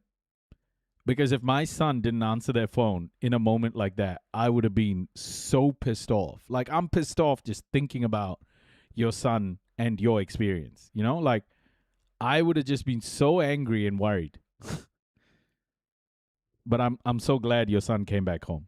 Because once again, we are seeing elevated danger heading into tonight and even dry thunderstorms now. These are thunderstorms across California, Nevada, and Utah with very little rain and a lot of lightning. That could easily spark off fires. And then we get into your Sunday, elevated fire danger continues, and those dry thunderstorms may even go as far south and east as Oklahoma and Texas. Let's talk about the smoke, because once again, that smoke billows out for places like Spokane, Washington, The hotshot crews don't have good cell coverage, I see.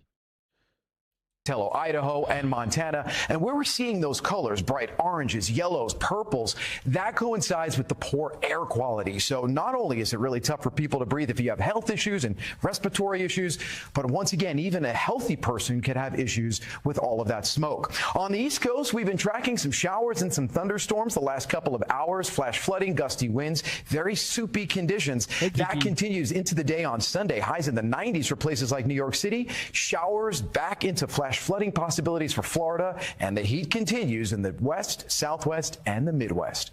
112. What's that in normal human numbers?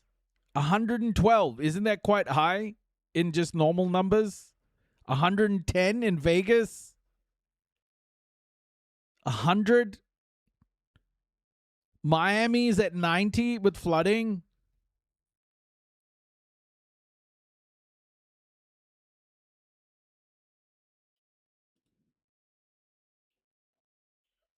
$44? What the?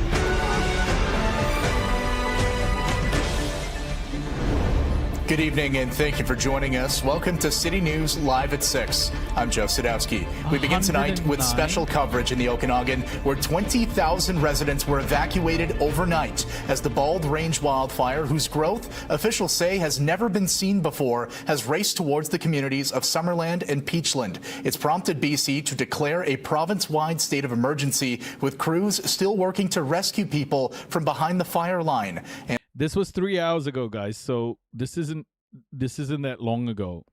And our Jack Rabb joins us now from just outside of the evacuation zone. Jack, tell us what happened last night. Thanks, Joe. Well, the fire behavior that we saw last night was simply monstrous.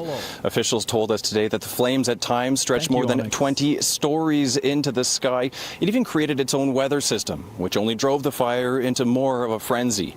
The fire was reported at around BC is British Columbia. 5:30 Friday evening, and in just 3 hours, it jumped from half a square kilometer in size to more than 50 square kilometers. Now, that terrifying rate of speed meant that residents were ambushed by the flames, with an evacuation order coming down at 12:30 at night. It forced 20,000 people, that's every resident of Summerland and many from Peachland, where we are this evening, to flee their homes. Now, firefighters were pounding on doors, trying to get people to leave the area, with dozens needing to be rescued by helicopters after they got penned in by the flames. We don't know just how many structures have been lost at this point, but there are hundreds of properties within the fire's perimeter. BC Wildfire Service says it's too early to say, only calling the loss significant. We spoke with one evacuee. We're insulated mostly from high temps still, which is terrifying. Good way to show it. Put ice water on the stove. Water won't be hot until the ice has melted. We still have a lot of ice. Okay. If the power grid goes out in Phoenix, would everyone just die because of no AC? I hope not. I don't think so. I always thought we should make small drone drops for fires. It's weird, man. Like the fires, like you can't just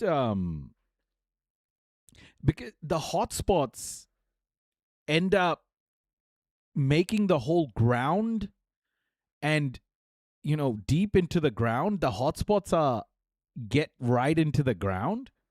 So even if you water it at the top, the ground is still so fucking hot.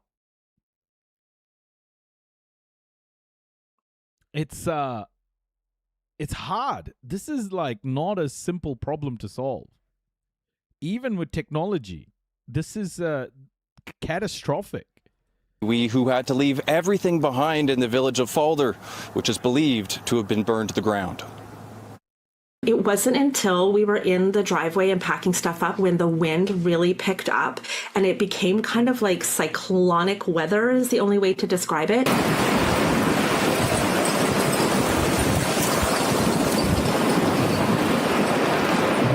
And as soon as that happened, that's when I started kind of shaking a little bit, and I think my adrenaline kicked. Okay, if I lived in that place and I saw the fires this lady was seeing, I would have left. This is like Eddie Murphy makes this joke about white people and horror movies. It's like, you hear a sound in the house and white people are like, oh, curious. Let me walk towards the scary sound.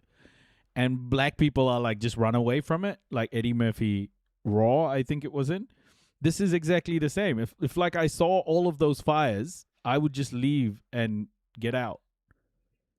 But these people just like stay. White people run from the danger, okay? Run from the danger. Kicked in, and we just got out as soon as possible, but there was such a long line of people, and people were trying to get their livestock out, trying to get their vehicles and their RVs out. We were all backed up in a line. This poor woman on the side of the road had a horse in one hand and a dog in the other, and the horse was just rearing up, and all I kept thinking was, someone needs to help her. Oh my God. Our house is going to go. Oh my God. Will we be able to replace all the things in our home? And I know it's so inconsequential to think about things. That's why I say I'm not that white. Kiki.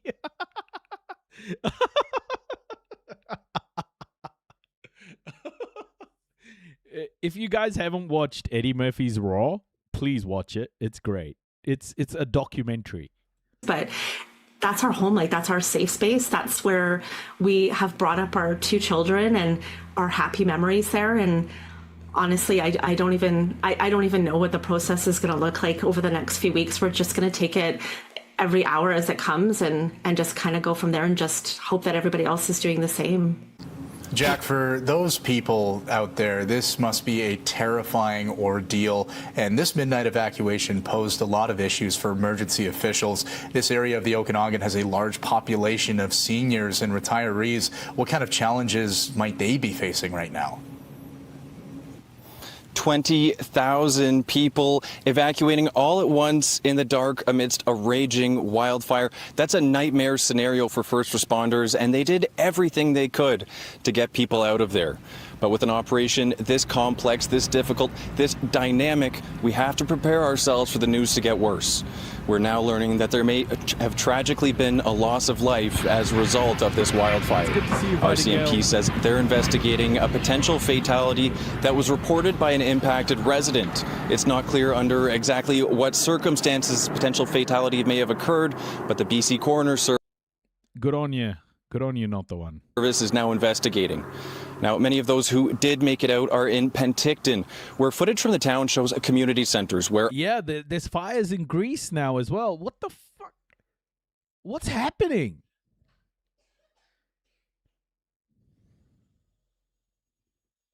Hundreds of people are trying to find accommodations, support, and basic needs.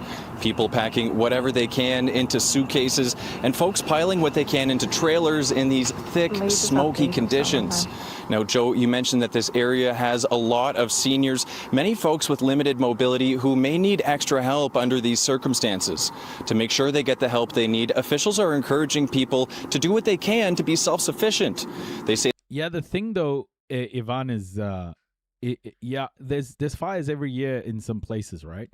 But these are huge. These are different because it's happening during a time when there is an El Nino that's coming through, a super El Nino, and it's the driest, hottest it's been in so many places in Europe and America, and that's just going to amplify these fires. I mean, the fires in LA, in California, in LA, right? The LA fires was so huge, just crazy big. Say that accommodations are stretched extremely thin, and they're asking people who can to stay with family and friends. Now, that's part of why the state of emergency was called. It allows the province to commandeer accommodations and limit local travel. Both of those are necessary right now because, as Premier Eby said earlier today, this is now a matter of survival. For my part, hearing the briefings from the wildfire service, they were talking in terms that I hadn't heard before. The U.S. government also gutted funding and programs. Oh my gosh! Commander on the site who was up all night briefing me this morning, talk about this being like a bomb going off in the Summerland region. The Category 5 and 6 fires, the terminology they use, but it basically means that there's just the fire goes across the top of the trees. He described flames on a 100-foot tree, flames going 200 feet above that, and the fire creating its own weather system, which creates lightning, which then feeds on itself. It growing from the initial area where they were throwing all of their resources at the initial attack when it was first spotted. And this is the wildfire service bringing full strength to the... We just don't have infrastructure to deal with this globally. We don't. We've underinvested globally. And we are going to suffer through this. Like it's going to happen. The scale is going to increase every few years. It's going to just increase and increase and increase.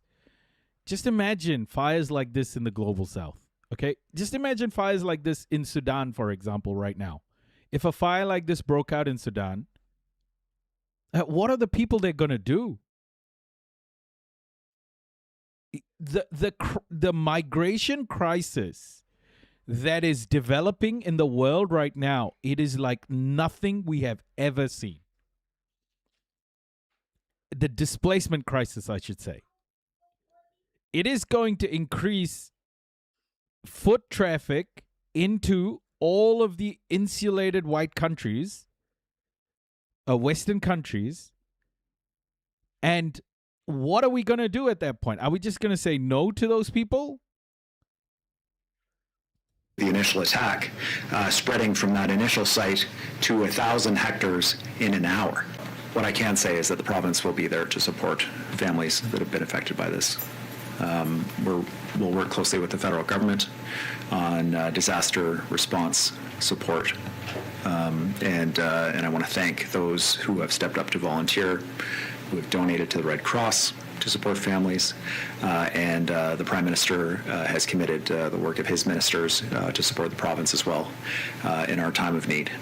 I want to thank all of the international firefighters who have come. The focus in this moment is on ensuring that people survive, protecting life, and the secondary priority, protecting property, homes, vital infrastructure, power lines.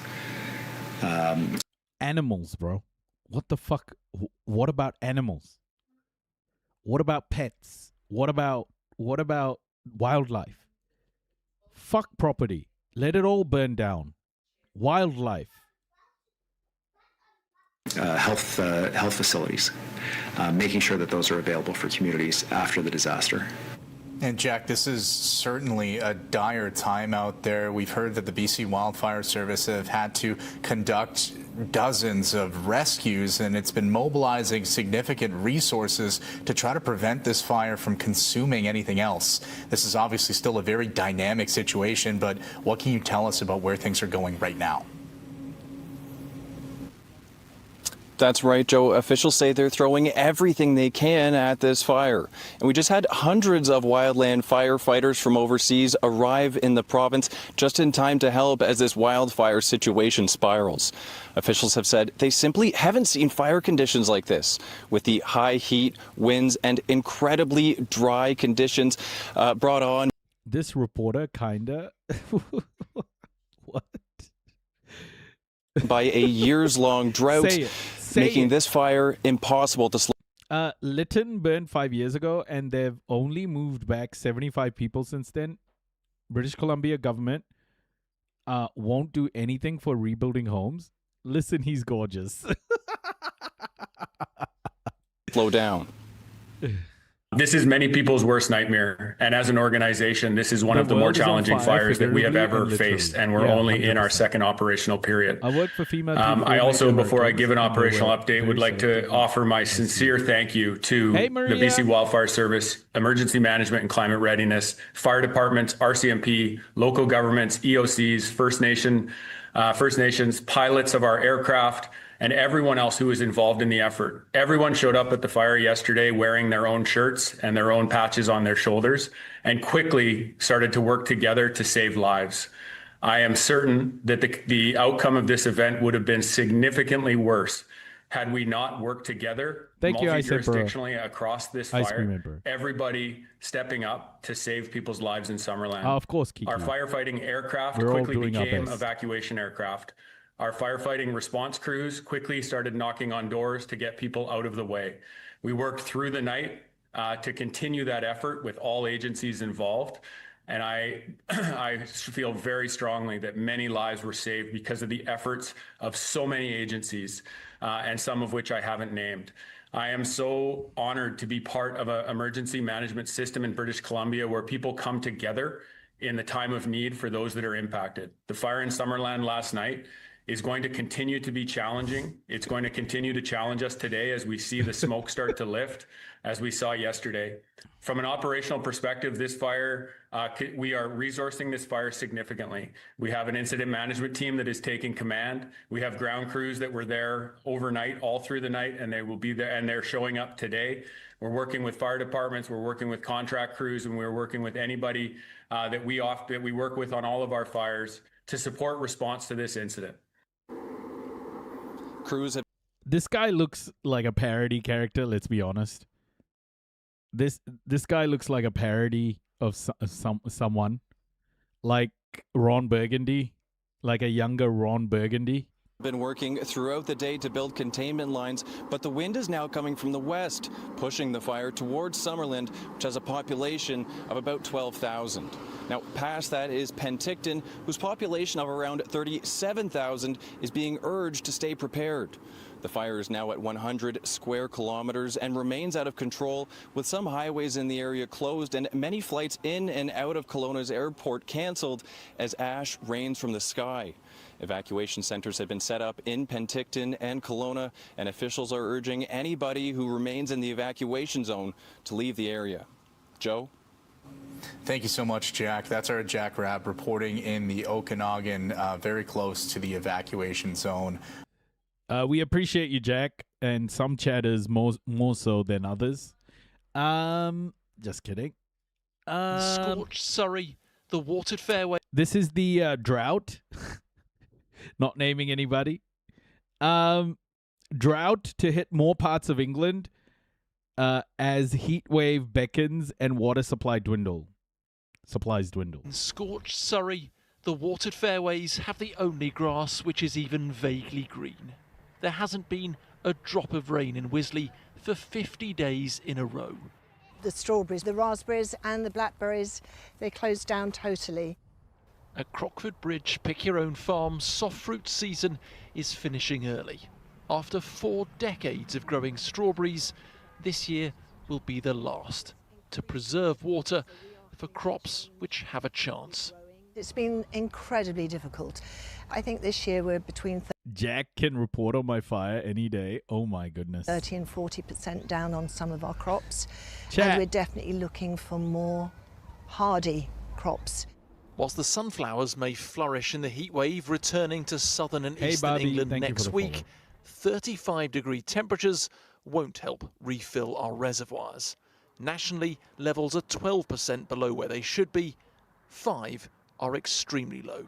Southern England has recorded its driest month ever, and that's in a series going back to 1836. So that puts it into context just how dry it has been.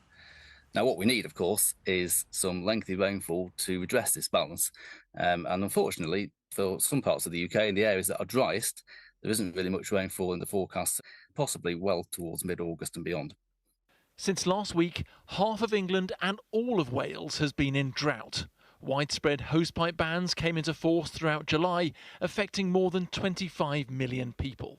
Now, South West Water has announced it's expanding its ban across the region to all the areas it supplies from midnight tonight. They are saying it's going to be another heat wave next week, so it's what to be expected, I think. Yeah. You're wishing you had a bit more melatonin now, don't you? It was sort of a long time coming. There's been a lot of rain over the winter. I'd like to know with what's happening with our water and why they can't kind of... Not melatonin. What the fuck am I talking about? Store it sufficiently. South West Water says it had no choice. We're taking this action really to be proactive and to sustain the future supplies over the next coming Melanin? Oh, yeah, melanin. weeks. In parts of Kent, that's exactly what's broken down. South East Water providing bottles. See? Everyone's thinking about melanin. Everyone's thinking about it. Oh, my gosh. I'm revoking yours for that, sorry. Come get some. Come get some. As backup. You can't flush a loo, and there's 4 of us. It's when you drive past all the water leaks. Well, you can't flush the loo. There's 4 of us. I had to shit in my pants. I did. I had to shit in my pants. My English accent sucks.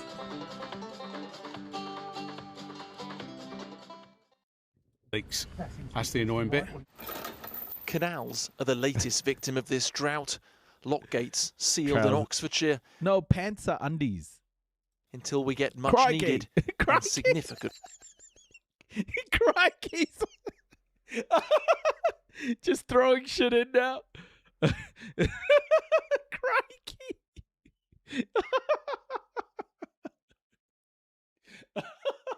Oh, I love it. Good rain. Martin Stew, ITV News. Well, Alex is in Richmond in South West London tonight. And Alex, there's more heat on the way, as we've told us. But what about rain? Shit your pants for Queen of Country. Good evening, Charlene, and to everyone at home. Well, there is actually some rain in the forecast this weekend, but nowhere near where we need it to be. It will be in the north. So incredibly dry conditions will persist across much of England and Wales. Let's just take a look at the summer so far in terms of rainfall. And we'll start with East Anglia, who have seen very little rain. In fact, just 35% of what they would expect for the summer so far. The Midlands not far behind, 68 millimetres, but if you go further north into, say, northern Scotland, they've had 260 millimetres of rain. That's near 82% of what they would expect for this time in the summer so far. But the conditions are going to persist as we head through, but let's take a quick look at the pressure pattern setup, and you can see as we push on into this coming weekend, there will be some outbreaks of rain, but again, that is going to be across parts of Scotland. So where we need it, I'm afraid there won't be any rain, like here on Richmond Green, as you can see just over here to my right, very, very dry, barren desert-like conditions, and with another heat wave on the way, that is only going to get a fair bit worse. Okay, Alex, thanks very much.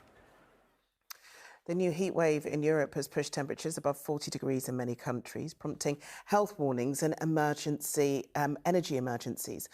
All major cities in Italy have been placed under red alert, with their populations being warned that the extreme heat is putting their health at risk. Slovakia saw its hottest day on record yesterday, with temperatures. Yeah, this is all good, guys. Like everything's breaking records, and we're like, yeah, this is okay, isn't it? Capitalism, baby. Yeehaw! Which is reaching 42.2 Celsius. Water levels across the River Danube have become so low. My name is Melanie, comes from the Greek meaning dark. Oh, Pinky, amazing. That a British World War II mine was exposed.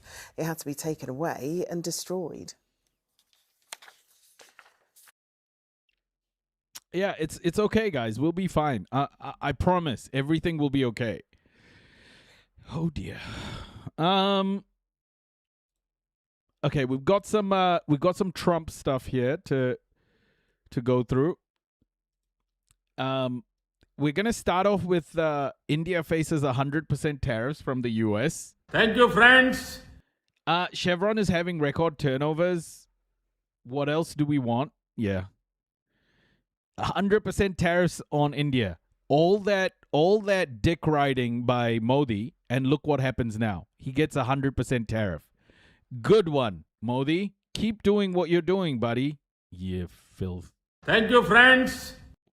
The United States has moved a step closer to potentially imposing tariffs of up to 100% on Indian goods over New Delhi's continued purchase of Russian oil.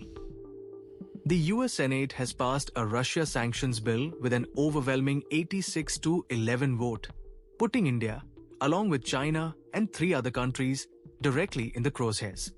On this vote, the yeas are 86, the nays are 11. The 60-vote threshold having been achieved, the bill is passed. But what exactly does the bill mean for India? And will these tariffs actually come into effect? Isn't this just pushing countries away, these sorts of tariffs?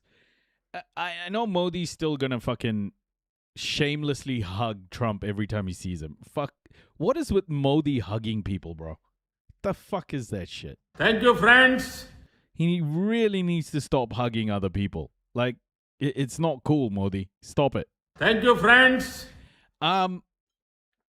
But isn't like putting these tariffs gonna push people away? The legislation, now renamed the Lindsay-O, Graham Sanctioning Russia and Iran Act of 2026, thank you, France, gives US President Donald Trump the authority to impose tariffs of up to 100% on goods from countries buying Russian oil and gas. The countries currently identified include India, China, Azerbaijan, Hungary, and Slovakia. But there is an important distinction here. The bill does not automatically impose a 100% tariff.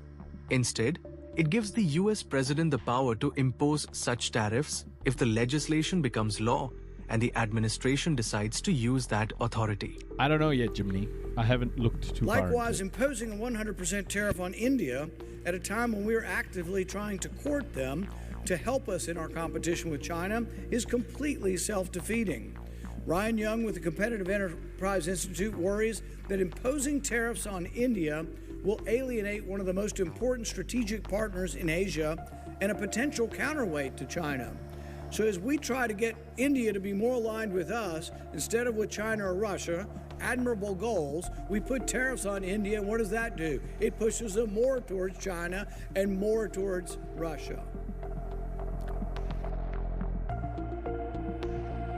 The central issue is Russian crude oil. Since the Ukraine war began in 2022, India has significantly increased its purchases of discounted Russian crude. For Indian refiners, Russian oil has offered a relatively cheaper and steady source of energy. And despite pressure from Washington, those purchases have continued. In fact, Russian crude imports into India rose sharply in 2026, increasing 34% in June alone, according to the report. New Delhi's position has consistently been that its energy purchases are driven by national interest and energy security. This is not the first tariff threat India has faced over Russian oil. In August 2025, the US imposed an additional 25% tariff on Indian goods over India's Russian oil purchases. That took the total tariff burden on some Indian exports to 50%. The new legislation could potentially take that pressure much further. If the maximum tariff is imposed, Indian exporters could face tariffs of up to 100% on affected goods. This is where the issue becomes significant for Indian businesses. A 100% tariff would make many Indian products dramatically more expensive in the US market. Welcome. That could hit exporters. It's so funny. Every time I play anything about India, people are instantly like, the caste system is disgusting. Like, okay. Guys, you don't have to say it every time. Like, we get it. Can we?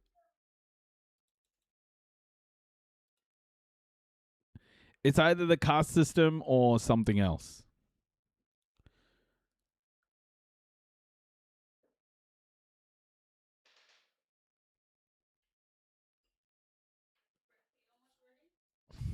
Across sectors, depending on which products are ultimately covered by the administration.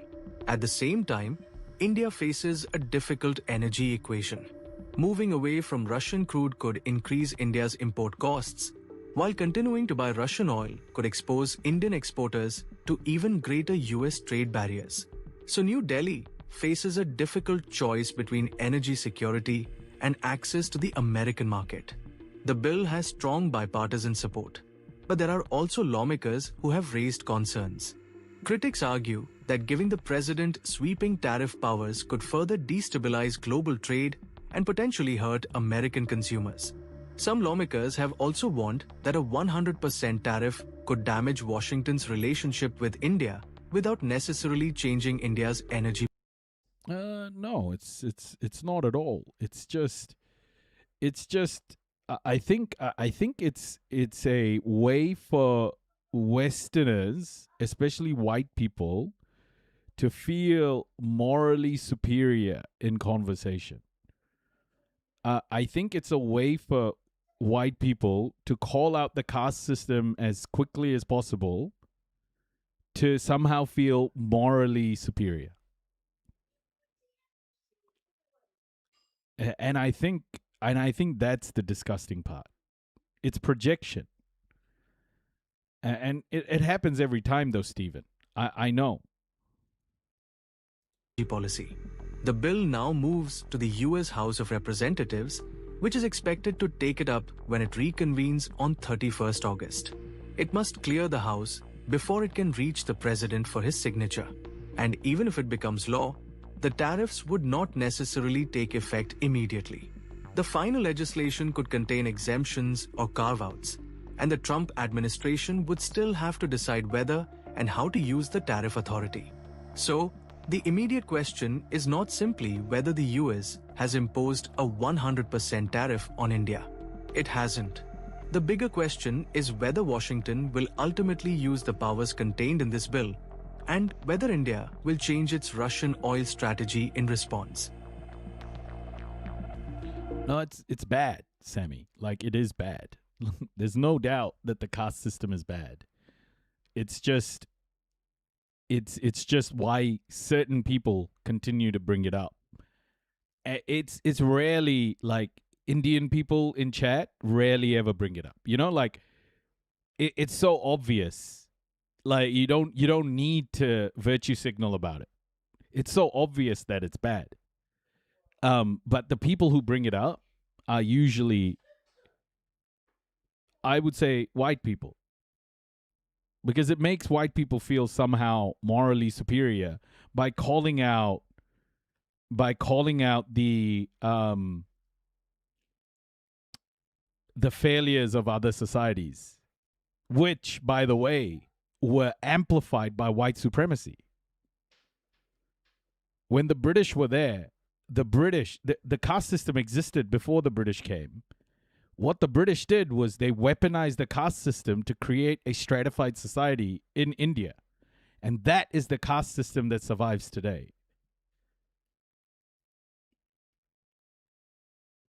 And if you're gonna say the caste system is disgusting, then Stephen, you better be ready to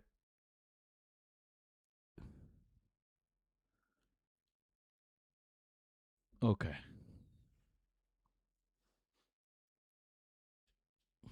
It's bad, but Gaza is way worse, and that's supposed to be good in the West. Yeah. The class war has always raged in the US. It's an official caste system compared to unofficial ones in the West. Yeah, and that's the thing. Like, I just don't like, talking about unofficial caste systems. It is an official caste system. And if you are going to talk about the caste system, at least understand why it's so amplified. And don't use it as a method to make yourself feel better about your environment being better than India, because a lot of Indian people have very little and do not have the same sort of ability to get themselves out of the caste system. Both my grandfathers are from India, and both are different castes. Yeah, my parents are different castes as well. They married outside their castes, which was not seen well by their parents. But yeah, it does happen. Some people, like a lot of Indian people, are just sick of that shit. It's tradition. It's tradition that needs to be transformed. I think a lot of Indians understand that, but Modi is now lighting the flame of Hindu nationalism, so it's very hard to change that. And Muslims in India are feeling that pressure.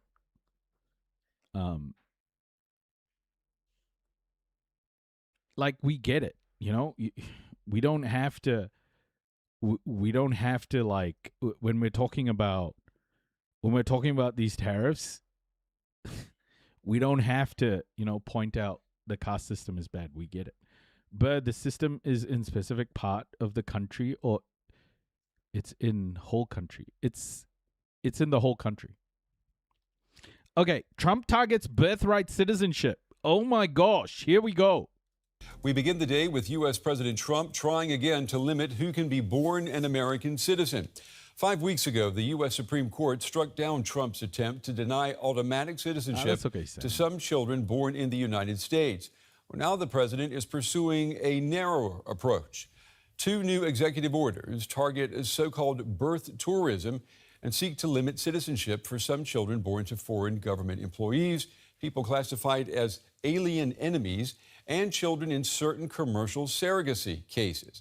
So is he testing the limits of the Supreme Court, or is he ignoring the court's power altogether? Here's the president and White House Deputy Chief of Staff, Steve Miller. Steve, maybe you could discuss what we're dealing with on birthright citizenship. We had a very unfortunate decision in the Supreme Court concerning birthright. It was close, but a very, very unfortunate decision. So we're making adjustments. When the British went to Sri Lanka, they did the same thing. They convinced the Sinhala people, the Sinhalese people, that they were the indigenous people of that land by making up fake stories of indigeneity. And the actual indigenous people are being oppressed right now. It's a classic British white supremacist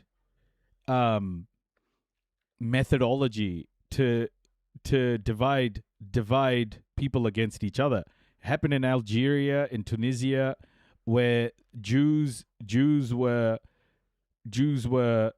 made. So it was the white Christian, then it was the Jewish people, then the Arabs at the bottom of the food chain. It's the same shit.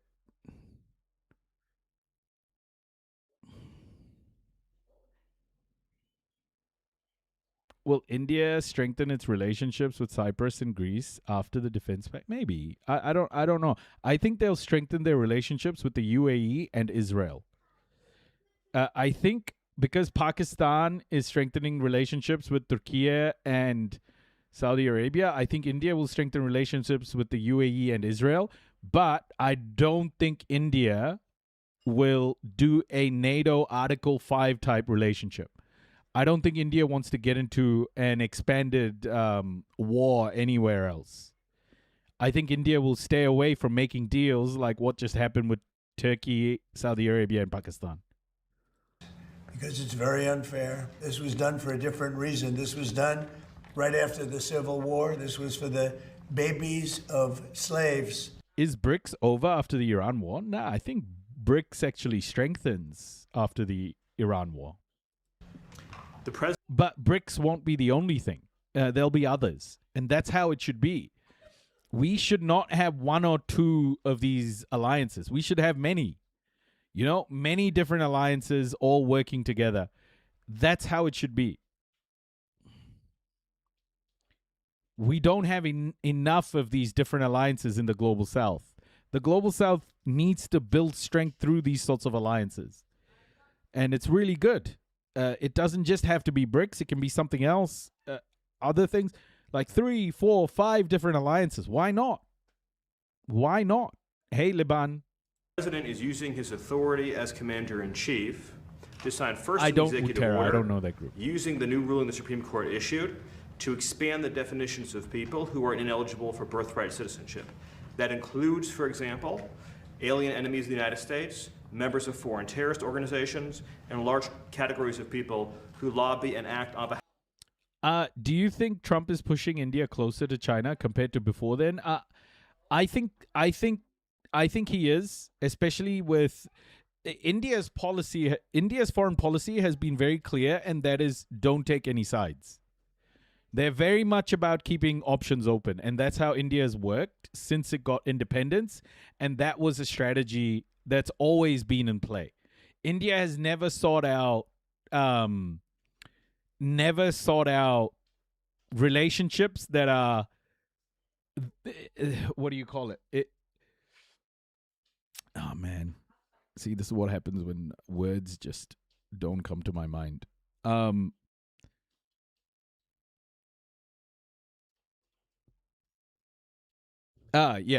So India doesn't sign things like non-competes.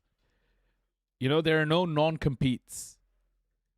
And neutrality, Stephen. Neutrality has been a very important thing for India.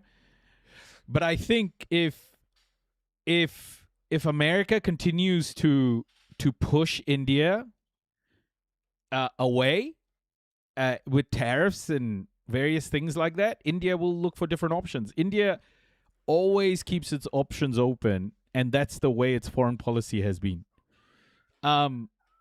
Which means, it's good and bad.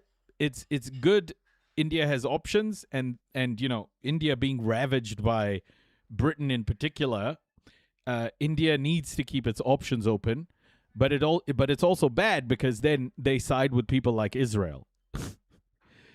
And that's not good. So I think Modi needs to be ousted, and there needs to be a more pragmatic, progressive politics in India.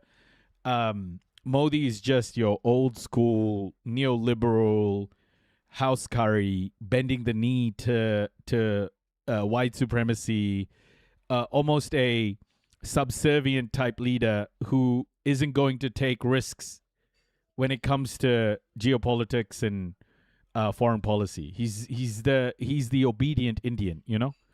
Yeah, I think there's a reasonable argument that Trump's policies have pushed India somewhat closer to China than it was before, especially after the tensions over tariffs and trade in 2025. India responded by improving relations with China and signing a trade deal with the EU. That said, I wouldn't say India is suddenly aligning itself with China. They still have major strategic tensions, particularly over the border dispute, and India continues to maintain strong ties with the US. Yeah, totally. India also just recently signed a trade deal with New Zealand as well. So, yeah, these free trade deals are starting to fly out. Britain knew what it was trying to do when they didn't try to make a Hindu state. Britain drew a border, man. Britain drew a border that was highly divisive and based on religion. They knew if they drew that border, India and Pakistan would continue to fight each other. Why can't India find a place for Sikhs? I think that's why India needs progressive politics. It's become too much about Hindu nationalism. India's constitution is a secular constitution. It's supposed to be accepting of all faiths, and it's supposed to be equality. Equity. It's supposed to be all these incredible things, but the promise of the Indian constitution just isn't happening, and it's because of people like Modi, who is a rabid fascist. He's a Hindu nationalist, and Hindu nationalism was very much encouraged by the British as well when they were there. You know, like the caste system was completely solidified. Why can't, I'm not going to lie, India is doing an amazing job right now. You think so? I don't think so. I think India needs to go back to manufacturing. Oh, thank you. Is that whole thing for me? Thank you.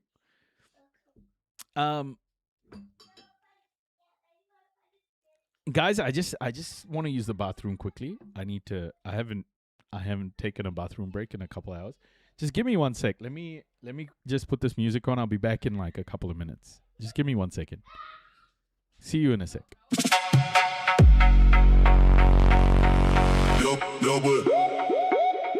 Consciousness.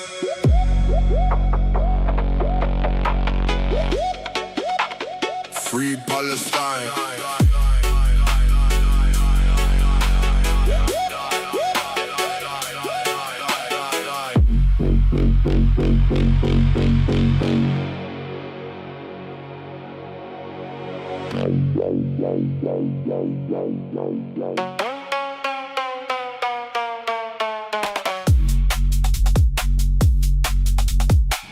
I want to be a good boy.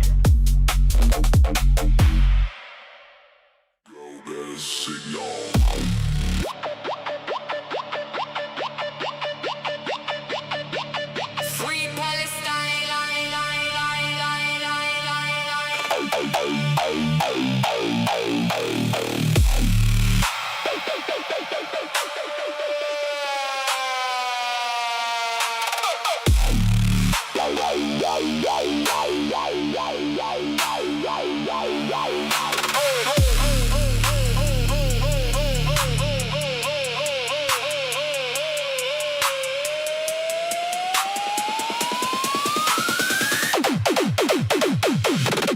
Global consciousness.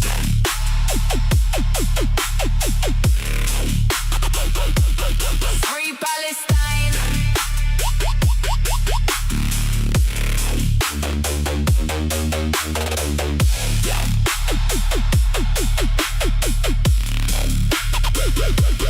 Free Palestine.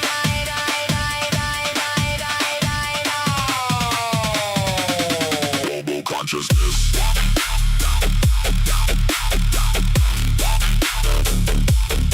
Free Palestine.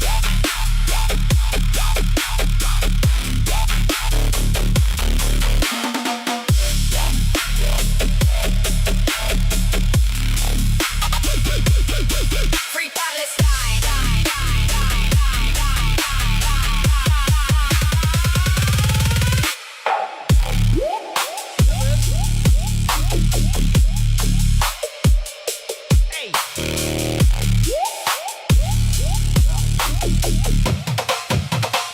Hi, I'm back. I'm back, everybody. I'm so back.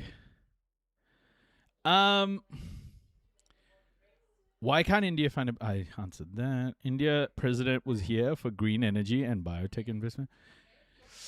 Didn't know India growing into green energy. Yeah. The global south is growing into green energy on a massive scale. Politically, India should focus on improving trust with Sikhs through religious freedom, accountability, economic investment in Punjab, and better center-state relations, while distinguishing peaceful Sikh activism from violent separatism.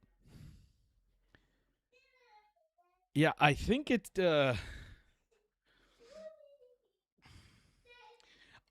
starts with dismantling Hindutva. Hindutva and the RSS need to be dismantled.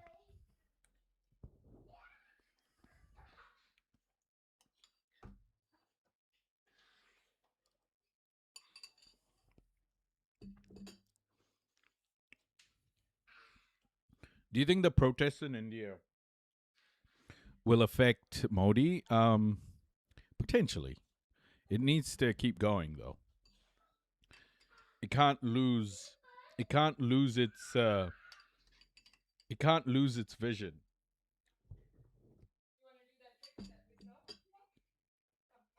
Half of foreign governments. And so with taking this action, it ensures that large numbers of people who wrongly would be getting birthright citizenship will no longer be eligible for those benefits.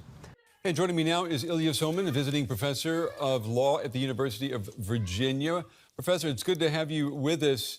The Supreme Court struck down Trump's first attempt about just a few weeks ago. What has he changed this time that he believes makes this attempt constitutional? So this order is narrower than the previous one. The previous one sought to deny birthright citizenship to all children born in the United States if the parents... If India dismantled the RSS, would that reduce religious tensions, do you think? Let me ask you this question. If the SA in Nazi Germany was dismantled before Hitler came to power, do you think that would have reduced religious tensions? Or would the SS being dismantled while Hitler was in power, do you think would that have reduced tensions? Like the RSS is just there as a militant force to impose Hindutva or Hindu nationalism. It's a waste of fucking time. It needs to be dismantled. Were illegal migrants or if they were here on temporary visas. This tries to target people in four somewhat narrower categories. One is children of so-called alien enemies, where their parents have been designated as members of supposed terrorist organizations. Another is children of foreign government employees. Yet another is children of so-called birth tourists, people who come to the U.S. for the specific purpose of having a child born in the U.S. to become a U.S. citizen. And then finally, children born in a territory of the U.S. where Congress has not granted citizenship to the children born there by law, which as far as I can tell applies only to children born in American Samoa. But even though this order is narrower than the previous one, I think it's still unconstitutional, at least the vast majority of it. And why do you think it's unconstitutional? I mean, if I read the 14th Amendment, it says that anyone born in the U.S. and subject to its jurisdiction is a citizen. I mean, that seems rather clear and cut. The president doesn't think so. Yeah, so all of this comes down to the interpretation of those words subject to the jurisdiction of the United States. I think the Supreme Court, in a decision issued in June, made clear that that includes everybody whose parents are in the United States and they're required to obey U.S. law. So it excludes only a few groups, most obviously children of diplomats who have diplomatic immunity. The president and his lawyers probably have various arguments to try to say that children born of members of these four categories, that they somehow their parents are not truly subject to the jurisdiction of the United States. But the bottom line is, I think there is no good argument. What do you mean the RSS and SA aren't directly equivalent? The RSS is a derivative of European fascism. The hats they wear come from Mussolini's fascist army, and the brown trousers they wear come from Hitler's SA. Like, what are you talking about? It's like literally they were built in the same with the same vision as the fascist militants in fascist Europe. Like, it's a carbon copy that could possibly justify this, and the types of arguments that have been used in the previous case were rejected by a majority of the Supreme Court, and I don't think that they have any meaningfully better arguments for children born to parents in these four particular categories, with, of course, the exception of those foreign government employees that really are diplomats. Hindutva is like the same as European fascism. If you want to ask about how to change India, just ask about, denazification, like dismantling white supremacy, dismantling Zionism. These are all the same things. Zionism and Hindutva are products of white supremacy, products of European colonization.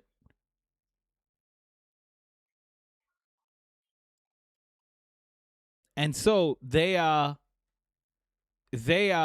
benefiting white supremacy by being in place. The superstructure is white supremacy.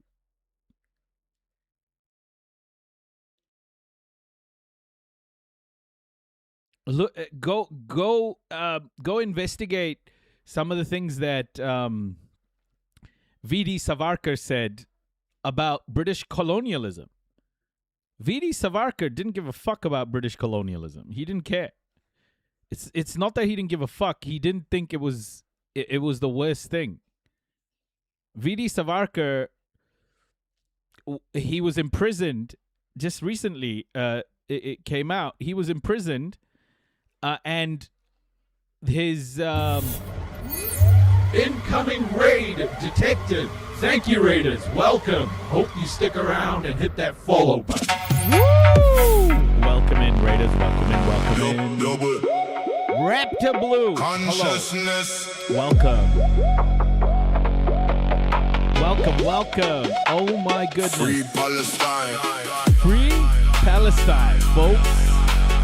Welcome in, Raptor Raiders.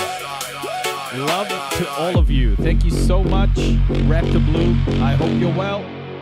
Of course, man. I appreciate that. Thank you so much for thinking of us. Welcome in, Raiders. You're all welcome here. Thank you so much. Hope you had a wonderful stream. We're going through some Trump shenanigans, and we're talking about geopolitics in general. A whole bunch of stuff. So come on in. Come on in, chill out with us, and hey, Ashley, welcome. Yeah, it's been good. We've been on for a while. It's been really good. Thank you so much, everybody. Sit back, relax, enjoy. It's so good to have you here.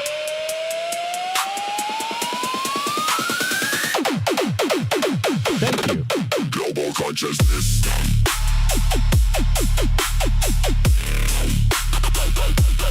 Free Palestine. Take care, everybody. No, take care. No, thank you. Sit back, everybody. We're going to go through birthright citizenship and what Trump is doing. Free Palestine. Thank you for that information. I appreciate your knowledge. Yeah. Well, I'm learning too. As I go. But let me just say, the Hindu nationalism movement is the core of the problem in India right now. Hindu nationalism is vile. It's fascism. It needs to be dismantled. And for India to progress, that has to be priority number one. And then you can start to think about how the caste system can be it can be cut out of Indian society, things like that. But unless and until Hindu nationalism continues, you can't dismantle the caste system. With diplomatic immunity and therefore are exempt from obeying American law.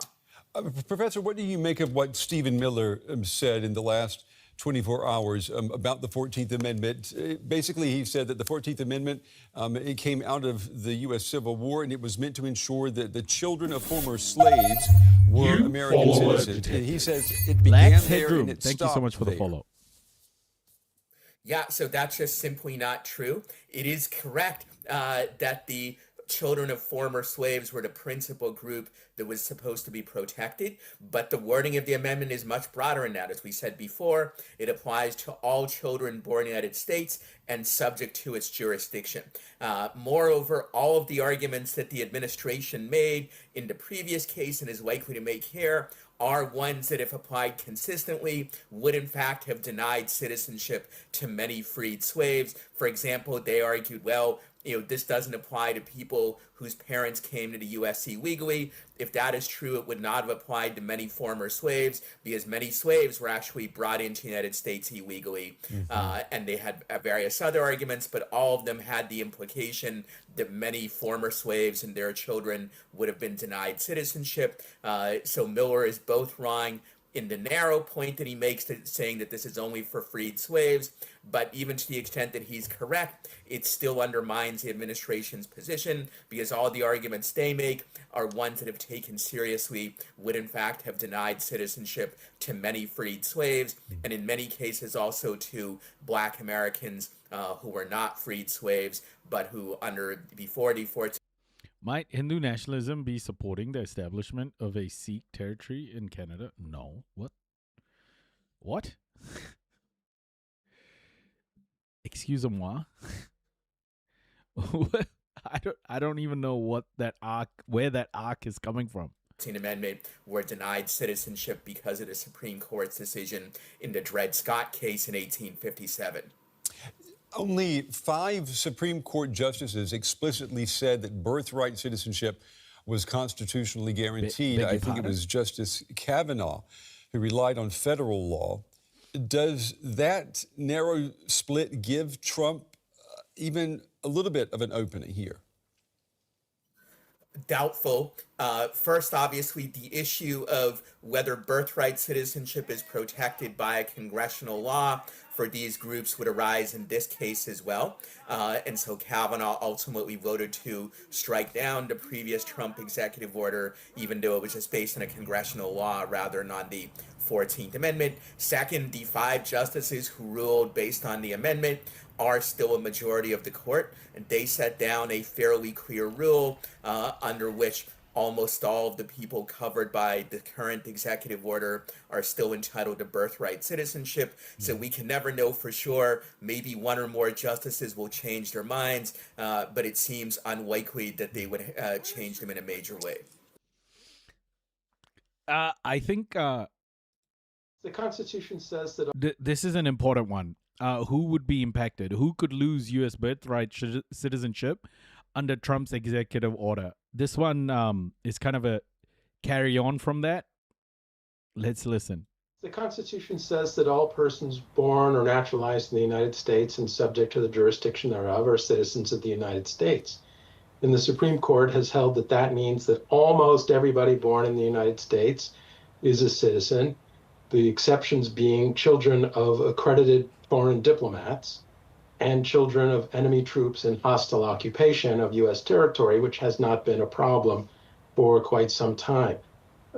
There is another category of people who are not subject to the jurisdiction of the United States, and that is Indians born on reservations in so-called tribal relations. But in 1924, Congress passed a statute giving such persons citizenship. So really, there was a very limited category of people who were not citizens, children of diplomats and children of enemy troops.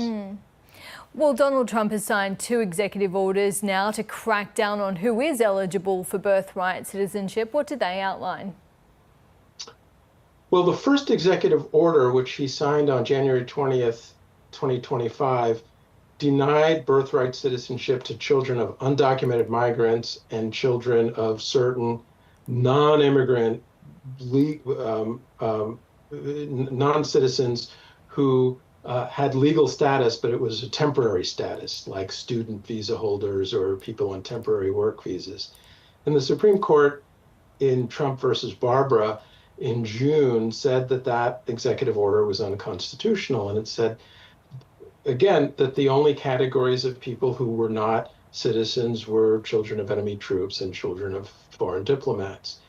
In response to that, today, he signed a new executive order, which says, all right, but I'm going to tell you more about who I think are enemy troops and who are foreign diplomats. And so today's executive order says that enemy aliens in general, not just enemy troops in hostile occupation, are not U.S. citizens, that their children are not U.S. citizens.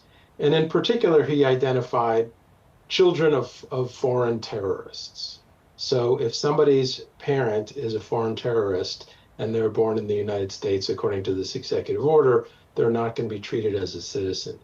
And the other category is, in addition to accredited diplomats, employees of international organizations, employees of foreign embassies and consulates, if they are not citizens, then their children are not going to enjoy birthright citizenship according to this executive order. The executive order also restricts citizenship to people born in U.S. territories like Puerto Rico, which is not a state, but it's a territory of the United States.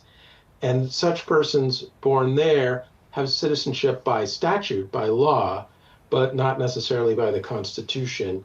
And the executive order says that that those people are only going to have citizenship to the extent that a statute provides. So is it clear how these new executive orders could be enforced? It is not clear. There's likely to be constitutional challenges to them based on the Trump versus Barber decision in June. It's likely that they will be held unconstitutional. Another thing that the birthright citizenship order today did is that it said children of people who come here for purposes of birth tourism are not going. Yeah, the birth tourism thing is insane. What the fuck is birth tourism, bro? To be citizens. And a separate executive order was signed today, which expanded enforcement and exclusion policy for people coming here for the purpose of so-called birth tourism, which is the alleged phenomenon that people from around the world are coming to the United States to take advantage of the birthright citizenship policy, have their kids in the United States so that their children will be U.S. citizens. And there is an immigration restriction on people who are coming to the United States primarily for the purpose of getting citizenship for their children. That's not permitted. And holy shit, do I have any Argentinians in the chat? Because, bro, your fucking currency is nothing. The Argentinian peso is like, my goodness. Argentinian peso to USD.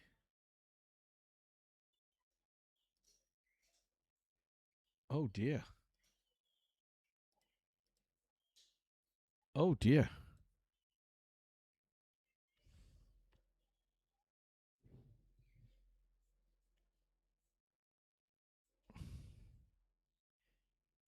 No, it was not always low.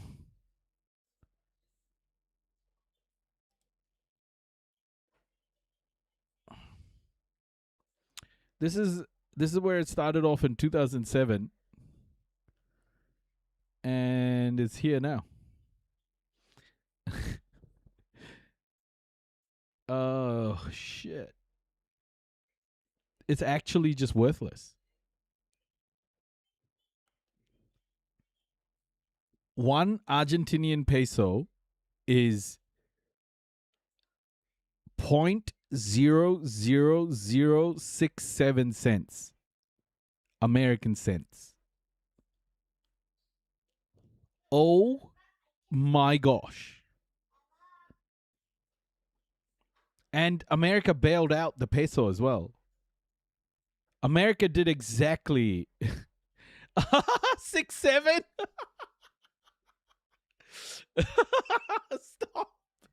Stop. Immediately.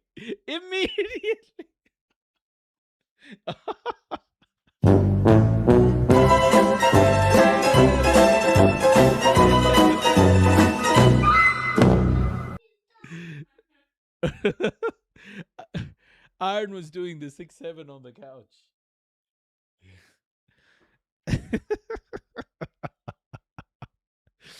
Oh, that was so good. Sorry, my 5-year-old hits me with it every chance he gets. Yeah. But this is horrible, isn't it? America bailed them out. America bailed out. Dude, your sound effects are so loud. Oh, really? Shit, sorry. Are they? Hold up 1 second. Let me just turn it down a little bit. Let me just turn it down a little. Just a little.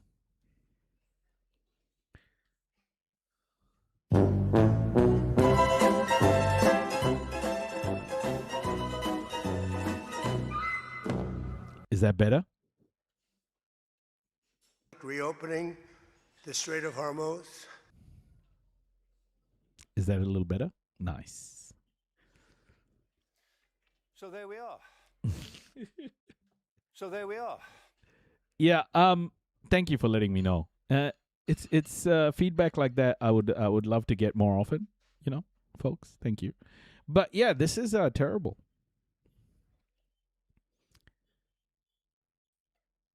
I wonder what's next for Argentina. Is Hormuz a drink Drumpf offers? Yes. Nah, Peter Thiel is fine. He has plenty of money.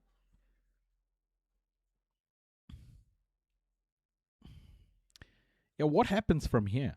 Like, what does recovery look like for Argentina from here? I just don't get it.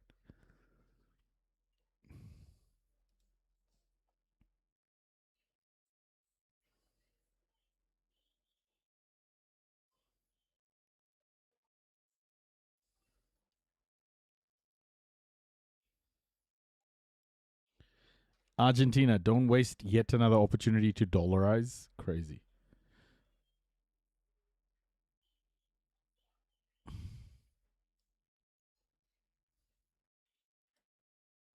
And enforcement against that is going to be enhanced in various ways through the law enforcement apparatus that exists to enforce the immigration laws. Mm-hmm.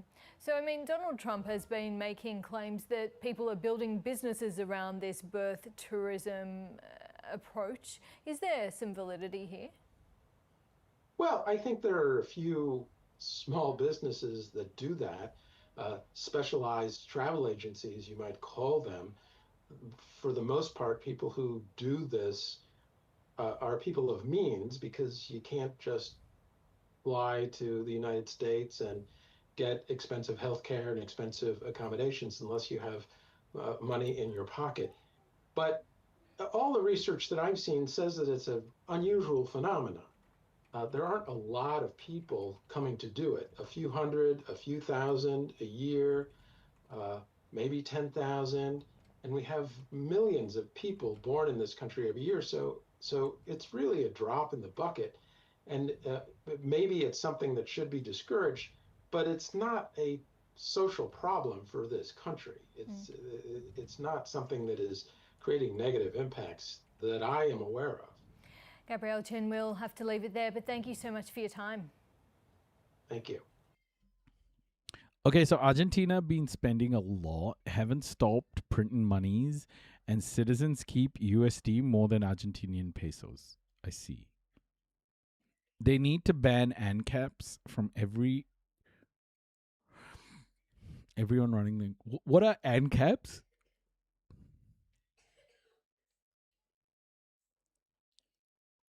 What are ANCAPs? I don't know what those are. A US court has ordered President Trump to halt the work on a $400 million ballroom being constructed on the site of the demolished east wing of the White House. The judges ruled that the work needed approval from Congress.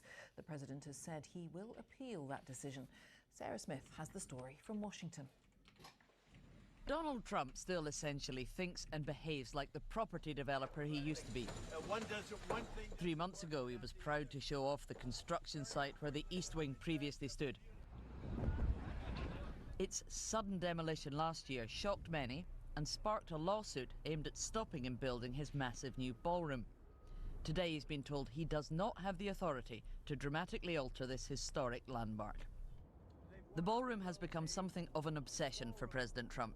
He Can you please link the Free Palestine dubstep song you played earlier? I'd really appreciate it. I generated it. That's like something I generated.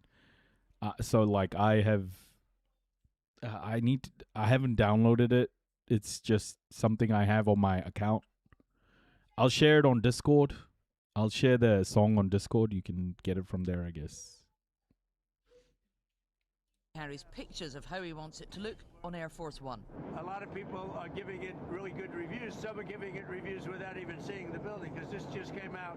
After a gunman caused him to be evacuated thank from you, the White House Thunderblade. Correspondents' Dinner in April, he argued that showed the need for a secure ballroom. It's drone-proof, it's bulletproof glass. We need the ballroom. That's why Secret Service, that's why the military are demanding it. Today he complained on social media. The military and Secret Service are viewing this horrendous, politically motivated and unlawful ruling as a national security threat. There is a state-of-the-art military bunker being built underneath the ballroom. Work on that is allowed to continue. You can see building work is still going on in the ballroom today with these cranes that are operating above the White House. And President Trump's got 2 weeks in which he can carry on while he appeals to the Supreme Court, hoping they will rule that he can finish the construction. If that fails, though, he can go to Congress and ask them to vote to give him the authority to finish the ballroom. But it's far from certain that he would actually win that vote. There is some mystery about what's going on behind the scenes with the funding for this project. President Trump has raised hundreds of millions of dollars from private donors, but won't tell us how much they've given or what he may have promised them in return. The disastrous refurbishment of Washington's reflecting pool has become a deeply embarrassing flop for Donald Trump. Now he has to ask the courts or Congress to let him complete his renovation of the most famous house in America. Sarah Smith, BBC News, Washington. Everything Trump touches dies. Everything. Okay, so this is another song that I've generated. See what you think.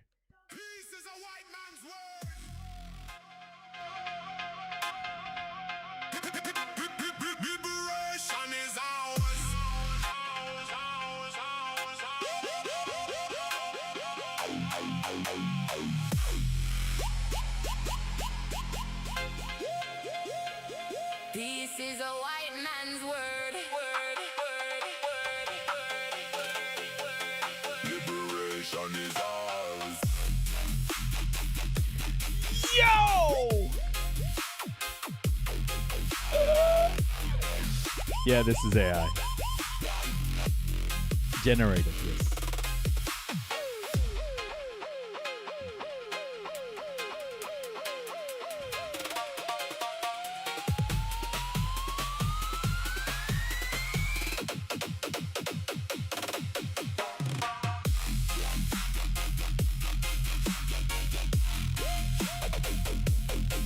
So Kwame Ture once said, "Peace is a white man's word. Liberation is ours."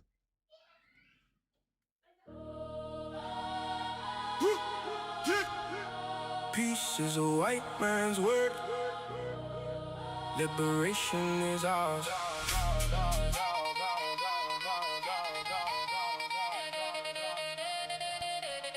Just a little bit of drill. A little bit of drill.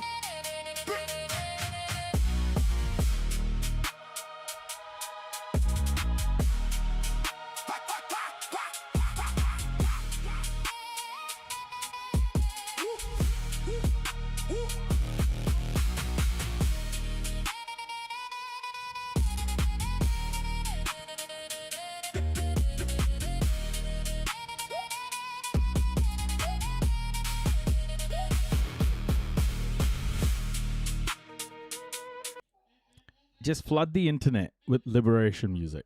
Like, what's wrong with that? Just do it. Just flood the internet. Go find some speeches from your favorite revolutionaries and flood the internet with liberation music.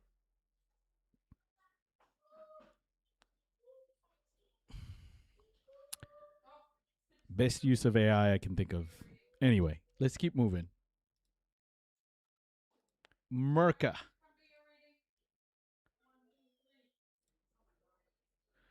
Oh, Haley Stevens. Yes. Haley Stevens. This is Haley Stevens. Haley Stevens. This is the reaction she had to losing.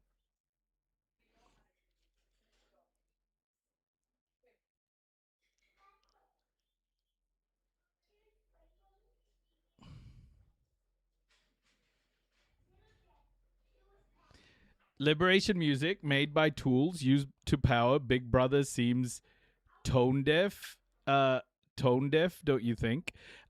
Well, here's the thing. Here's the way I look at AI is the people who are trying to stop you from changing status quo have military equipment. They also have the use of AI. They also have the use of many more things like legal systems and border systems and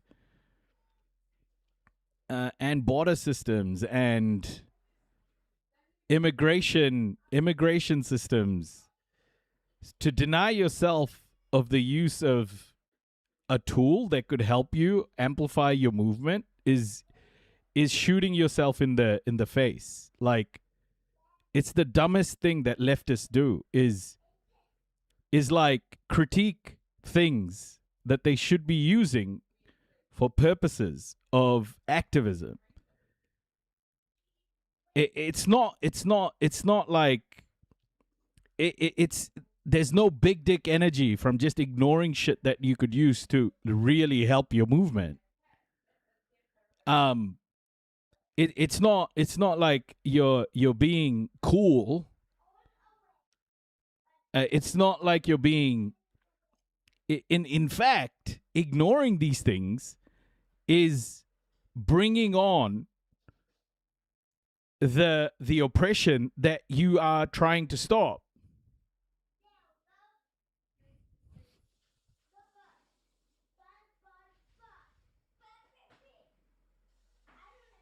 You don't think AI is going to help your movement? That's your choice, bro. What is your movement, Quirky Pot Pie? What's your movement? What's your movement? What are you currently doing your movement in? I'd love to understand.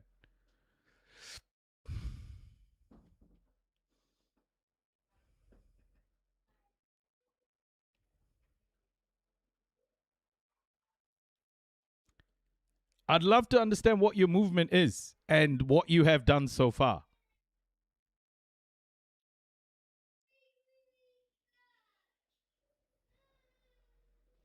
I do my movement in the morning.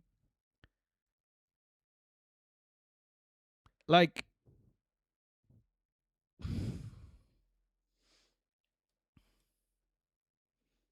Welcome back. Michigan Democrats are coming together tonight for a unity rally meant to heal some of the wounds caused by a bruising primary. Tonight's event will be headlined by former Transportation Secretary Pete Buttigieg, who lives in Michigan and whose name has been floated as a 2028 presidential contender. The rally comes just days after Abdul Al-Sayed narrowly defeated Congresswoman Haley Stevens by just over 15,000 votes in a seat that is critical for Democrats. Look, man, I'm not gonna. No, tell me about your movement. There's 156 people here. I'm sure they would love to hear about your movement. Why do you think this is an argument? I'm just asking you about what your movement is and where it is. You said you had a movement. What is your movement? If they want to retake the Senate. After his win, Al-Sayed extended an olive branch to Congresswoman Stevens. Listen. There is so much more we agree on. So I'm looking forward to unifying together. The Congresswoman and I, the Senator and I, we've had some great conversations about where we go from here, and we cannot wait to come together and win in November. And joining me now is Michigan Congresswoman Haley Stevens. Thank you so much for joining me, Congresswoman. Really appreciate it. Hey, thank you. Let me just start with this unity rally tonight, just to set the stage here. Are you planning to attend, and what do you hope to hear from Abdul Al-Sayed? No, this is we've got a good ticket going, all right? And so the Pete Buttigieg, Abdul, Jocelyn. Yo, what the fuck is up with her? What's wrong? Benson, our amazing candidate for governor. You know, the whole crew is up there. A lot of Dems are there. And, you know, we want everyone to shine. I'm here in Detroit. I'm winding down my campaign office. And look, the primary's over. I know people always want to talk about these things even after they've happened. Abdul got more votes. It was, you know, all the prognosticators talking about the infighting. Newsflash, Democrats like Democrats. A lot of Democrats came out to the polls on election day, a lot more than Republicans. And now they're all gathered around, you know, with our awesome ticket. I was grabbing coffee in Royal Oak this morning, talking to voters. People are voting. People in Detroit are voting. That's what we want to have happen, because we will beat Republicans. We are going to stop the madness with this corrupt, broken, cost increasing, out of control stuff. I think she got plastered the night before. That's been going on. No one likes it. People aren't happy here. Just to be very clear, but you're not going tonight. You're not going to be at the Unity rally? Well, I'm not. This is for the ticket. I mean, if they, you know, it's okay. I'm supporting them. I'm all happy to be here. I just told you I'm at my. There's no drama. Okay, I know you want the drama. I don't understand. Yeah, I get you, Quirky Popeye, but like what you're not understanding is AI is currently, every time you type in Twitch chat, AI is analyzing the chat. Every time you use your phone, every time you use Google search, every time, like AI isn't just this new thing that came up recently. Like data centers are being built all the time. Twitch literally works on AWS data centers, right? Like this is what I will say this, and this is not just at you, Quirky Popeye. But I will say this. I think what people need to realize is, we have the tools we have. Okay, we have the tools we have. It's what you use those tools for.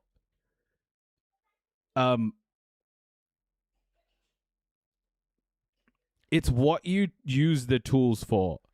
If you can't look at, for example, your phone. I don't know what phone you have, Quirky Popeye. What sort of phone do you have?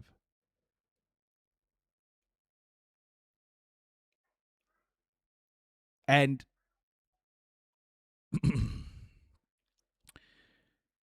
I'll just say this. Our phones are all training AI right now. Yeah, exactly. I would say this. Whatever technology you use, what matters most is what you use it for. I am not going to sit here and say to people, you shouldn't use that, you shouldn't use this, etc., etc.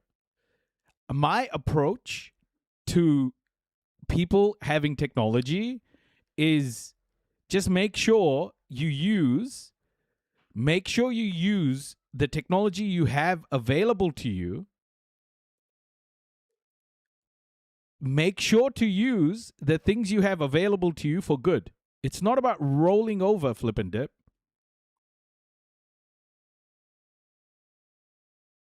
It's not about rolling over. It's about using it for something good, right? Like LARPing as a leftist on the weekends and then going to work and using Claude is like, what's the point? Like, people are going to be using this.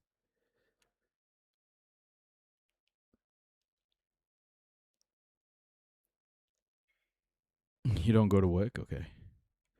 I don't have drama.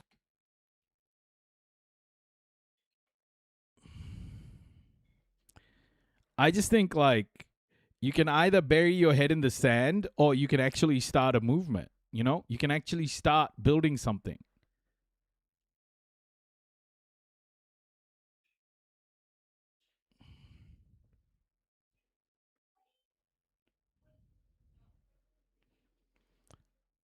Like, build a movement. Gatekeeping is fucking terrible. Especially if gatekeeping means you're going to hyper-analyze everything. Use the tools for your oppressors for liberation. Literal weapons, for example. Yes. You're not talking about shitty AI dubstep, though. You're talking about AI in general, right? Like, you're not talking about shitty AI dubstep. I mean, it is shitty AI dubstep, but that's not what you meant when you started. I mean, you're saying that now, but that's not what you meant.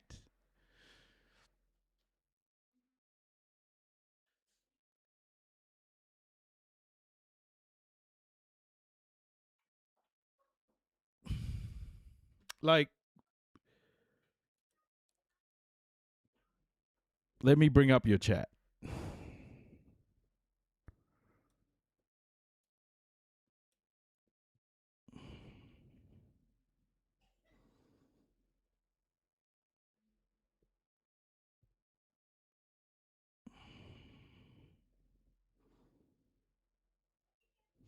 I don't think AI is going to help my movement.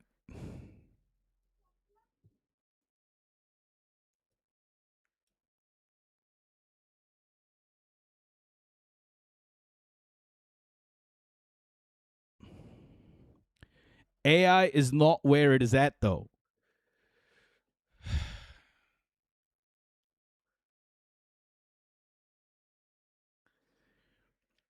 You think the song is flip and dip? I come on stream every day and I educate thousands of people. Okay? I have built platform after platform, but you guys aren't talking about the AI Skrillex, though, are you? Like, let's be real. You're talking about AI in general.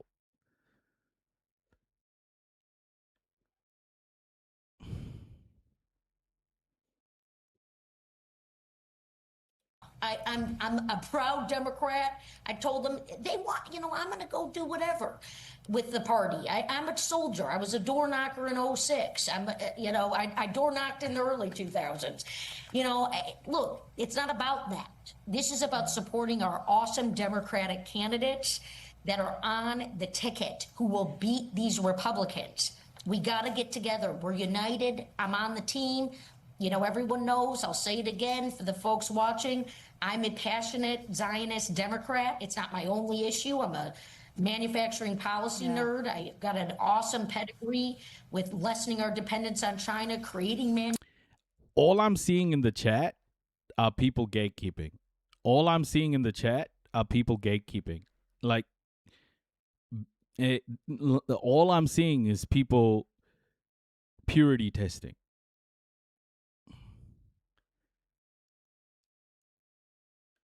Like, why are you doing this? Why do you guys feel the need to purity test? Manufacturing jobs. Oh my gosh, we want to do that here in Michigan. Trump's been costing us jobs right and left with the erratic tariffs. It's a Like, Matt, you've just highlighted like a checklist of things, you know? Like this is my purity test. Gatekeeping what, bro? Really? What gate do I have to keep? No, it's just I like, you didn't say AI is not where it's at though for yourself. You said AI is not where it's at though generally, right? So I'm just trying to get to the bottom of what you meant by that. major problem. Let me ask you, because you heard Abdullah Sayed say that he spoke to you. Has he asked you to campaign with him, and do you plan to do that? What can we expect to see? Look, Abdul's out there. He's working his tail off. I'm not trying to drive Hey, him Amir, crazy. welcome. I did that enough in the primary. Okay, I mean, I think he likes me. We hugged. We had a good time.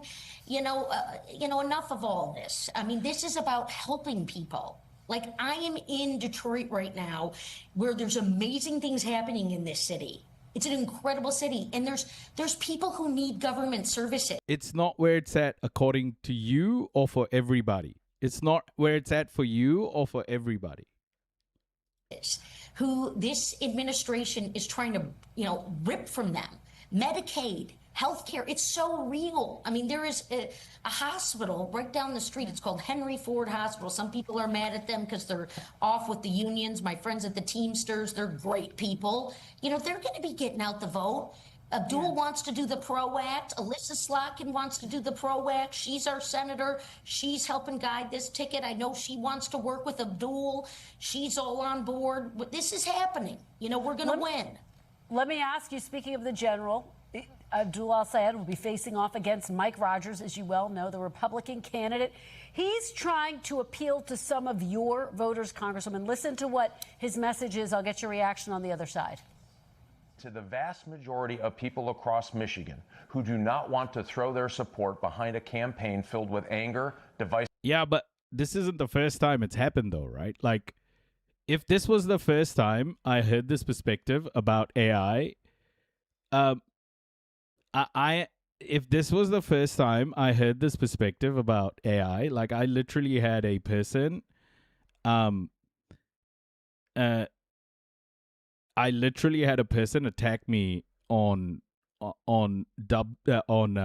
Discord, because I was using a software development platform with AI help to write a community platform to investigate the Epstein files. It's never ever what it's about. It's never ever what it's about. This is what, like, it to me, the people who do this, it's not just one or two things, right? Like it is to me, like it is a lack of acknowledgement of the usefulness about it.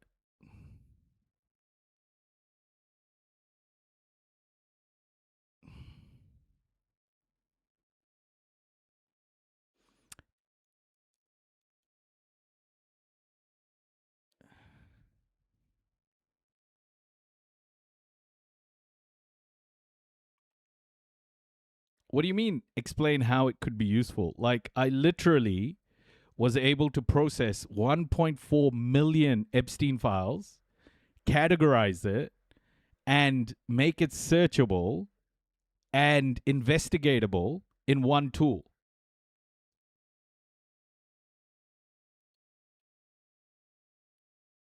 Like, it's available for our Discord community right now. I processed 1.4 million Epstein files. Divisiveness, calls for violence, and the views that are out of touch with your values, well, you have a home with us. Do you have concerns that some of those moderate voters who turned out for you could, in fact, vote for Mike Rogers? And what's your message to them? Well, look, the beauty of the primary is all the views have been aired out. Everything that needed to be said was said. We had a long, amazing American democratic process. We nominated our candidate. We got through it. The votes were cast. You know, people lose sight of that votes get cast. This is the thing. Like, there are absolutists about this, and I don't like that. I don't like absolutism about a tool that can be helpful to leftist movements. I just don't think, bro. This is a gimmick, buddy. This is a gimmick. This is a gimmick. But you're not just talking about music, though, Quirky Pot Pie. Don't do that. You know, you and I both know you're not just talking about music here. Like, it is that gatekeeping. It is that gatekeeping that bothers me. It's the gatekeeping of it. And I think there's a lot of leftists who believe that this gatekeeping is achieving some sort of purity and like it's helping leftist politics somehow.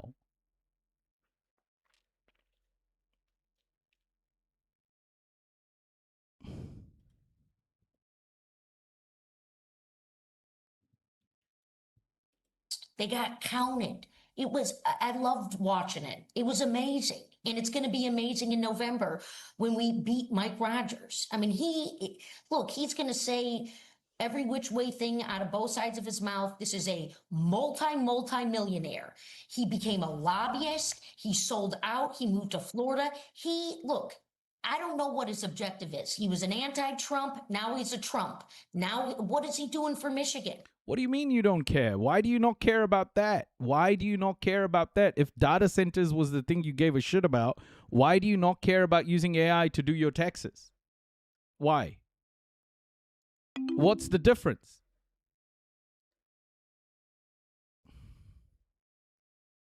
What's the difference?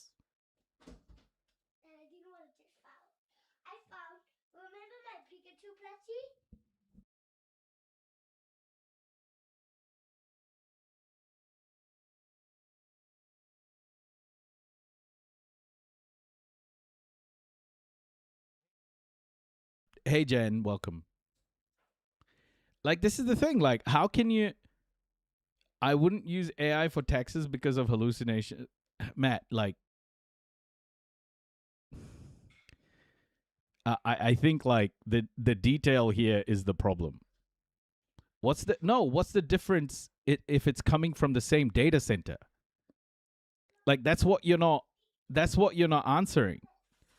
Like, are we fighting against data centers or are we fighting against use cases? Hi. And if it's use case, like, what are the use cases that people can use it in? Do you see how this is starting to become gatekeeping, Quirky Popeye? He's not articulating what our manufacturers need. He's running an ad about workshop in the schools. Well, Trump cut the grants for the public schools. I mean, go talk to Mumford High School here in Detroit. You know, we have the largest number of FIRST robotics teams in the country here in Michigan, and Trump is only making it harder for those kids to learn the skills of the future. And Mike's lying. You know, we need good Democrats who care about good government services so that we can deliver for constituents and people, period. Let me ask you about one of the big issues, as you know, the dividing lines between you and al-Sayed on the campaign trail, support for Israel. Michael Horowitz, a Jewish community leader in Detroit, said this after Mr. al-Sayed's win. He said, quote, "I can't vote for al-Sayed." He went on to say he's leaning strongly to Rogers. Like, I'm literally not making...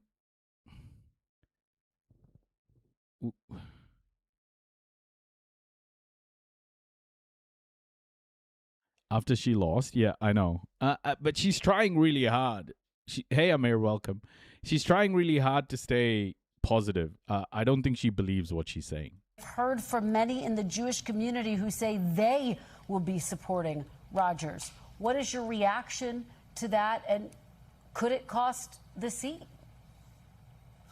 Look, it's a private decision.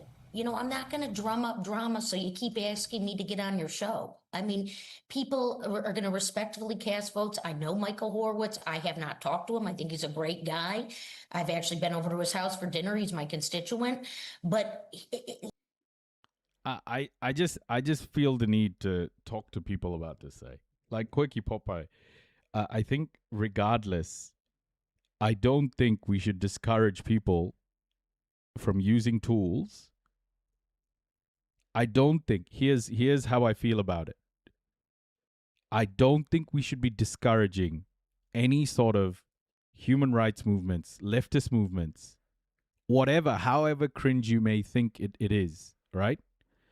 I don't think we should stop them from leveraging tools available to people if they're using it for the right reasons. And I just find that whole sort of like, oh, how are you this whole like gatekeeping aspect of it, I just find it really bad because it puts a lot of people off. There are people who do not have the mental fortitude, or even the how do I put it? The self-esteem to continue beyond any sort of like if there's big criticism about them, I think some people just become introverts. Like it hurts some people so much that they'll stop doing what they're doing. And I think like when we gatekeep like this, and I know you think it's not gatekeeping, but people are going to read that conversation and go, should we be using AI for X, Y, and Z? And I think there's going to be a lot of people who are switched off where they're legitimately trying to use it for a good cause. And my thing is going to be this. If you are doing it for a good cause, like if you are doing it to make the world more equitable for all and to spread a message that needs to be spread, it doesn't matter how cringe it sounds or looks, just do it. Because there is no perfect way to do this shit. No one can fucking tell you if you read that book, then you're going to be okay. You're going to do things properly. Leftists often do this.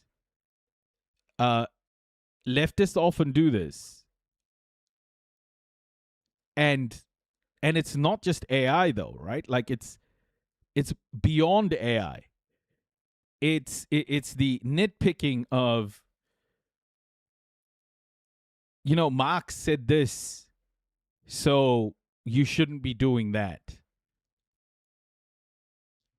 Marx spoke this way about the working class. So, I mean, it's this leftist purity politics that I see.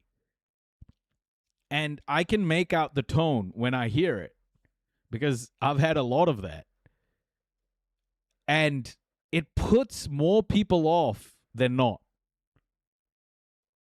It puts more people off than not.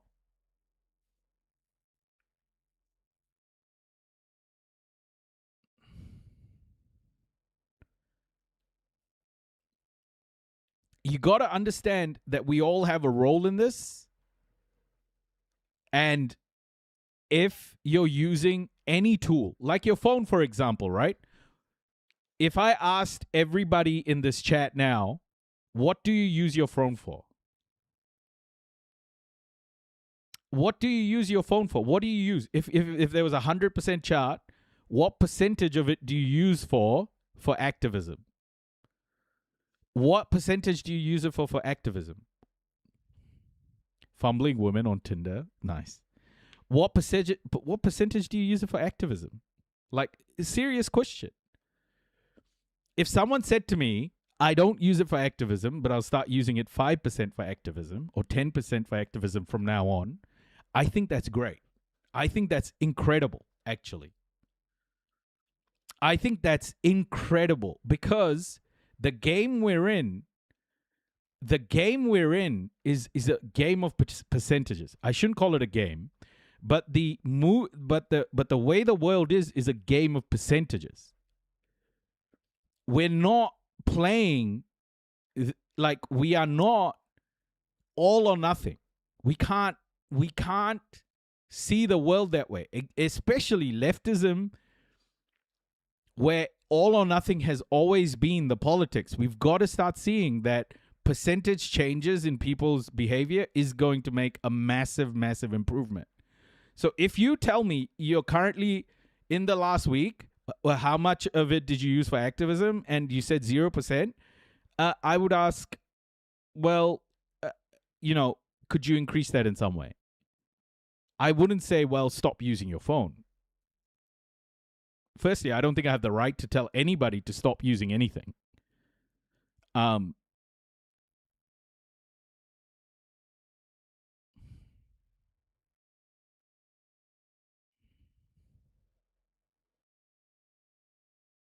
Yeah, exactly, Hailstorm.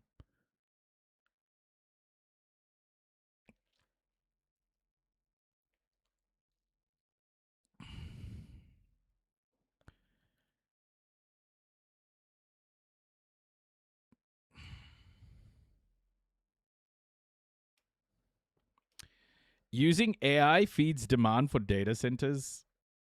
Of course it does. Of course it does.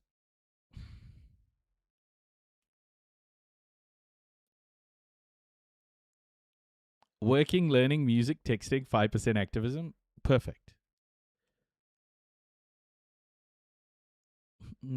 Try to increase it to 6%.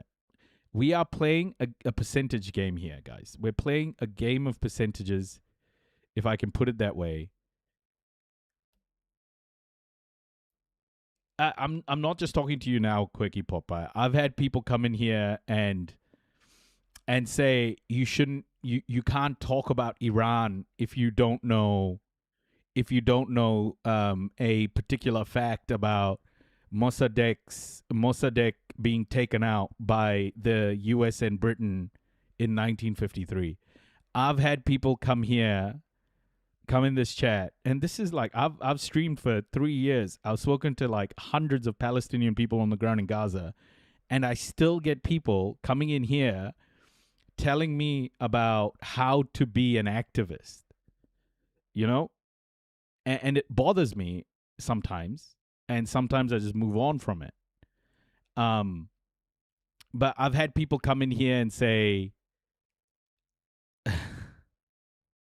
just write a real song, sweetie. Yeah. I've had people come in here and say, you should be focused on X, Y, and Z with your activism. I've had people come in here and say, what you're using, the tools you're using are wrong. I've had people come in here and say, like, we literally have a house on the market, bro. Like, because my job before I started doing this was a technology exec, right? Like, I earned a shitload of money, and I have left all of that. And we're selling our house because we can't afford it. But this is where I see a future for my life, to live it with purpose.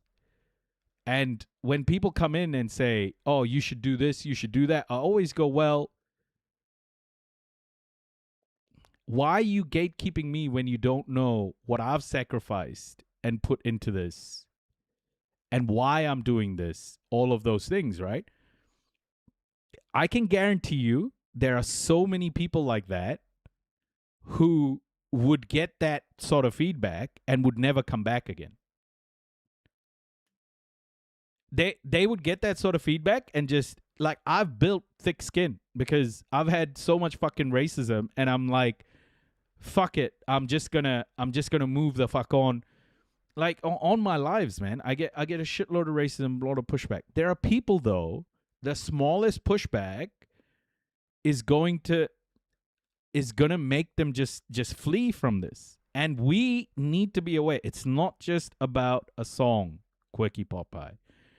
Your criticism has to be, especially in leftist spaces, has to be well thought out. And there are a lot of leftists, a lot of people who are looking to be in spaces of inclusivity, who don't have that thick skin yet, and they're going through a journey. We have to be careful to not gatekeep those people away. I'm not making assumptions about you. I'm just going with what you've said in chat, right? Like, maybe it was a flippant comment. Maybe you felt comfortable about saying something like that. But you got to understand, like, we can't gatekeep tools, man. We just can't gatekeep tools. Even if you hate what comes with it, we've got to be a little bit smarter than that, I feel. I'm not trying to say this is who you are. I'm saying this as more of a general thing for everybody here, is we cannot gatekeep people out of being part of movements like this, especially if their intent is in a good place.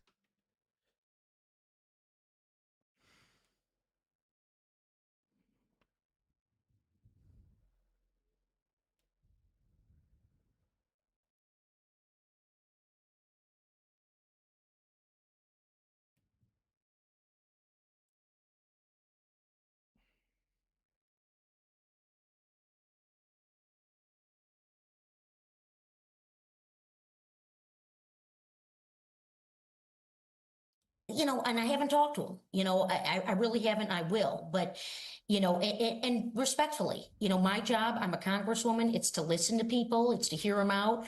Michael votes. I don't think he misses elections. People are going to go take a private vote. There was some pain after the last election in I'm done. During the 24 cycle, we all knew that played out, very heavily in the media. That's democracy. That's people voting. I know you guys have, an objective and a media and the money and all the stuff that goes into what's happening, but you should pay more attention to what actually happens on election night. Coming in. Did you write that song yet? Chris. I honestly love what we've been able to build in this community. I love it. You know why? Because we've been uncompromising about one thing, and that is talking about issues we want to talk about, without compromising on how we talk about it. And I love the fact that we haven't unnecessarily censored ourselves, and we have kept speaking. For 3 years now, we've kept speaking. And that's what I love about this community.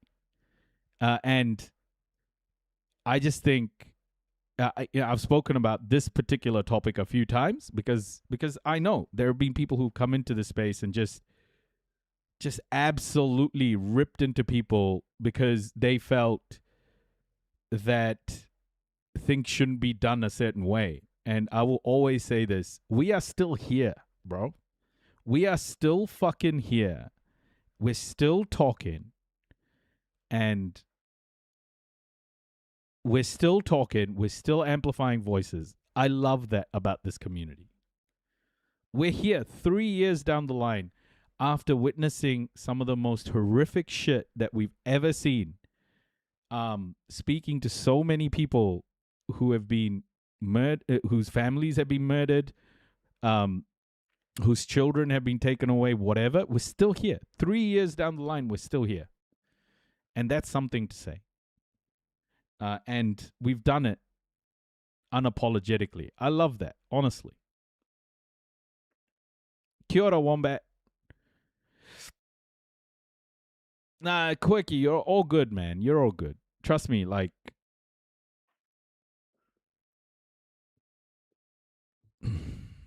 It's not like that. I appreciate people who can have a chat. Interview the clerks. You know, I just talked to these two great covered guys. I was all of finishing it. lunch. No, we covered all of it, Congressman. We Good, covered no, all I'm of it. glad We you were did. there I'm on not the ground. attacking the integrity of your. Yeah, no, you do a great job, and you were a great debate moderator. I'm not a big student of the media. I'm just encouraging you, and you can ask me any question, and I'm answering. You know, I got to brush the hair a little bit, but well, no, I appreciate that, and I appreciate your answering the questions. Tell her There she's you go. laughing. She's a good anchor. Look, we appreciate it. We appreciate your answering all of these questions. But look, one of the things we noticed on Election Day, Congresswoman, you did better in counties with higher black populations. What does Al Sayed need to do in order to reach out to court some of those black... You watched this crap since 1967? That's one of the things I'm like horribly... that I'm horribly like... I don't know if I call it guilt. I see it as an opportunity to learn. Is I only really started working on my education about what's going on in Israel and Palestine after October the 7th. Until then, I was very ignorant. I was I didn't even understand what was going on. And that's one of the biggest disappointments that I feel about myself, that I was so embedded in like the capitalist sort of grind, just the daily grind, that I didn't know. But after October the 7th, I made it my every day to learn and understand, because I saw what I was seeing, right? Like, it was insane. And it still is. It still is. Black voters who threw their support behind you. How do you make sure they don't stay home on Election Day? Look, I win the House races, okay? So I'm guiding these House candidates, okay? We got Christina Hines. I want everyone watching to pay attention to Macomb County, all right? It's home of the Reagan Democrats, and it's an amazing place.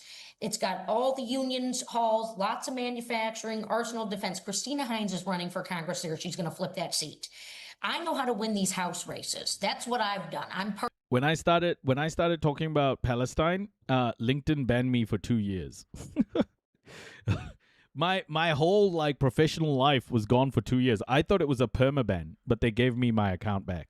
Worked in the House right now, so I can. Nah, I'd like to, of course. You know what's worse? Revolutions over gravity. I have a Palestinian friend that I grew up with from school time. Like, he's spoken about Palestine, like he's done a lot of his activism. I never paid attention to it. And after October the 7th, I rang him. And that's how I started to pay full-on attention. Is I rang him and I was like, bro, what the fuck is going on? Is this massive war? And then we started talking about it. And he was like, this happens every election cycle. And I was like, bro, nah, this ain't no election cycle, bro. This is proper shit. Like, they're blowing stuff up. And we kept talking and talking and talking. And slowly but surely, he's, being he was on the flotilla. He went on the flotilla. He was on the flotilla. What did I say to get banned on LinkedIn? I said, don't be afraid to say, from the river to the sea, Palestine will be free. That post is still up. Never be afraid to say, from the river to the sea, Palestine will be free. course, you know, if Abdul wants to go do something, he's got Garland Gilchrist, he's got me, he's got people. I'm over here. I told Pelosi and Hakeem and the team that's gonna, well, Pelosi's retiring. Hakeem is gonna be the speaker, okay? And we are gonna make him the speaker from a place called Michigan, all right? That's what's happening. And so Christina's going to flip a seat. Callie Barr way in the north. She's got a good chance. We're looking at Sean McCain in the 4th Congressional. Hillary Scholten's a good friend. I mean, these are hot seats in Michigan. You're all coming in. Let's talk to them. Christina does some great work in the Black community and with voting rights and, you know, victims abuse. She was a former victims abuse prosecutor. Habibi, it was more like I started posting about Palestine when no one was. Like I was one of the first people to start posting after October the 7th, like that I knew in my network, and my account just went like a lot of people were seeing it. So I was educating a lot of people with my posts. And yeah, I think I was on the list. There is a list. I was definitely on the list early on of people, you know, advocating for, like I got called Hamas terrorist and all of this stuff on LinkedIn. Yeah, it was pretty tough, man. In those first few weeks of October the 7th kicking off, to start advocating for the Palestinians at that stage was like a minefield. People would just come at you with so much hate. Prosecutor. Well, look, there's so much to cover. We will be covering all of it, and we'll be talking to voters, too, because as you point out, that's one of the most important things. Congresswoman Haley Stevens, Well, and thank you so clearly much for I am joining happy us. to keep talking to you. Do you see even an ounce of, like, authenticity in Haley Stevens? Like, she just feels so inauthentic and yeah, just shit.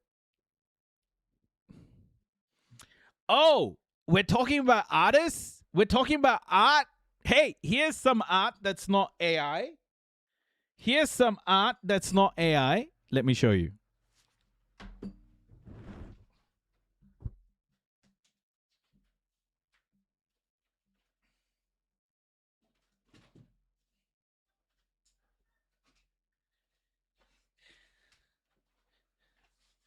This is 1000% human.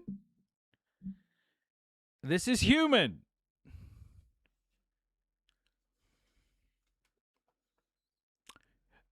From my hands. See, I do human shit.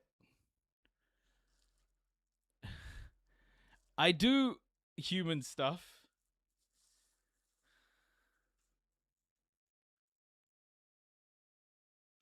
Oh yeah, hold on.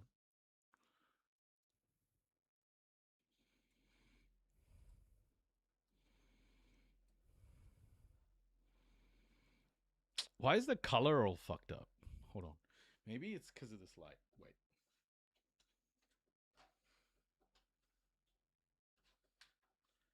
Is that better? Is the color a little bit richer?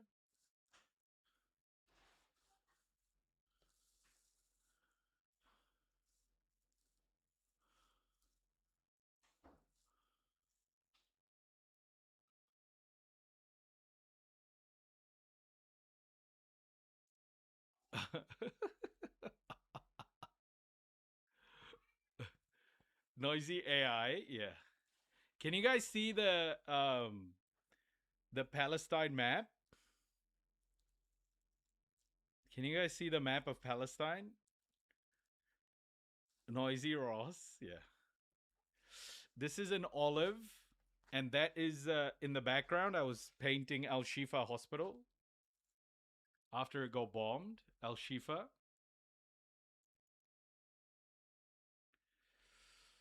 This is an olive, and that's the blood, obviously, of the genocide. And the painting is called Nature Remembers because nature has remembered what Palestine truly is, the borders of Palestine in its in its reflection. So much better than the AI dubstep, bro. It's all just tools, bro. It's all just tools. Don't worry. They're all just tools. It's what you use them for.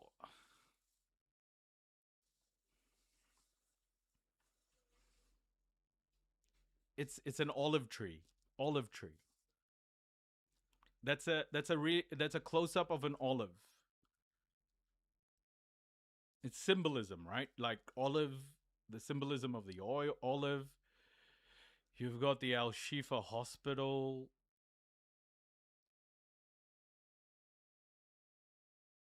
Nah, I get you. It's just, you know,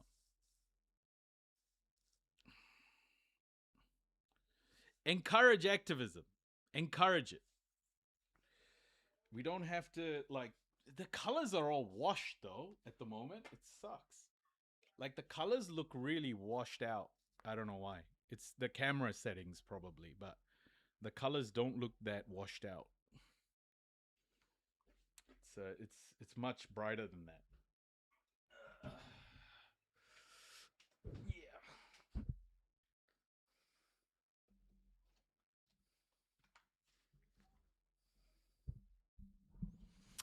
Yeah, so the idea of their painting, Nature Remembers, is that I mean the olive. We know the olive tree symbolism.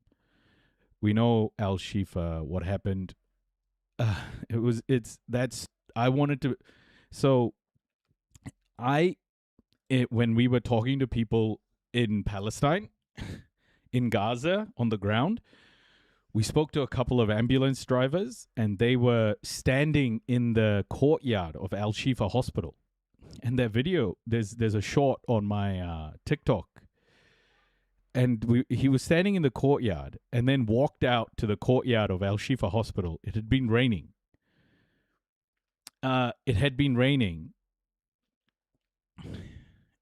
raining, and so he walked out, and he put his camera on the ground, and there were bones like visible on the ground. So the rain had like moved all the mud, and there were bones visible on the ground, human bones. And this was on my live stream.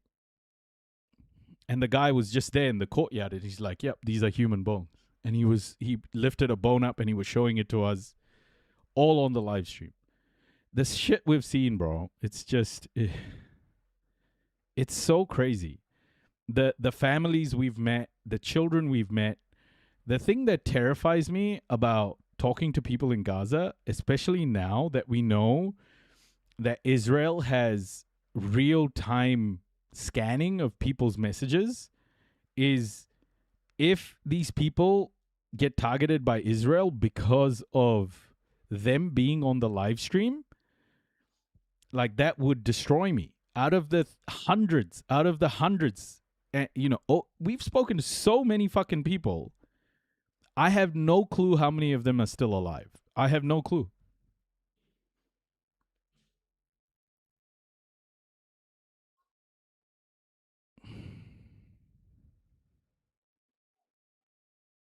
I have no clue how many of them are alive. A mom a few months ago came back to me and said her son, like this guy Tamer, they live in northern Gaza. And we'd been talking to them. I've been speaking to Tamer like a fair bit. 10-year-old, he was 9 years old when I first met him, and his mom, and she would come on the live and we'd speak often. And she got in touch with me like just a few months ago, and she said she sent me pictures. Her son was shot by an Israeli drone. And luckily he survived, but they had to cut out a bunch of his intestines. And he's there. Like, I'm terrified to speak to people in Gaza. Because I know Israel is still watching, bro. Israel is still bombing them. We we were raising money every single day, sometimes twice a day. Like this community, we would stream from 11:30 p.m. New Zealand time to 4 a.m. New Zealand time every day, every single day, no rest.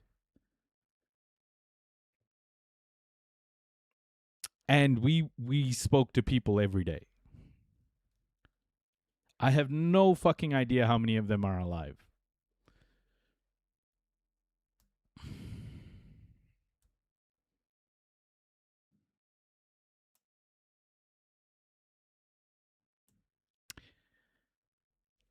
When you've kind of experienced all of that stuff, you start to, not take things too seriously, which aren't, particularly relevant. Like for me, I think people should do whatever the fuck they need to do to get the word out. Anything. It doesn't matter. What you want to use, what tools you want to use, I don't give a fuck. Just get the word out. Just make people aware of what's going on in any way possible. No matter how cringe, how shit people may think it is. Just get the word out. Make people aware. Make people aware.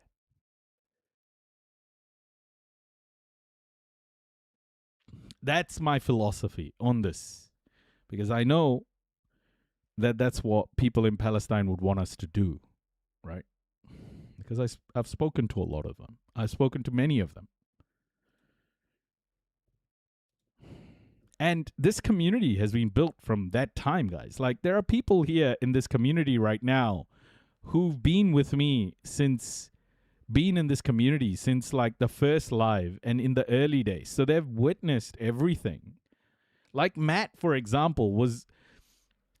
Matt started following me on TikTok, but Matt has been part of this community since the early days. Matt knows about all the people we used to talk to from Gaza. Matt was like the only one who was watching my stream on Twitch. Like when I started streaming on Twitch all those years, like the 2 years ago, Matt was literally the only person who'd hang out in the Twitch chat.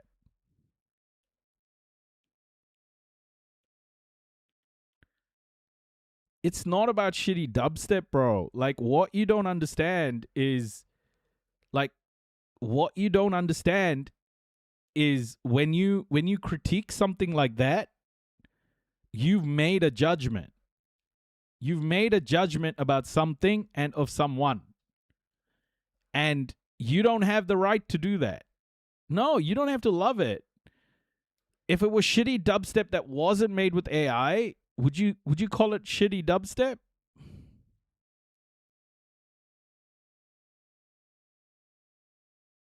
It's just an attitude thing, Quirky Pop Pie. You got to understand, this community's been here for a long fucking time.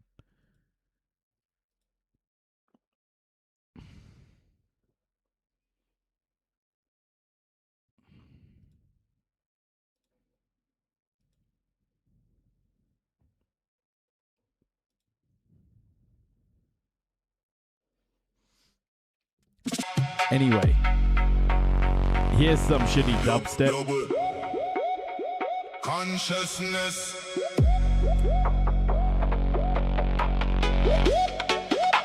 Free Palestine. Okay, folks. Here's some shitty dubstep, everybody.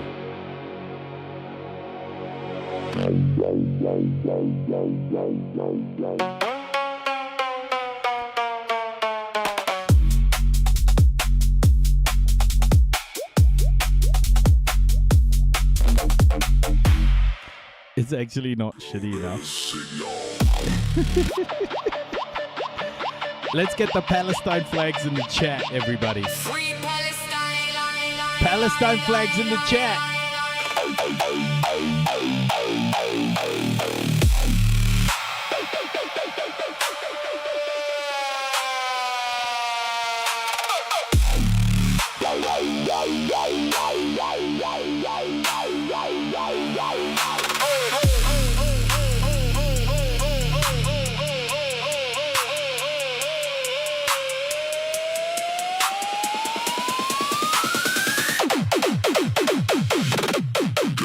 consciousness.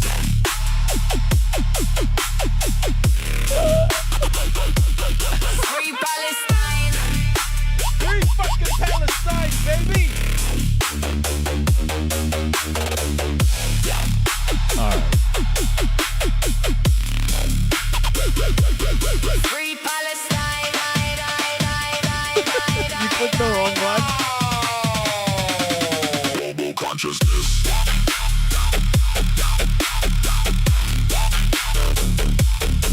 Free Palestine.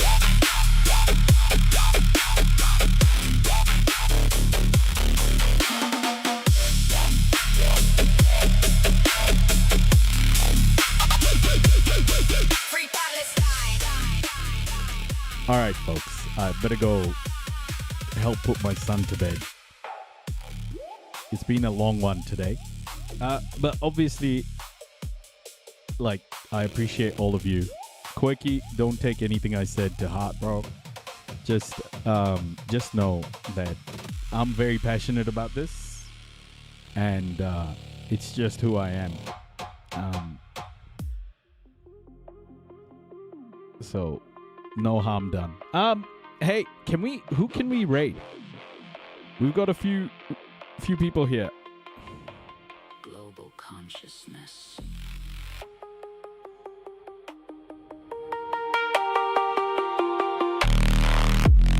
Thank you so much, everybody.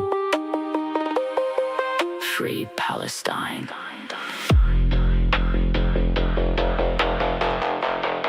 Thank you so much.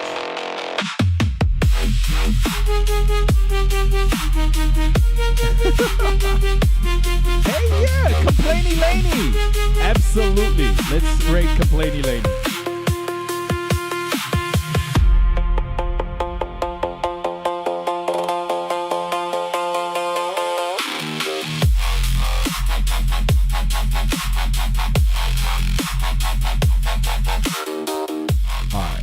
All right. Maybe we can leave with this as well. Thank you so much, everybody. Oh, really? Quirky? All good.